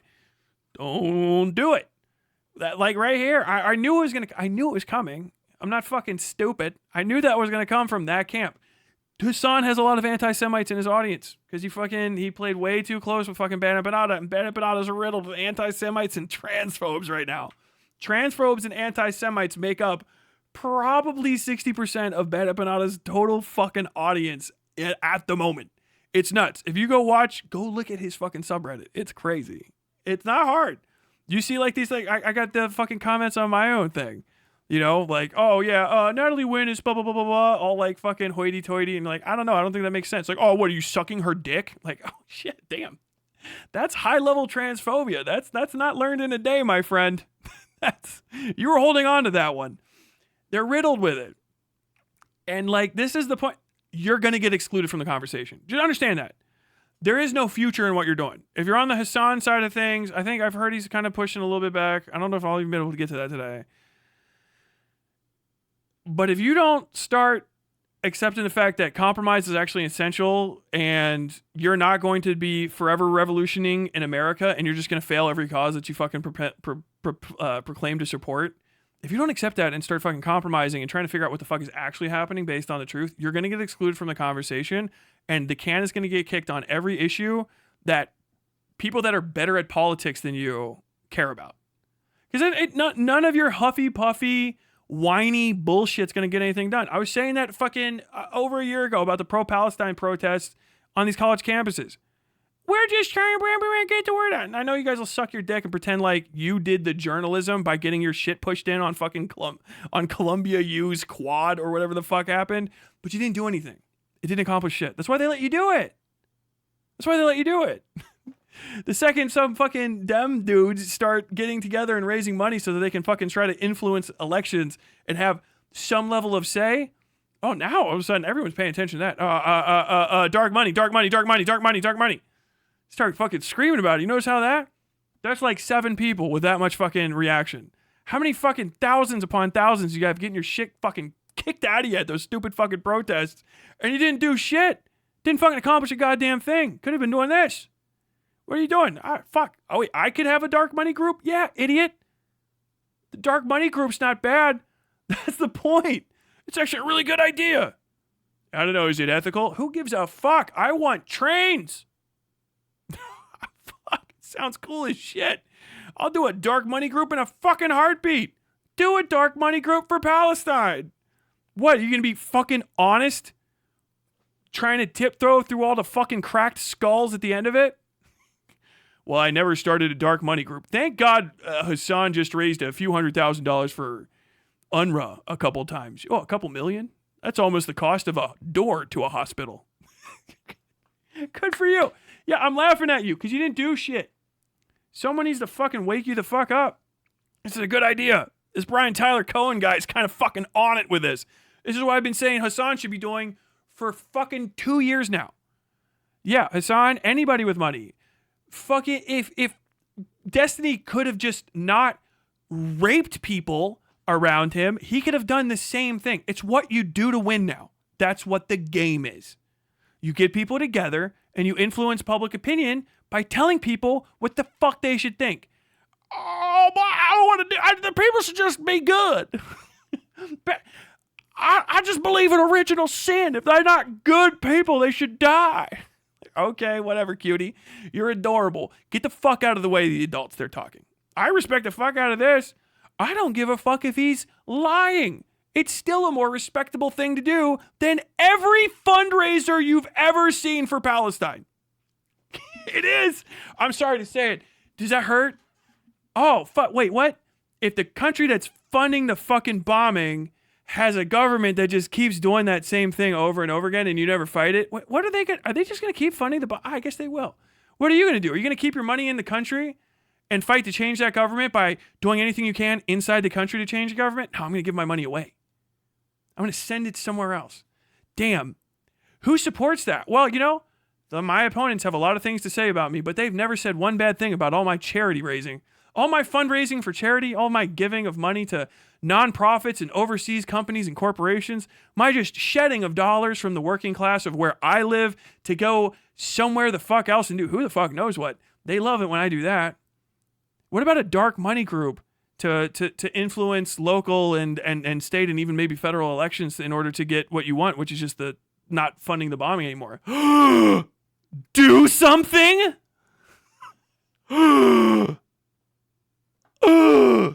It's unethical. Okay, bro. Good for you. Live your fucking live at the top of the moral peak. Go post on Reddit again. Go get your fucking head cracked in half by a fucking cop at a protest that no one gives a fuck about. And when you're stumbling back and you can't remember what fucking blue tastes like anymore, I'll still be here saying the same thing and I'll still be right. And no amount of piss pants is going to change it. It's what you do. What should I have done? Spend money on fucking local elections. Bribe people. Raise money and engage in the legal bribery that is a protected right now in America thanks to Citizens United. But I don't want to do that. I don't like Citizens United. Okay, then keep losing and watch all those people die. Maybe you can give some money to Bad Empanada. He lives in Argentina, where Javier Milei is president. And his biggest concern is, who might be the next senator in Maine, which is a state in America that's possibly the furthest state away from Argentina. You fucking people, I swear, you're so unserious. Get laughed at. That's the funniest part. All you can do is fucking whine at me. Because I know you're never going to have political power. If I decided to flip and go crazy, oh, Tyler, you're a Nazi, what could you do? I'm 6'4". I weigh 275 pounds. If we both have guns, I can outshoot you. I can outraise money of you. When I talk, I can talk louder than you. What do you have? You don't build anything. You don't make friends. You call everybody fucking Strasserites and Trotskyites, and you say stupid shit about fucking some Rosenthal bitch that died in fucking 1940 something. I don't give a fuck about that. Oh, what? Haven't you read theory? No, I don't read theory. You know what I read? The papers. You know what the papers say? Spend money, win elections. And that's the only rule. Everybody else here talking and getting navel-gazing. I don't know if you know. Have you ever considered about on critique? Have you ever read the Hegelian dialectic? Bitch, you ever seen $100? You ever seen what people's eyes do when you wave like $1,000 in front of them? Go ahead. Let them smell that money. You ever seen somebody smell money? Oh, God damn. There's so much money in here, I can fucking smell it. You ever seen somebody smell money? Their eyes dilate. Go ahead. You know what's more important than any theory you'll ever read? In God we trust. And it's on the fucking greenback, bitch. In God we fucking trust. There's the secret. It's right there. His name's Ben Franklin. Oh, is that President Hamilton I see? Oh, Mr. Washington? Lincoln? Is that you? Oh my God. On that big one over there? Is that Ulysses S. Grant? Shit's the only thing that fucking matters. You're out here getting your ass kicked, feeling good about it. You stupid motherfuckers. Chump game. Loser. Stupid fuck. When you get mad at me, you're a baby killer. Do something about it. Take me to court. Build a court that would fucking try me. Build a police force that would arrest me. What can you do? You got nothing. And you refuse to build anything because you're stupid. And you want to die weak. But you want to be immoral. I'm the good guy. I lived perfectly. The lightest body on top of the great pile of corpses of people you failed. You stupid fucks. So fucking unserious. That most Chorus creators, myself included on both YouTube and Substack, have spoken out against the atrocities in Gaza. Lorenz says that the 1630 Fund is, quote, a powerful liberal dark money group. 1630 Fund is our fiscal sponsor. One of the largest documented donors to 1630 Fund is the same person funding Meteor's Reporters in Residence program, which Taylor Lorenz herself is a part of. And guess what her monthly stipend is? $8,000 per month. So she's criticized Meteor's the largest documented donors to 1630 Fund is the same person funding Meteor's Reporters in Residence program, which Taylor Lorenz herself is a part of. And guess what her monthly stipend is? $8,000 per month. So she's criticizing an entity that is funded by someone that she is currently taking money from. I guess it's okay when Taylor Lorenz gets paid, but no one else. Bro, I have not seen this. That is, okay, that's a headshot. I got to see the proof. He's saying it. At least he's saying it on screen. Where's the response to that? I wish you had a fucking pop up. I'm gonna have to take you at your word on this one. Okay, this is the problem with just saying shit too. If you got to have proof for that. Same criticism going in your direction, but he is slapping back at a fucking TikTok. That's a response to a story that had no fucking citation. So I mean, if you're just saying shit out of your ass, you're kind of in the clear. But you could have done way better by presenting a factoid right there. Just a little fucking screenshot, a clip, a link. Check it out. That kind of deal. Because I don't want to have to do the research on my own, because I shouldn't have to, because you should tell me, because it's your story. But this isn't really a story. This is just a political response. So you can just kind of just talk shit at this point. He's not doing research. But god damn, if that's the case, that is a fucking murder shot. Like, dude, that's in the liver. The monthly stipend that we offer is so that creators can do this work full time. We've had numerous creators in the cohort quit their jobs so that they can focus on creating content full time. That is what we want.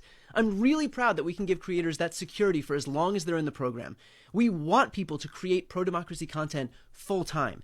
And we want to make sure that they can afford to pay their rent and their bills while doing it. If I could have cohorts with 1,000 people in it so that everybody could be part of the program, I would. For everybody saying that they would like to be part of the next cohort, we would love for you to apply. That's our whole goal. It's to build up an army of pro-democracy content creators who can speak authentically about the issues that they care about and be able to do it as effectively as possible. I should note that while I started this program, I have never and will never get paid. I do this 100% as a volunteer. I have never earned a dime from Chorus, and I never will. I want every dollar that we raise to go to creators so that they can do this important work without spending 8 hours a day working at some different job. I've been saying for years that the left needs to build up its creator space. That has never been more true than it is right now. Influencers and creators have never been more important when it comes to how Americans are consuming their news. The left is a decade behind right now. We desperately need incubators teaching and amplifying new content creators, and not just Chorus, by the way. There are other programs in this space doing the same thing. I want all of them to succeed. We need all of them to succeed. There are people like Taylor Lorenz who are desperate to tear the left apart, and in fact, it becomes clear who her efforts help when you hear stuff like this. Genuinely, I kind of like Taylor Lorenz because I know that she actually believes what she says. Totally Do you get what I'm agree. saying? So yeah, I told you it was coming off a little Jew money. A little bit of a little Taylor Lorenz coming off a little Jew money in politics. And god damn it, if fucking Candace Owens isn't a Taylor Lorenz fan. God damn. There is. Oh man, there can't be very many worse fucking endorsements on this earth right now than fucking Candace Owens. Jesus Christ. I generally don't align myself with friends of Tucker Carlson and Candace Owens.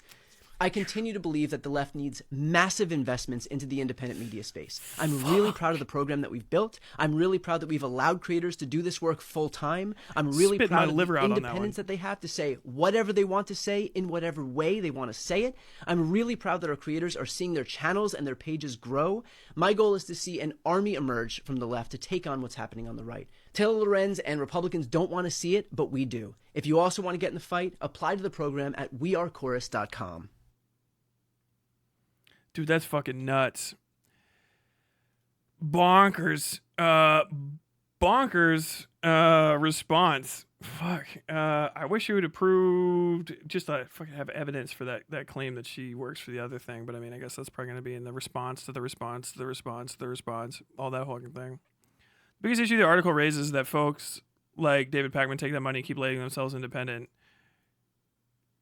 I mean, it's raised, but is it proven? Like, did you read the article? Nothing in Taylor Lorenz's article was really like factually proven.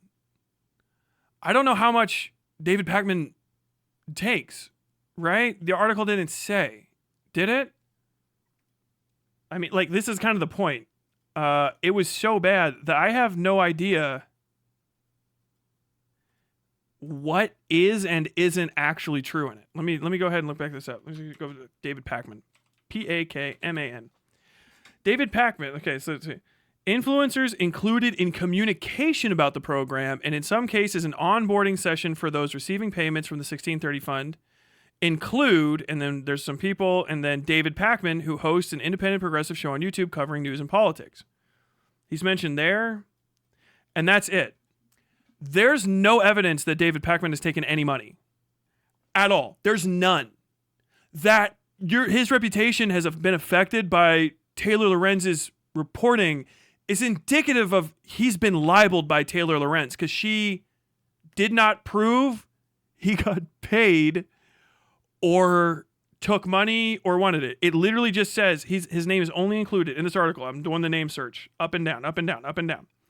It's one time, and it's only after influencers included in communication about the program, and in some cases an onboarding session for those receiving payments from the 1630 fund include, and then the list of names.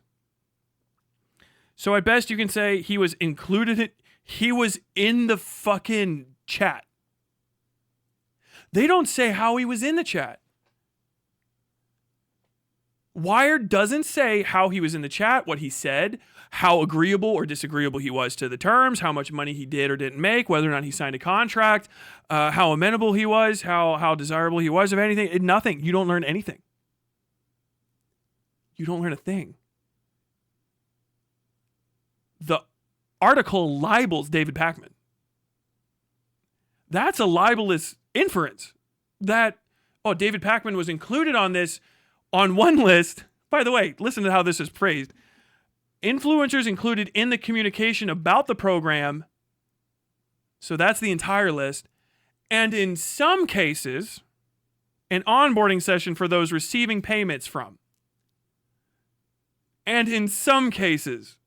So influencers included in the communications, and some of them were included in onboarding session for those receiving payments. Included in it. Not even that they received the payments, that they were included in the onboarding session. On accident? On purpose? What was their nature of their inclusion in this? Why aren't any of these questions answered? Why aren't any of these statements confirmed or reaffirmed? You got tricked.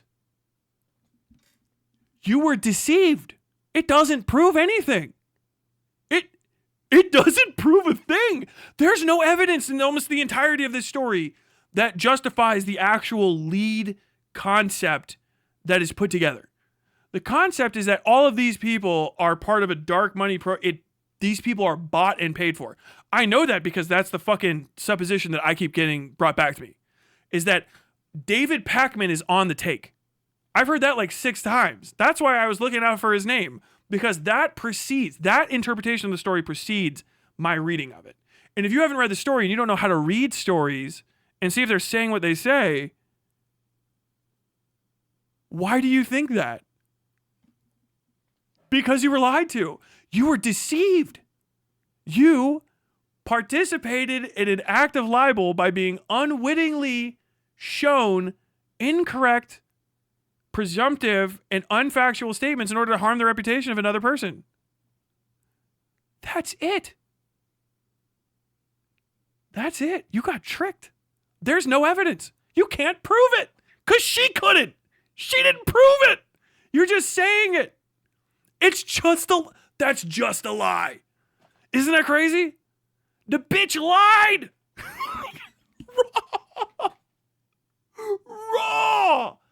Raw lies. I understand Hassan ate this the fuck up. Like, that's fucking crazy. Also, it can't really be dark money if you can identify the associations paying for it. Also, it can't really be dark money if, yeah. Oh, it's this guy and this guy. Also, I work for that guy. What the fuck? Dude, this is raw libel. Like, this is insanity. I can't believe Wired ran it. I can't believe Wired ran this. Like, I really am not being over it. I did not think it would be like this. I thought that some people would actually have been caught because I did not think someone had the gall to libel people that hard. Like, dude, Lorenz is fucking shot. For everybody but the stupidest people, Hassan's fan base, who don't vote. Like, that was going to be my thing. It's going to be like, I heard Hassan, of course they never come and talk to me about this. It's like, well, you're already bought and paid for, you fucking idiot. At worst by your audience, or at best by your audience, and at worst by China, because he has the most pro-China takes ever. If I were to find out that Hassan is being artificially boosted by China, I would be the most unsurprised human being on earth. You can literally watch his entire expression change when somebody drags anything in the direction of Tibet. He starts 1 HP voice. There's 2 things I've seen that guarantee give you a 1 HP voice from Hassan. Talking about any fucking pro-Chinese point in a negative way, or when one of his friends gets outed as a sex pest that used his name to try to pressure and maybe successfully pressure women into sex. Only those two things. Yeah, where's Taylor Lorenz on the fucking where's the fucking Hassan article? I'm actually Emma Vigeland needs to get fucking shot in the foot over this. Because what the fuck? Actually, I saw a fucking Majority Report touting this as like as a silver bullet. I might have to double check that one too. I saw her video on this and I don't think it adds too much more substantive. Starting to get a sense why stuff was left out. I mean, bro. There was no evidence on how much goes to who. We don't know how many people are getting that rumored $8K. No, and we also find out that the range goes down to $250K. Or $250 total, not $250K. $250 total. So, like, it's a giant range. 800 is the cap. But we don't even find out that it goes as low as 250 until we've already named several people. We don't know who gets it. I mean, I'm going to repeat myself with this, but we don't know who gets it. We don't know how much they got. We don't know if they took it. We only know that they were in a group chat, and for some reason, the group chat's not shared. For some reason, the contract isn't shared. For some reason, the Zoom call isn't shared. It's deeply suspicious. Like, Wired is fucking crazy for this. I think I actually going to cancel my subscription I got today for them over this one. God.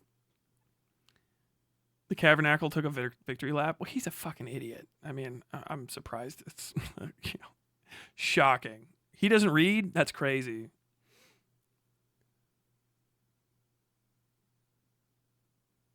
I wonder if the lawsuit is coming in the future. I don't think she's big enough to get sued over this. You could. People just don't know that they can sue people. That's kind of it. Could you get sued over this? Kind of absolutely. You could definitely get dragged. This is definitely something the courts would see through. Like, because it's crazy. It's such a deep and intense assertion, and you can track people literally being convinced by the story and using it as evidence that people are on the take when they are not. It's libel. Raw libel. Like, it's nuts. Like, I want to call into the Majority Report and yell at Emma Vigeland. I've got to watch her fucking coverage over this. I like her.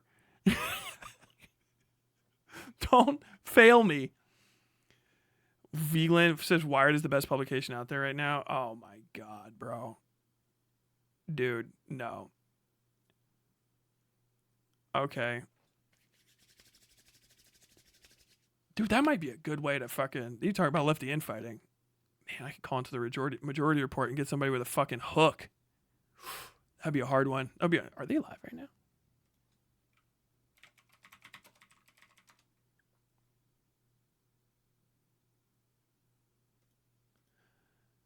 I'm kind of thinking of y'all.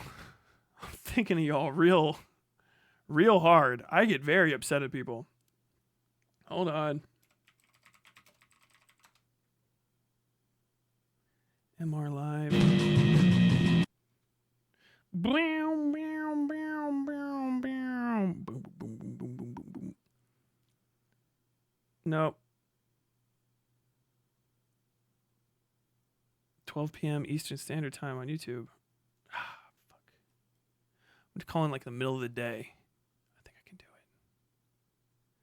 When do they do call-ins? I'll get you the timestamp. Okay, cool. I've got the thing actually open. Dude, this is shock. This is an embarrassment for people that generally are like as leftist as I am. That's kind of the thing too, is like, yeah, a bunch of these creators are like way further, not way further, but like they're further closer to centrism than they are to like socialism. But they're fucking in the right here. And this is just very clearly a bunch of people that are a part of the fucking greater Hassan content sphere. That's all you can call it. It's the Hassan content fucking, dick suck for $1. I need my attention. I need my moment. I need my sunshine on me.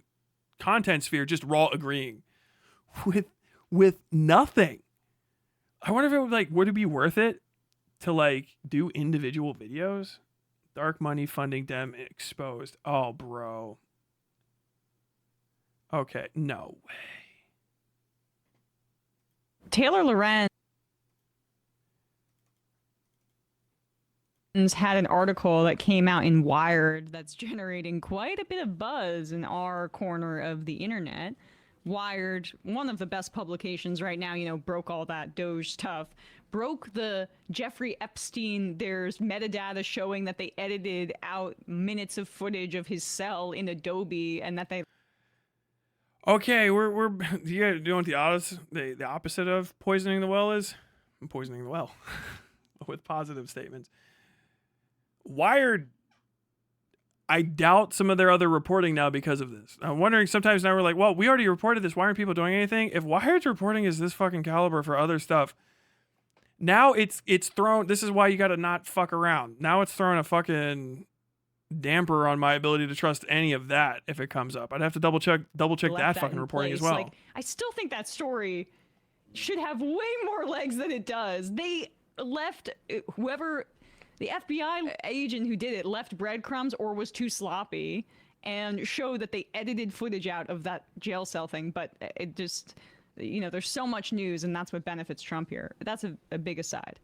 So I'm going to say, fuck, if there's other journalists looking at it and it looked anything like this Taylor Lorenz story and they skipped over it, I know why. So... God Taylor damn. Lorenz had this article entitled "A Dark Money Group is Secretly Funding High-Profile Democratic Influencers," showing that essentially there have been some Democratic liberal influencers. If you guys aren't watching, there's cuts. If you're not watching right now, there's chops. There's chops. I don't know what the fuck is cut out here. It might be nothing, but we're going every couple sentences, if not every few words. We've got chops. Funding high-profile Democratic influencers, showing that essentially there have been some Democratic liberal influencers and podcasters like us that were offered $8,000 a month to take part in a secretive. It's just like, oh my god, that's like a full salary per year for like a high salary. Like I was saying, $100K. Yeah, $8,000 a month to take part in a secretive program aimed at bolstering Democratic messaging on the internet. But the contract sent to them from Chorus, a nonprofit arm of a liberal influencer marketing platform, came with some strings. Among other issues, it mandated extensive secrecy about disclosing their payments and had restrictions on what sort of political content the creators could produce. I wonder if Palestine is like a little bit of a do not go there kind of deal. You're going to see me. You have to speculate. You got to speculate. Oh, fuck, 'cause the evidence isn't there. Oh, no. Probably pauses. They might just be max cutting out pauses. But, I mean, Jesus Christ, don't do that so much. With a really nice watch, and I'm going to be like, I won't endorse Zoran until I have a constructive conversation with him. And community-based constructive conversation. The folks that were, I guess, in this kind of group of influencers that this thing called the Chorus Creator Incubator Program, funded by a powerful liberal dark money group called the 1630 Fund, they included I don't know what that means. The program kicked off last month, and creators involved were told by... Right, Emma? Right? Right? It's so you don't know what the fuck is going on. The fucking story is dog shit. Oh. By Chorus that over 90 influencers were set to take part. Creators told Wired that the contract stipulated they'd be kicked out and essentially cut off financially if they even so much as acknowledged that they were a part of the program. Some creators also raised concerns about a slew of restrictive clauses in the contract. Influencers included in communication about the program, and in some cases on an onboarding session for those receiving payments from the 1630 Fund, included Olivia Giuliana, the centrist Gen Z influencer who spoke at the 2024 Democratic National Convention, Lauren Peretra, a former Playboy executive. I've never heard of her. Hosts the Occupy Democrats podcast. At least it has Democrats in the title where you kind of know what you're getting. Who's listening? I don't know. Occupied by Democrats? Those receiving payments from the 1630 Fund included Olivia Giuliana, the centrist Gen Z influencer who spoke at the 2024 Democratic National Convention, Lauren Peretra, a former Playboy executive. I've never heard of her. Hosts the Occupy Democrats podcast. At least it has Democrats in the title where you kind of know what you're getting. Who's listening? I don't know. Occupied by Democrats? Barrett Adair, a content creator who runs an American Girl doll themed pro DNC meme account. Here's $8,000 a month. Seems made up. God, I mean, for a fraction of the reach that, like, I can't imagine that they're getting great bang for their buck there. I haven't heard of most of these people. Suzanne Lambert, who has called herself a Regina George liberal. This is fucking horrible. Bro, this is rough. This is a trap I always have to try to avoid. I learned it early on. Chat will get you hyped up for a story, and you have to go in understanding that chat is garbage. With all due respect to chat, who I'm speaking with right now. You guys suck. You're stupid. It's fine. Your name's on the screen. You get excited about stories and stuff. And if you let yourself get excited, and if you watch other people's coverage and you're like, I'm going to capitalize on that good shit too, you can actually fuck yourself up by getting ready to already have a point. And then you're trying to make the point while you're experiencing something. You go, oh no, yeah, stupid. I can feel that happening right now. Cause they're like, it's the same thing that happened to me when I read this the first time. Like this information is stupid as fuck. This has nothing to do with fucking anything. It's just meandering trash. And it doesn't prove any statements. It's just jibber, jibber, jabber, jibber, jibber, jibber. Like Taylor Lorenz is dog shit at writing. She doesn't know how to do basic like layout of a fucking paper at all. So you're stuck here like, yeah, these are important facts. I mean, it sounds like, I guess they're stupid. I know they're stupid for doing this because I know they're stupid is what I'm hearing here. This is how we're breaking this down. What Emma is saying is, I am a good leftist. I know the Democrats are stupid. The things that Democrats do are stupid. So we're going to make sure we find a stupid thing that Democrats did here so that audience is happy. That's all you're doing. You can't argue yourself out of it. Doesn't mean that you're like the devil or you'll never be forgiven. It's an easy trap to fall into. And if you are a fan of Hassan, who is a stupid person, I can't hammer that home enough. Hassan is not smart. He is easy to deceive. He's rich. He's spoiled. And he gets led around by his literal dick and also his friends' dicks. He is an idiot. If you follow his content, you will get fucking led astray because he's too dumb to understand what he's looking at half the time. And he just wants to fucking find agreeable shit to agree with because it makes chat give him money. And that's his only metric for success in his life is more money because he's a capitalist. If you follow Hassan or you follow Hassan fucking orbiters, you'll get sucked into this thing where you go, we all know. And then you're just in the fucking group. You're just doing we all know posting.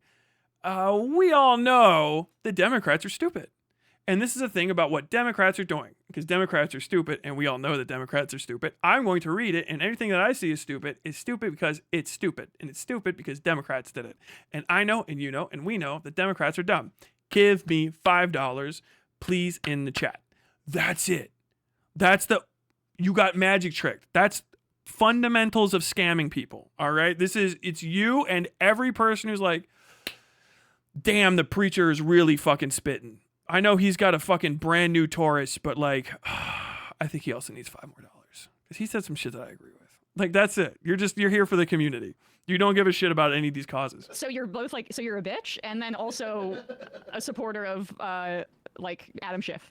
Is that what that means? I think so.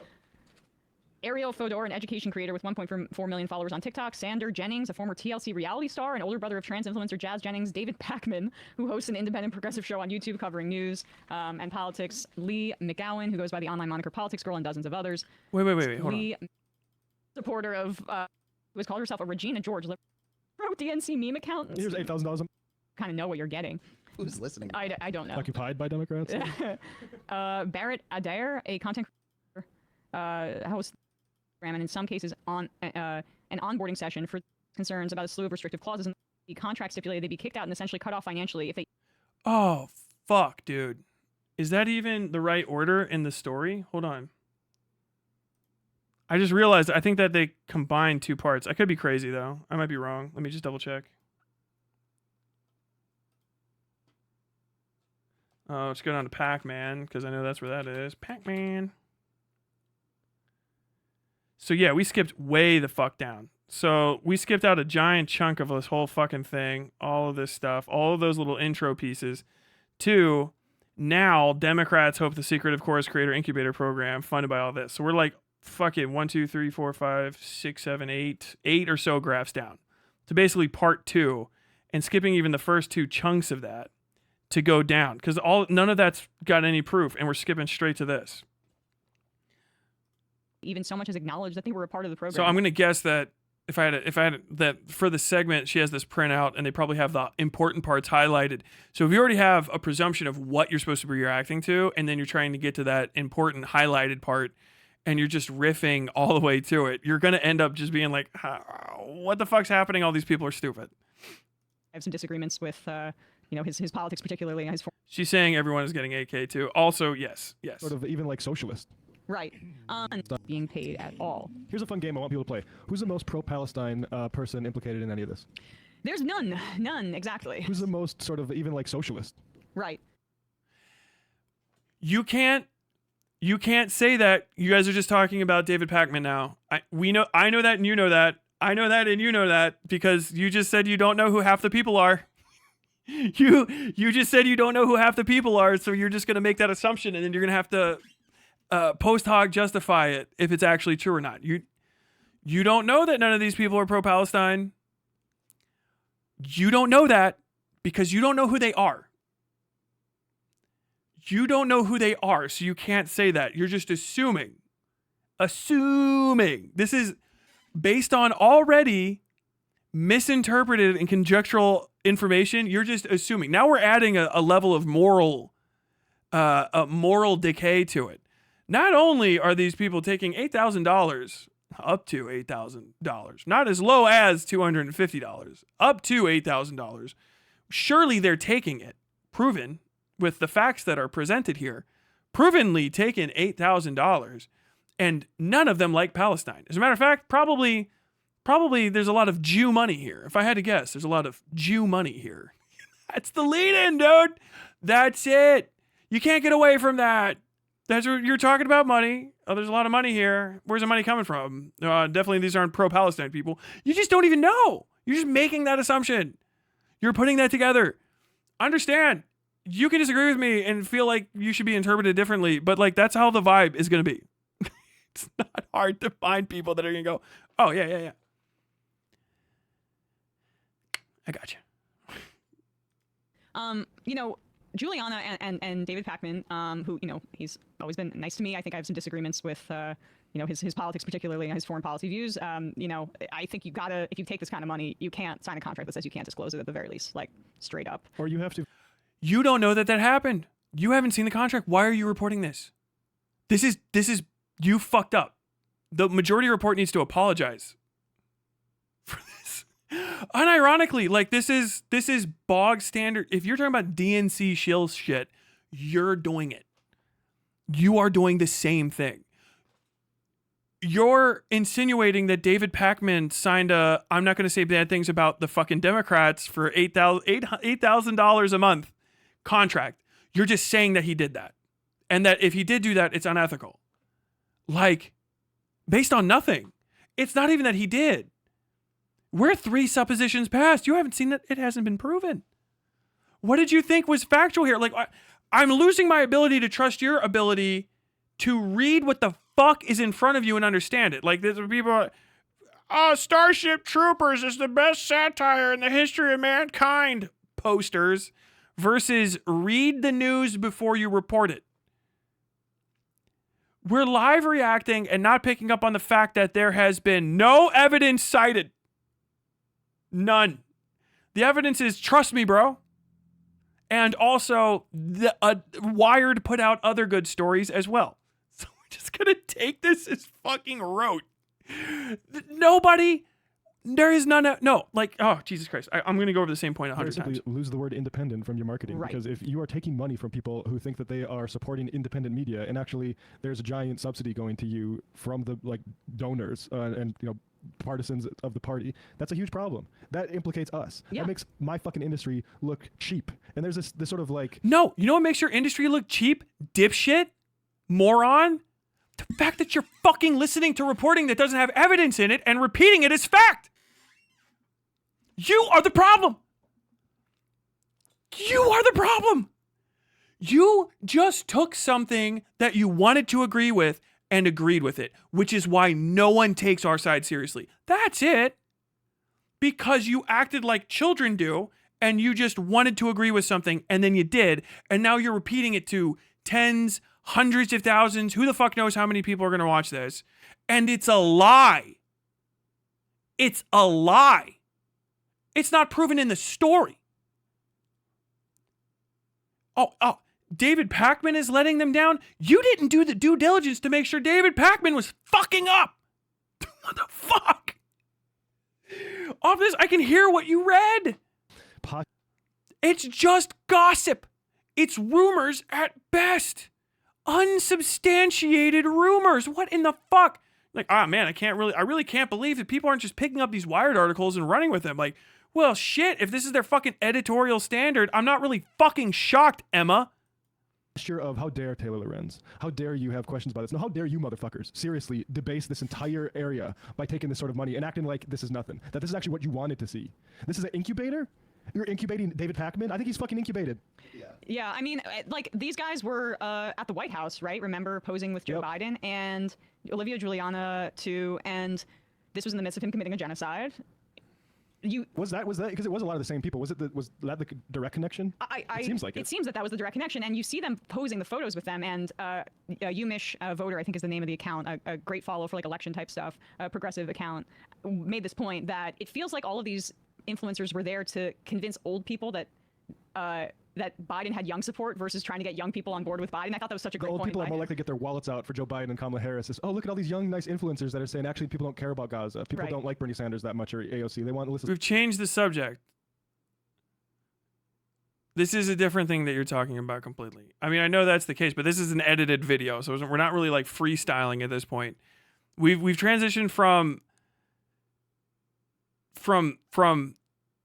an unevidenced article and to saying David Pakman is taking $8,000 and being shocked because like I can't believe literally shocked by the stupidity of the thing you're repeating without double checking. Shocked yourself. I can't believe that David Pakman is for sale for $8,000. Well, maybe it's such a shocking fact that he fucking might not be. 2, everyone that takes this money is actually trying to do a genocide. Are you stupid on purpose? Like, what in the fuck is wrong with you? I don't understand it. Is this a New Yorker thing? Like, I get that you're fucking dumb fucks. Yeah, there's a lot of fart huffing out there on fucking Manhattan Island. I guess these guys are in Brooklyn, right? The Gowanus Canal or whatever the fuck he always says.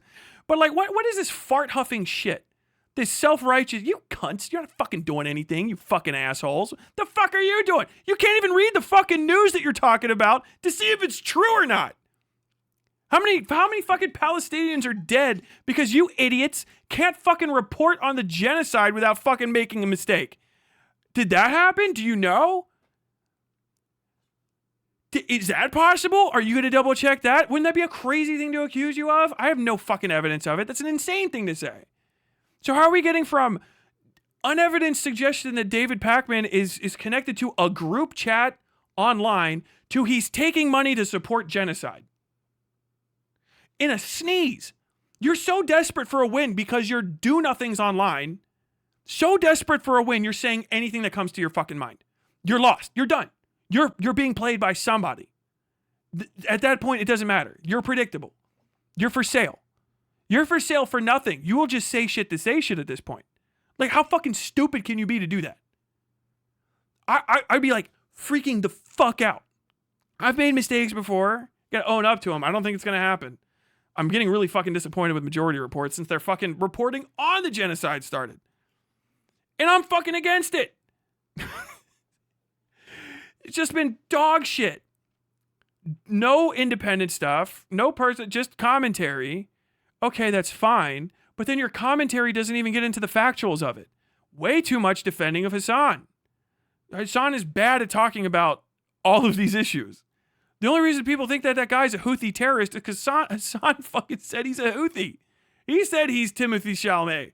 My problem that I was like, yeah, why do you keep calling him a Houthi? Because fucking the guy I was reacting to kept doing it. My bad. I thought Hassan at least knew what he was talking about. In the video where I was reacting to Hassan calling the guy Tim Houthi Chalamet. You guys wonder why people aren't taking you seriously, and it's because you're not serious. You don't have the emotional ability to fucking drum up like fucking 2,000 years of Christian fucking zealotry to get people religiously motivated to say stuff. You don't have the ability to whip up an actual religious fervor. So you can't lie like that. When you try to, you just destroy your credibility. So there's all these people that are online that are on the left, and I can't trust your reporting. It's one of the reasons it took me so long to fucking even call the thing a genocide. Because every time I hear somebody fucking talk about it that we're in these camps, I just look into the facts and you're fucking wrong. Or you're lying. Lying outright. Sometimes admitting it and saying, well, it's worth it to lie because a genocide's happening. I don't believe it's happening yet because you lied about it. I don't see the truth that you're seeing because you are lying to yourselves sometimes. The lies and the lack of fucking rigor and the no double checking shit and then the infighting on top of it with all those problems as well is why people don't take us seriously. They can't fucking take a risk on you being actually correct despite all of your unfathomably massive amount of flaws for the possibility of some magical thing when they can just rely on what they already have. You lie. The Democrats lie, but you lie too. Well, what do the Democrats have? Votes, elected officials, access, power. So why the fuck should I follow? Well, if you follow me, I'll eventually lie you into a better version of that. Oh, okay, thank you. God damn it. Does buying subs not affect the treat meter now, or is it bugged? It should affect it. The treat meter is actually low. It might have gone past and reset itself. You guys might have actually gotten it, and then it bugged out. If it's at 58, it should be past half. So you guys might have actually gotten me to Slot a game. hundo. And we got a clip of Hassan that someone sent to us reacting to it. I am proud to say that the majority report, I don't think we were approached, right?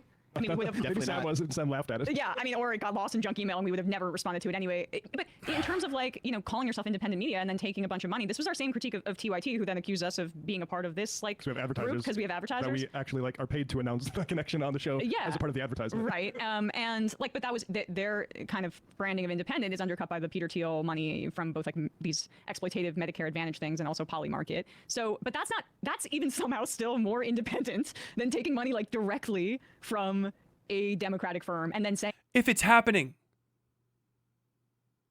which is never proven. Like, it's good to feel great about something that didn't happen. It's wonderful to assume you're correct and then just never double check and feel and like coast on that high, right? Doesn't it feel great? I think, and this might be crazy to say, ignorance is bliss. and you can't disclose it too, because it's one thing to Oh my read an God. ad for Medicare Advantage and like, all right, people can look into it and see how shady this plan is, but you're reading the ad. This is just a subsidy that really affects your coverage that you're literally not allowed to disclose. It's actually taking the creators under their wings. So they You don't know that. I can't know how keep to saying properly that. Post the I- thumbnails oh, and sure. descriptions. It's like a natural reaction to saying like, you don't have that fact. You're saying it confidently, but you don't have that fact and you're just saying things. You're just saying things. Why are you just saying things?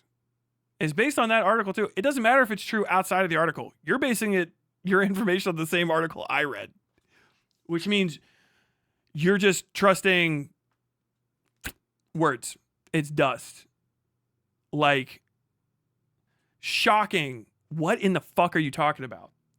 That are going to get engagement. This is just about best practices. I will give and the bunny a treat I in would a love second. somebody to give me an $8,000 a month retainer to teach me about how to do thumbnails. Please, as long as you don't have to say like, oh yeah, actually, it's all the people who supported Palestine who are responsible for what's going on now. So Hassan reacted to this. Here's his take.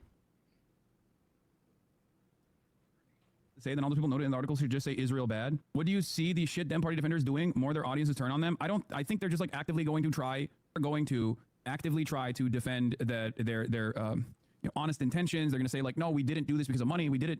They just gave us money for free, and you're stupid. So I'm aware of Because remember, that, a lot of this stuff is just like parasocial. but it doesn't matter because I want to make sure my audience hears from me.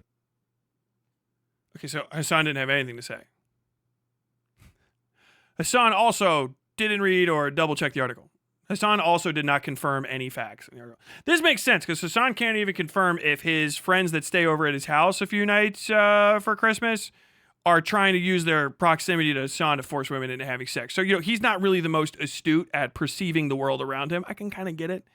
I don't know why we're really referring to him when we're getting ready to talk about the news. It's actually kind of crazy. It's actually shocking, as a matter of fact. About this. Now, the most important thing to say is that the idea behind this group is exactly what I've been advocating for years. For years I've been saying. I mean, I will say, it's not very surprising to me, at least, that like there are a lot of left content creators on the independent media side, some of which are very popular, myself included, Chapo Trap House, Majority Report. And I don't think these guys went to them at all. Damn.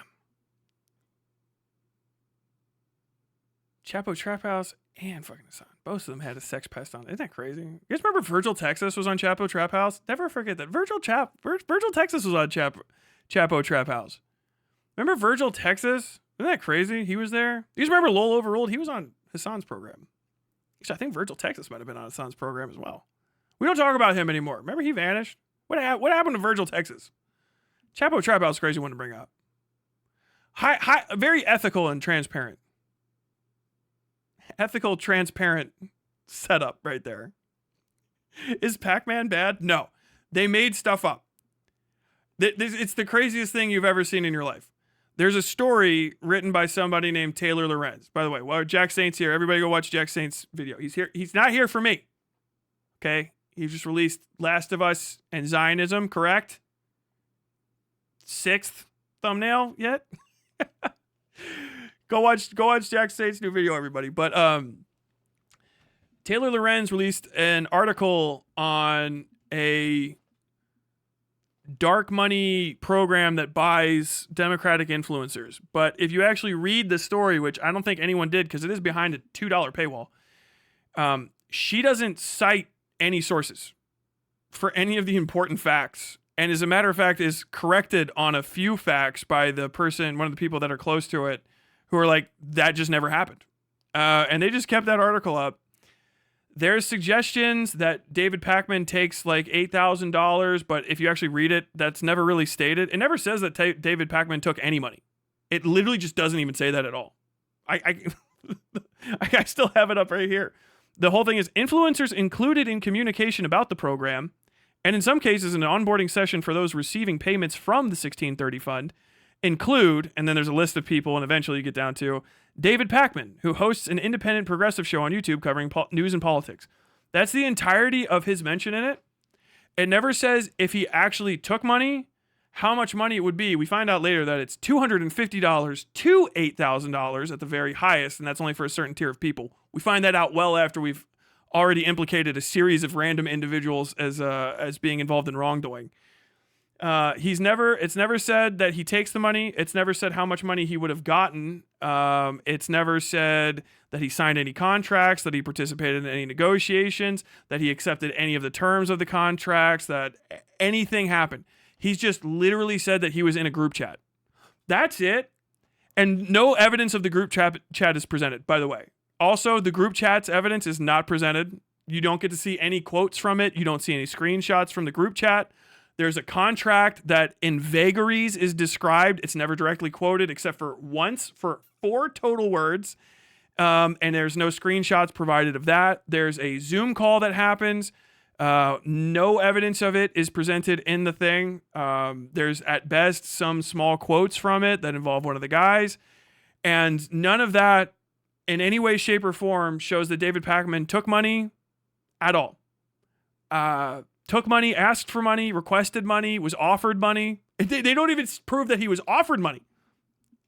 Because they're like, and they say this in the Majority Report thing, they're like, well, that's pretty shocking that David Pakman would, like, I'm surprised they even need to bribe him because he's massively successful. So it's like, yeah, it actually is kind of weird that he would be taking an $8,000 bribe to only be nice to the DNC when he doesn't need that money and would maybe even just do it for free, as people in chat were saying. It's a lie. It's just a lie. Like, it's a lie. Like, they're just, like, all of these major lefties are reporting on a lie. It's impossible to... It's shocking the amount of reputational damage that is happening right now that is going to seed and come to fruition way down the line. It's insane. Because so many people are clearly not reading it, and then they're going like, yeah, I'm not surprised he did that. As a matter of fact, doing that is pretty much indicative of the things that I've always assumed of him. Like people are literally saying like those things like that about it. It's shocking. Shocking. God damn. One must ask the question, why? Why is it? You know, perhaps it's because if you have... Was there any proof that you can't say anything positive about Palestine or anti-Israel? That was never even brought up. That I recall. I mean, I can just check. This is what I'll do. Palestine does not come up in the article. It doesn't seem like it. Israel. Doesn't come up. Pac-Man. Yeah. Yeah. Israel doesn't come up, and neither does Pakistan or Palestine.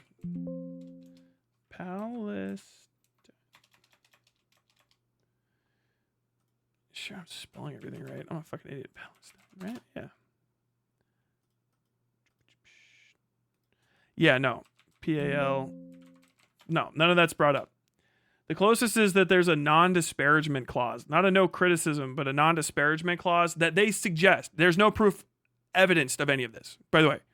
That's just the assertion on the part of the article suggests that there's a non-disparagement clause between the people. Like you can't be disparaging of other people on there, or you probably get kicked out of the program. So like no infighting. And that's not even proven. that's not shown. It's not evidenced, it's not quoted, it's not screen capped, it's not presented. It's fucking insane. Damn, I heard he was getting money, but it wasn't a big deal. That's wild. No, unless he said he's getting the money, it's not proven in there. He's not available for comment. He's not brought up anywhere else in the story. It's just right there, in and out. The whole thing is full of some people, creators that were close to the program said, it was suggested by people involved in the group chat, all this kind of stuff. It's just gossip. It's literal hearsay. Reputationally damaging hearsay. A truly anti-establishment opinion is not just like marketing, then it's not likely that you are going to. It's a complete speculation. Yeah, that's kind of the point. Dark money group. Like, yeah, if it's happening, it would be bad. But this is like a Destiny hypothetical. So you're saying that so just saying there was a dark money problem, and like these people joined the dark money thing. It's just like say they were a part of it and got like $8,000. If he did get that $8,000, and he was a part of this, when you say he's a bad person, like in a hypothetical situation where what's not been proven has been proven, then the bad thing would be bad because it's bad. You know what I mean? Like this is just what Destiny does. It's like the same thing, and these guys hate it. But now like I'm just experiencing it raw from them. And it sucks too because I'm like I feel betrayed. So that you can actively demand that they no longer be billionaires. This is not happening. Left needs to organize independent media in the way that the right has been doing. The left needs to fund independent creators the way that the right does. The right has won even arguably presidential elections. Yeah, I think they're also saying. Yeah, this is the argument. This is the meta. Well, the Republicans do this too, and if we got to fight fire with fire, this is how we got to do it. It's like you're just making an argument to get money from the Democratic Party. Yes. Yeah. All right. Well, crazy. No, you're not. There's no. First off, also, there's no proof that there's any money coming from the Democratic Party at all. None. That's not presented. I don't even think that's necessarily asserted in it. That's just an assumption that's being made by people that are perceiving this situation after the fact. There is no evidence of it whatsoever. It's not proven. There is no proof whatsoever. There's one major donor that gives money to multiple organizations. That happens everywhere. And then this thing's an incubator that people can get paid to like make content through. Right? But like the proof that they can't do this or can do that or any of this shit, it's just non-existent. Where at most we're saying like, okay, so these basically people are so what you're saying is we have a whole thing of opinion columnists who are coming out as being like pro left of center and doing pro left of center messaging at all. Like anything. Like we're just paying for a bunch of pro left of center people to talk. Like, yeah, it's like, okay, how is that bad? Also, if that is happening, what prevents literal multimillionaire Hassan Piker and his cohort of other multimillionaires from the Chapo Trap House podcast and assorted fucking people that he hangs out with? How could you not do the same thing? Do you understand? Like, it's like, oh, the people are doing something, but it's not specifically aligned with what I want, so I'm going to be upsetty spaghetti about it and just raw make up shit about it as well. Because none of it's evidence, by the way. We don't know any of this. None of it's proven. Aside from the guy from Chorus and Brian Tyler Cohen and some other people saying like, yeah, we got together because we want to pay to incubate lefty content, left of center. It might not be like as socialist as you want it. I don't know how left it is. I haven't seen the contract. And as far as I'm concerned, Taylor Lorenz hasn't proven she's seen it either. But people want to assume what they fucking think they saw in there. So they're just making stuff up. You can read the article. I read it out loud on this fucking program, start to finish, double checking some of the stuff. And it's shocking how many times Taylor Lorenz is just wrong about stuff. Like, there's one where she says that the chorus was in trouble and caused a wave of issues a year ago or something because they were using people's images without permission to promote something. Doesn't evidence that at all. She provides a link to her own article, which doesn't even mention it happening or prove it happened either. It's still just gossip column shit. Like, and then the person who says they did it, the guy from the organization called up and says, there's no evidence that that happened. There's no proof. And then no proof is given.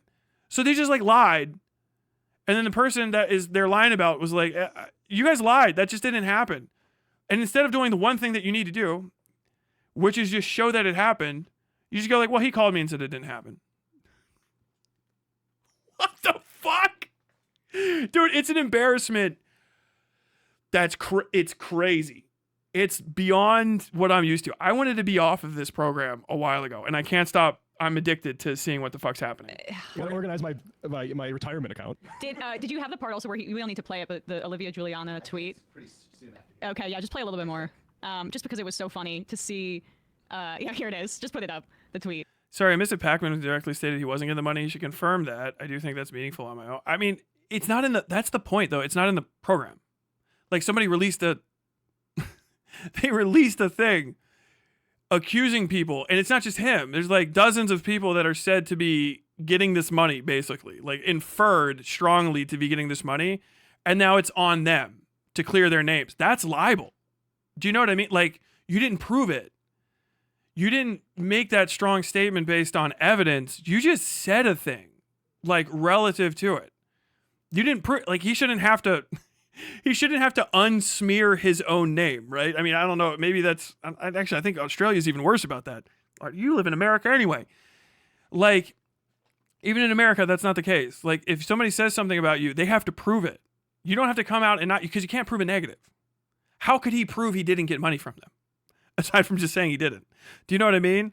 And even if he did he get the money for those reasons? And even if, like you're putting so much onus on this guy with your reporting that you don't have any evidence. It's an accusation. Like, yeah, if I make an accusation against people randomly, they should probably come out and try to disprove it, you know?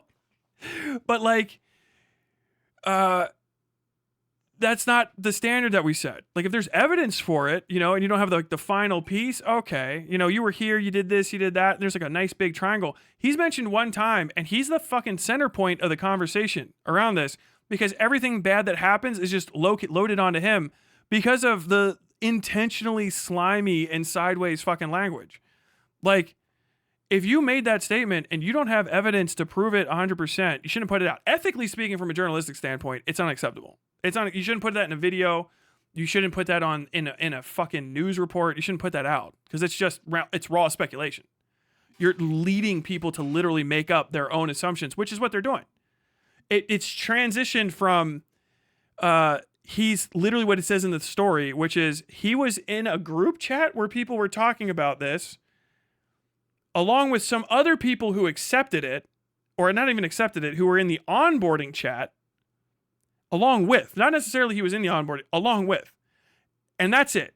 David Pakman, guy who does David Pakman stuff. That's all that's in the article at all about him. That transitioned into David Pakman is taking money from the Democratic Party to kill Palestinian children, which is unserious. That's the problem. It's unserious. There's like, you don't have to fuck with people that do that. That's the thing. Like, he's not compelled to answer to that. He doesn't have to. He literally, there is no responsibility on his part to answer to it. It's not illegal to do, first and foremost. It's not a crime. And if you really consider the kind of people that would believe it, if they're not in his audience, they're fucking stupid. And they might be beyond like dealing with. So like, you just basically said like, oh, okay, you're not serious. I don't need to deal with you. You're part of the Taylor Lorenz crew. Unserious people, I can cut you out. And if he's getting closer to power, now he can go like, oh yeah, those are the fucking weirdos. They lied about me. Oh, really? Like, yeah. He's this person's supporter. Yeah, pretty much anyone that works with Hassan, the Majority Report people, I thought they were okay, but they just lied about me. That's it. That's like real politics. Like, that's how the world works. You know what I mean? Like, it's beyond drama. They don't care. They're trying to change the world. Hassan's trying to look good on YouTube. And that's kind of the point. And like, you can make arguments about it and you know, and piss and fiddle, but like, fuck, this is such a bad look on the people that are supposed to be keeping someone like David Pakman like straight up. Yeah. Making like what, almost 60 grand a year. Yeah. This is the major problem. Okay. He said in his response to the article that he's never taken any money from the program. Well, there you go. I mean, I believe that as much as I believe Taylor Lorenz.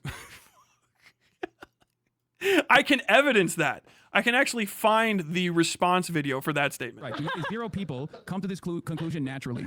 Okay. This is the issue. Pakman is Jewish too. People Jesus who are fucking paid by the Christ, Dems man. Are saying shit like Elisa Slotkin is becoming one of my favorite Democrats. Like, you are just taking money from the Dems to spit back. You're taking money from the Democratic Party to spit back these kinds of takes for absolutely no one. You know? That's not happening. That's a lie. That's something that Hassan made up. There's no evidence for it. Or maybe Olivia Giuliano is the only one that is getting paid, but it's still a lie. Actually, sorry. Still not getting paid by the DNC. DNC is not connected to it. There's no proof that the DNC is connected to it at all. There's none. There's no evidence really that statement came from that program. That could be that person's own individual thoughts. It doesn't matter how ridiculous it is to you. It could still be their thoughts. Do you know what I mean? I personally think it's ridiculous to hang out with somebody as weird as Lowell Overruled and let him use your name to try to have sex with people that are in your immediate orbit and force them into relationships they don't want to have because their own professional career might be at risk. I think that's weird. I think that's a weird thing to do, but Hassan does that, and I can't take it away from him. I can't say that him taking Chinese money caused that to happen because I have no evidence for that. That's a stupid speculation on my part. So, like, why are you saying it? What do you think you're going to change? Whose mind are you going to change? Who's stupid enough to believe it?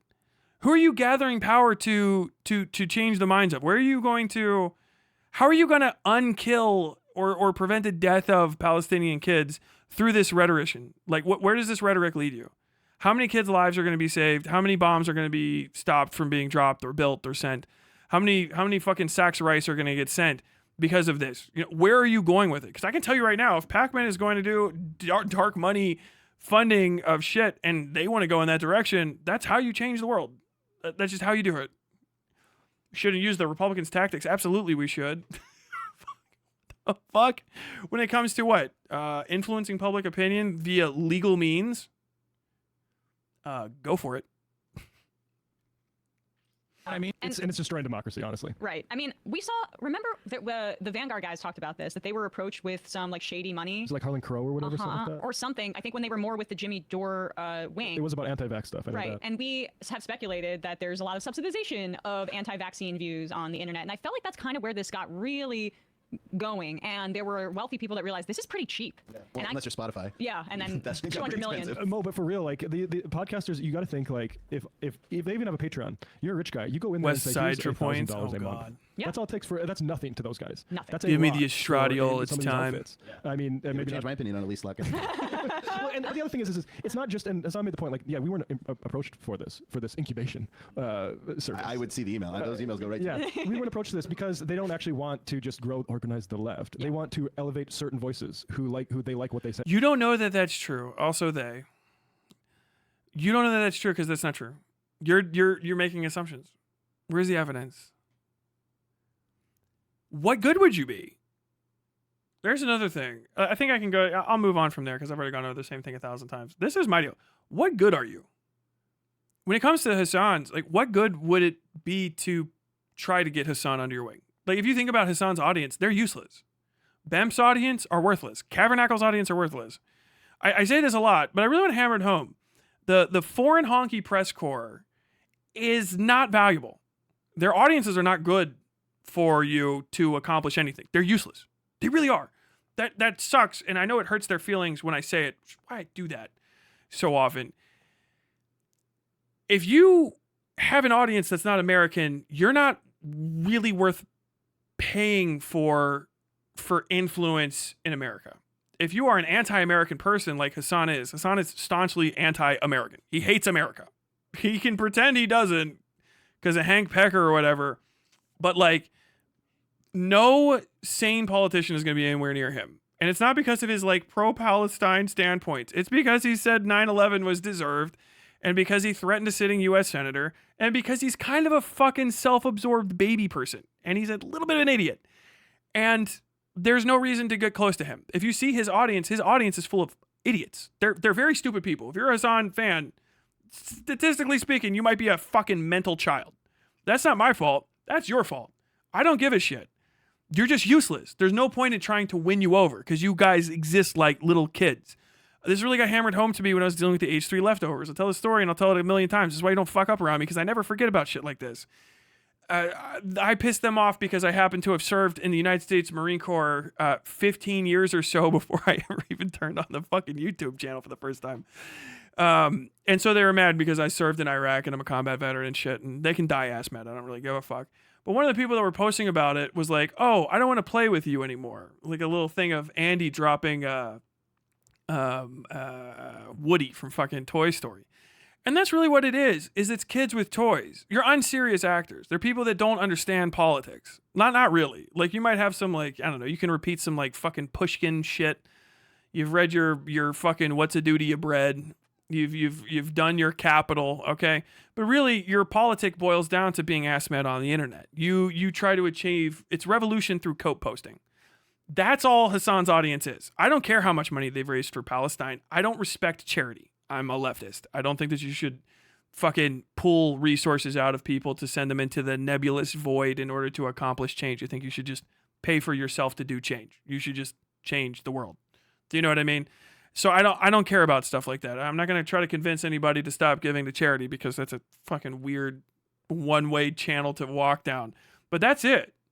When it really boils down to it, it's really about seeing all of your favorite toys together on a screen, playing video games to raise money so you feel good.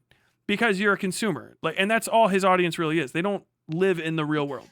I don't care. I know some of them are going to be like, well, actually, I'm homeless. Well, actually, I'm trans. Well, actually, I'm this. Well, actually, I'm that. Like, okay, I get it. Pick me, pick me, pick me. You're picked. I pick you. I hope Hassan picks you, right? He loves a good pick me. Now that you've been picked, tell me how it changed anything. When is it going to? That's a serious amount of resources. Millions of dollars. Millions upon millions of dollars. Millions upon millions of eyeballs, right? And it's all for naught. You can't organize, you can't do fucking shit other than raise money with programs already set up for anybody to raise money online, okay? Setting up a GoFundMe is not hard. Setting up charities in the year of our Lord 2025 takes fucking 2 seconds. Usually they're already in existence and they'll just take money from you so that they can cover their own operating costs and do for you what you won't do for yourself, which I find extremely lazy. I think that you should get out there and just do shit on your own that actually will make a change. They don't do this stuff. And on top of that, their liabilities. They're involved with, foreigners who hate America, which is just bad for politics. I don't care if you can hate America. I'm not going to change your mind. I just don't give a fuck what you have to say, because why would I? I already live here. I can't also care about what you care about when this country's bad, when I actually live in here and I can see stuff. And what I can see is what I can change, and that's what my biggest concerns are. You don't care about the global south? Not really. I can't, because I can't do anything to change the global south. I live in Kentucky. I can barely get a senator elected, if that. You know what I mean? Like, we're fighting to keep a governor and thing. But that's the fight that you can do. And they distract from that with their stupid shit. Penny Annie, piss boy, fucking H3 slap fights. Rich kids pissing on each other. But what it really boils down to is Hassan is too big of a pussy to go fight Sam Hyde. And I'll never respect him for that. He covered up after Lowell overruled and asked everybody not to talk about it, and now nobody talks about it. So people know that, hey, if you get sexually harassed by Hassan's next creepy friend, don't bring it up because you could get Palestinian children killed by talking about, your sexual abuse by one of his friends, which is what will happen because literally any criticism of Hassan is a criticism of children dying in Palestine. You literally kill children in Palestine by talking bad about Hassan. They die immediately. I've killed like 17 of them since this started. I'm very sorry for my disgusting blood-soaked activities here.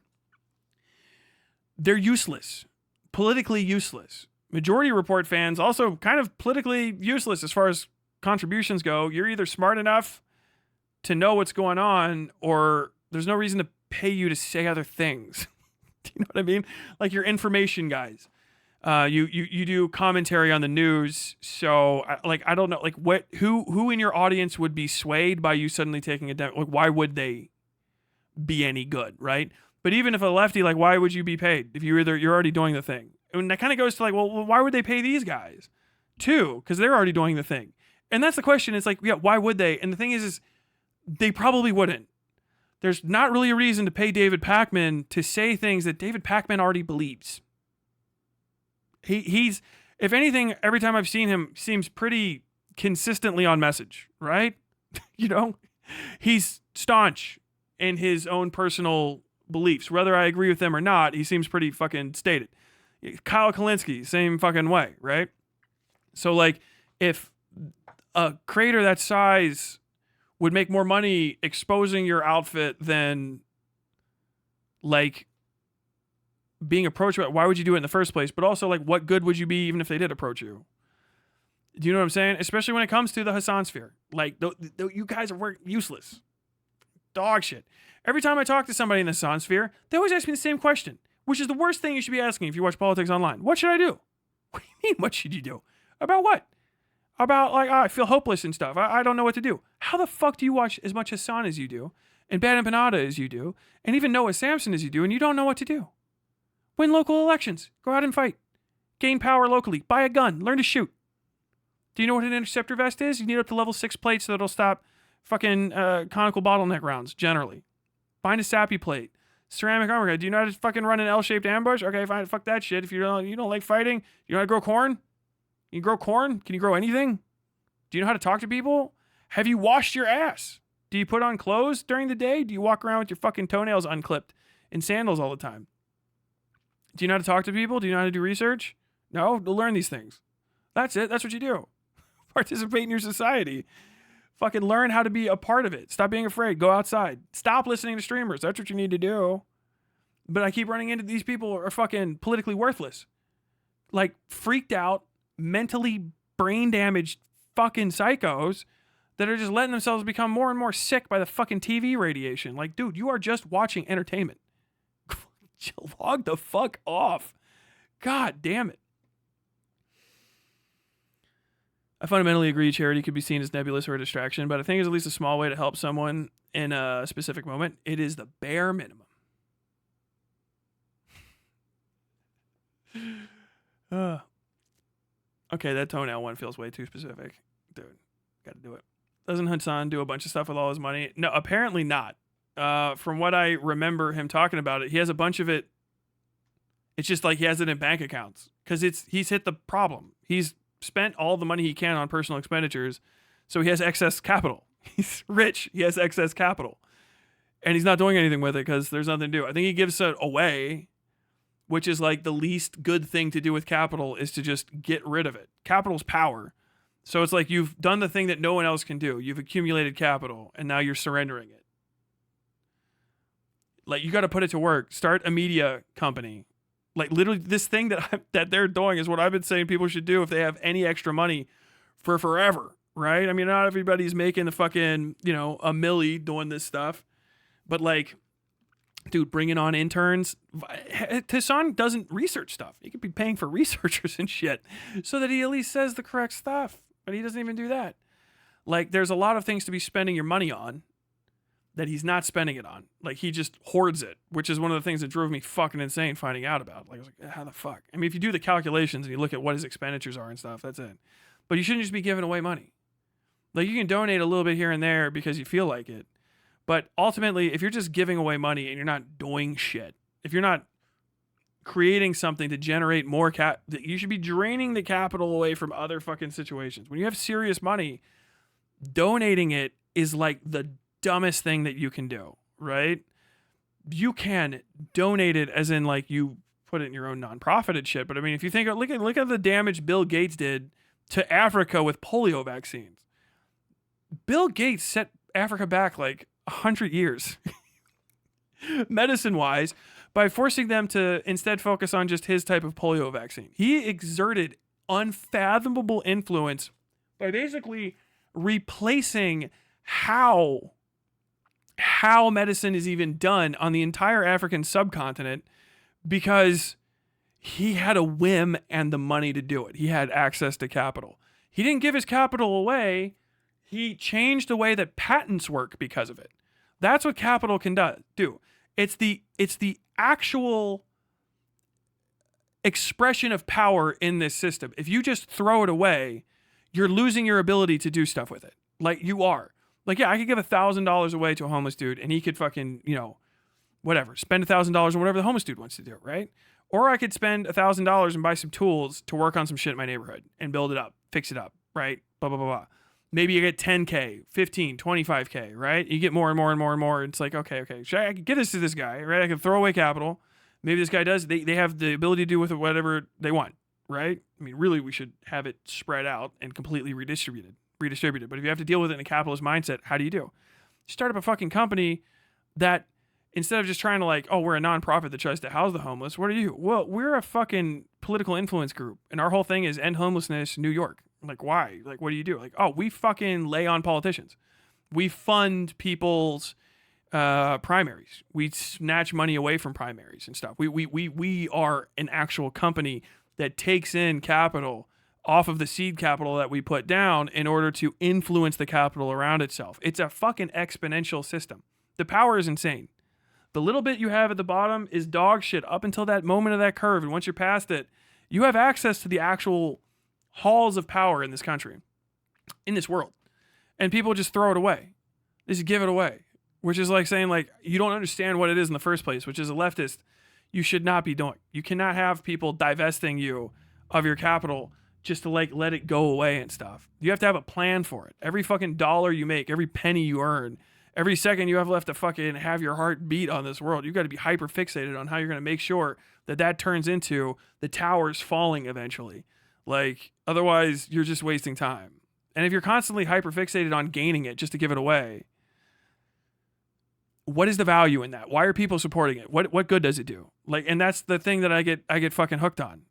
And like, no other conversation is valuable. It's like, so you guys just want him to be powerful so that he can be powerful, so he can keep sucking up capital from you, poor fucks. You all fucking need it. You could be putting it to work in your countries or your fucking communities, your cities, your schools, wherever, but you're just giving it to him and then it's vanishing somewhere because it's his property now. Now it's his capital and you have no idea where to get what happens.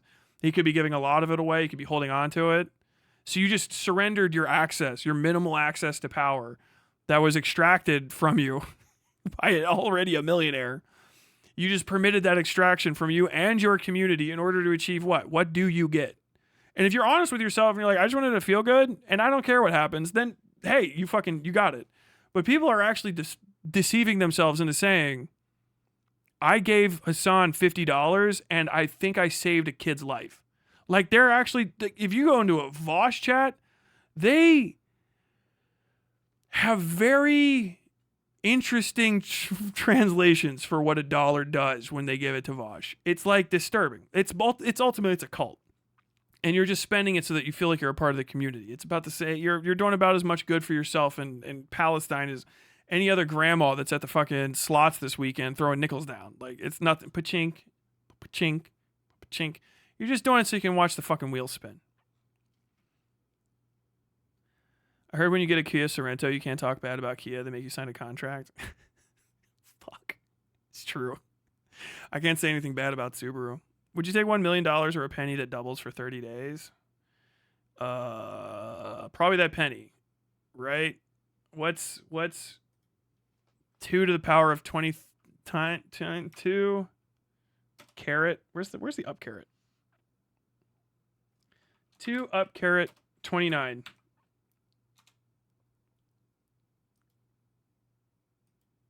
Oh, what the fuck is that? Jesus Christ, dude. 2 up caret 29 equal 1, 2, 3, 4, 5, 6, 7, 8, 9. Okay, so that's 5. If you do the 2, you do the exponent after the 1, I think you're supposed to. So it's 2 to the power of 29 instead of 1 to the power of 30, but that might be the same thing. 2 to the power of 29, because it doubles the first day. $536,870,912 instead of $1 million. Right, once you get into exponentials, it's fucking insane.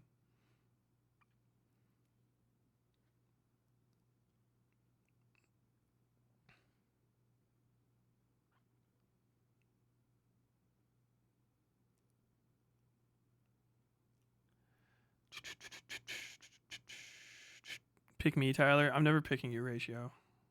get ratioed. No, that's why I refuse to allow that stuff to happen. I hate it. I hate when I hate people feeling like they have the responsibility to do it.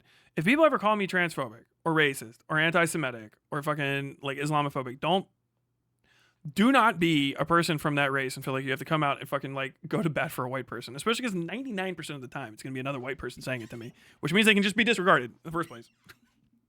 I don't want anyone to have to do that labor. That's so fucking crazy. Like, oh shit, like, I don't know if you know this, but I have a lot of Jews in my audience and they say I'm cool. Like, okay, yeah, get out there. Come on. You have a list? Do you have a list? I got a list of, if you ever call me racist, I keep a list of black folks in my pocket so I can pull it out and tell you I'm not racist. Like, dude, no. Fuck that. That's, no, absolutely not. Say what you got to say about me. Nobody needs to be doing any of that shit.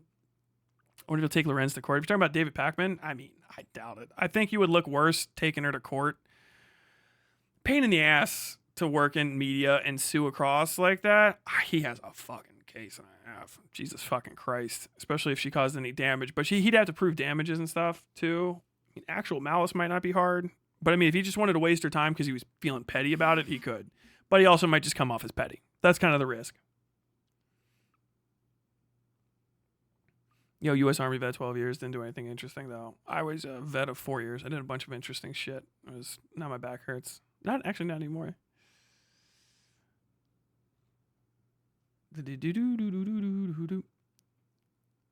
I got binders of black folks. I got whole binders of them. Just an envelope of Jewish people, though. Just one small envelope.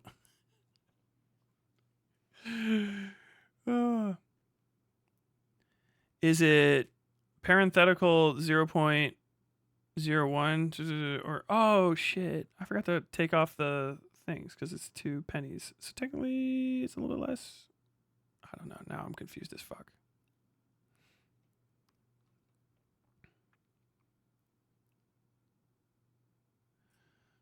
Which is why it feels like she ran with the accusations, because attacking her makes you look bad even if she said bullshit. I mean, yeah, but you kind of gotta fucking like suck it up and just be mean as shit. 7 times 7 is 49. Bullshit. It's fucking true, though. Dark shit. I'm going to have to push off the fucking Bad Empanada segment till tomorrow, because I gotta go do, like, my last bit of grout tonight after I take a nice rest and eat some food and shit. I've been on here for too long. I'll be back tomorrow. 2 days until Silk Song. God damn it, dude. I'm so fucking excited. I'm like, 0. Dude. Thursday, by the way, everyone, so everyone understands and you're on the same page. Thursday is Silk Song. If it actually comes out, we will be playing that the second I can get online. So look forward to Silk Song. I'm going to be trying to put some videos out and stuff. Tomorrow, I've got to catch up with some news items. And then, like, yeah, so I'm going to be playing Silk Song on Thursday, flipping the script a little bit. So, yeah, news items tomorrow. I'm going to be talking about the Bemp and Hassan split for that too, because that's actually fucking important, because Bad Empanadas coming out in support of terrorism. Raw asking for terror attacks in America, so you're going to have to disavow him real quick, because if they happen, you're going to jail, not him. And hopefully I can get to the PF Young thing. I might not. God damn it, this little fucker underneath my eye is killing me. This fucking stupid blackhead. Fanatic. Go watch Jack Saint's video, okay? Jack Saint doesn't really plug my videos. Sad to be a small guy on the totem pole. Nice if he did, Jack. Nobody wants to go watch that shit. Maybe when I start putting out stuff about fiction. Busy trying to install a custom ROM on a phone. That's crazy. I don't know. Fanatic, you get up to some fucking... You get up to some computer mischief. 10 a.m. edit for Silk Song, absolutely. Okay. I'm cutting out of here. Oh, bunny treat. Damn, they're already up here.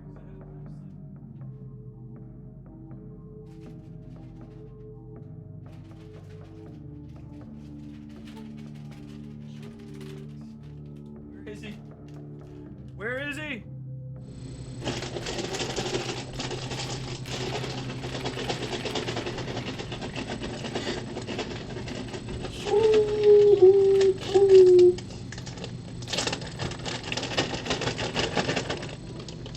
There he is. Ah! So many spins.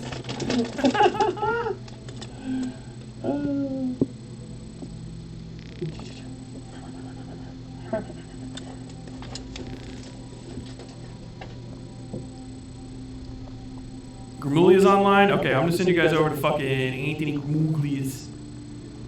How do I do that? Can I do that on here? Let me see if I can do it with mix it up. Pop.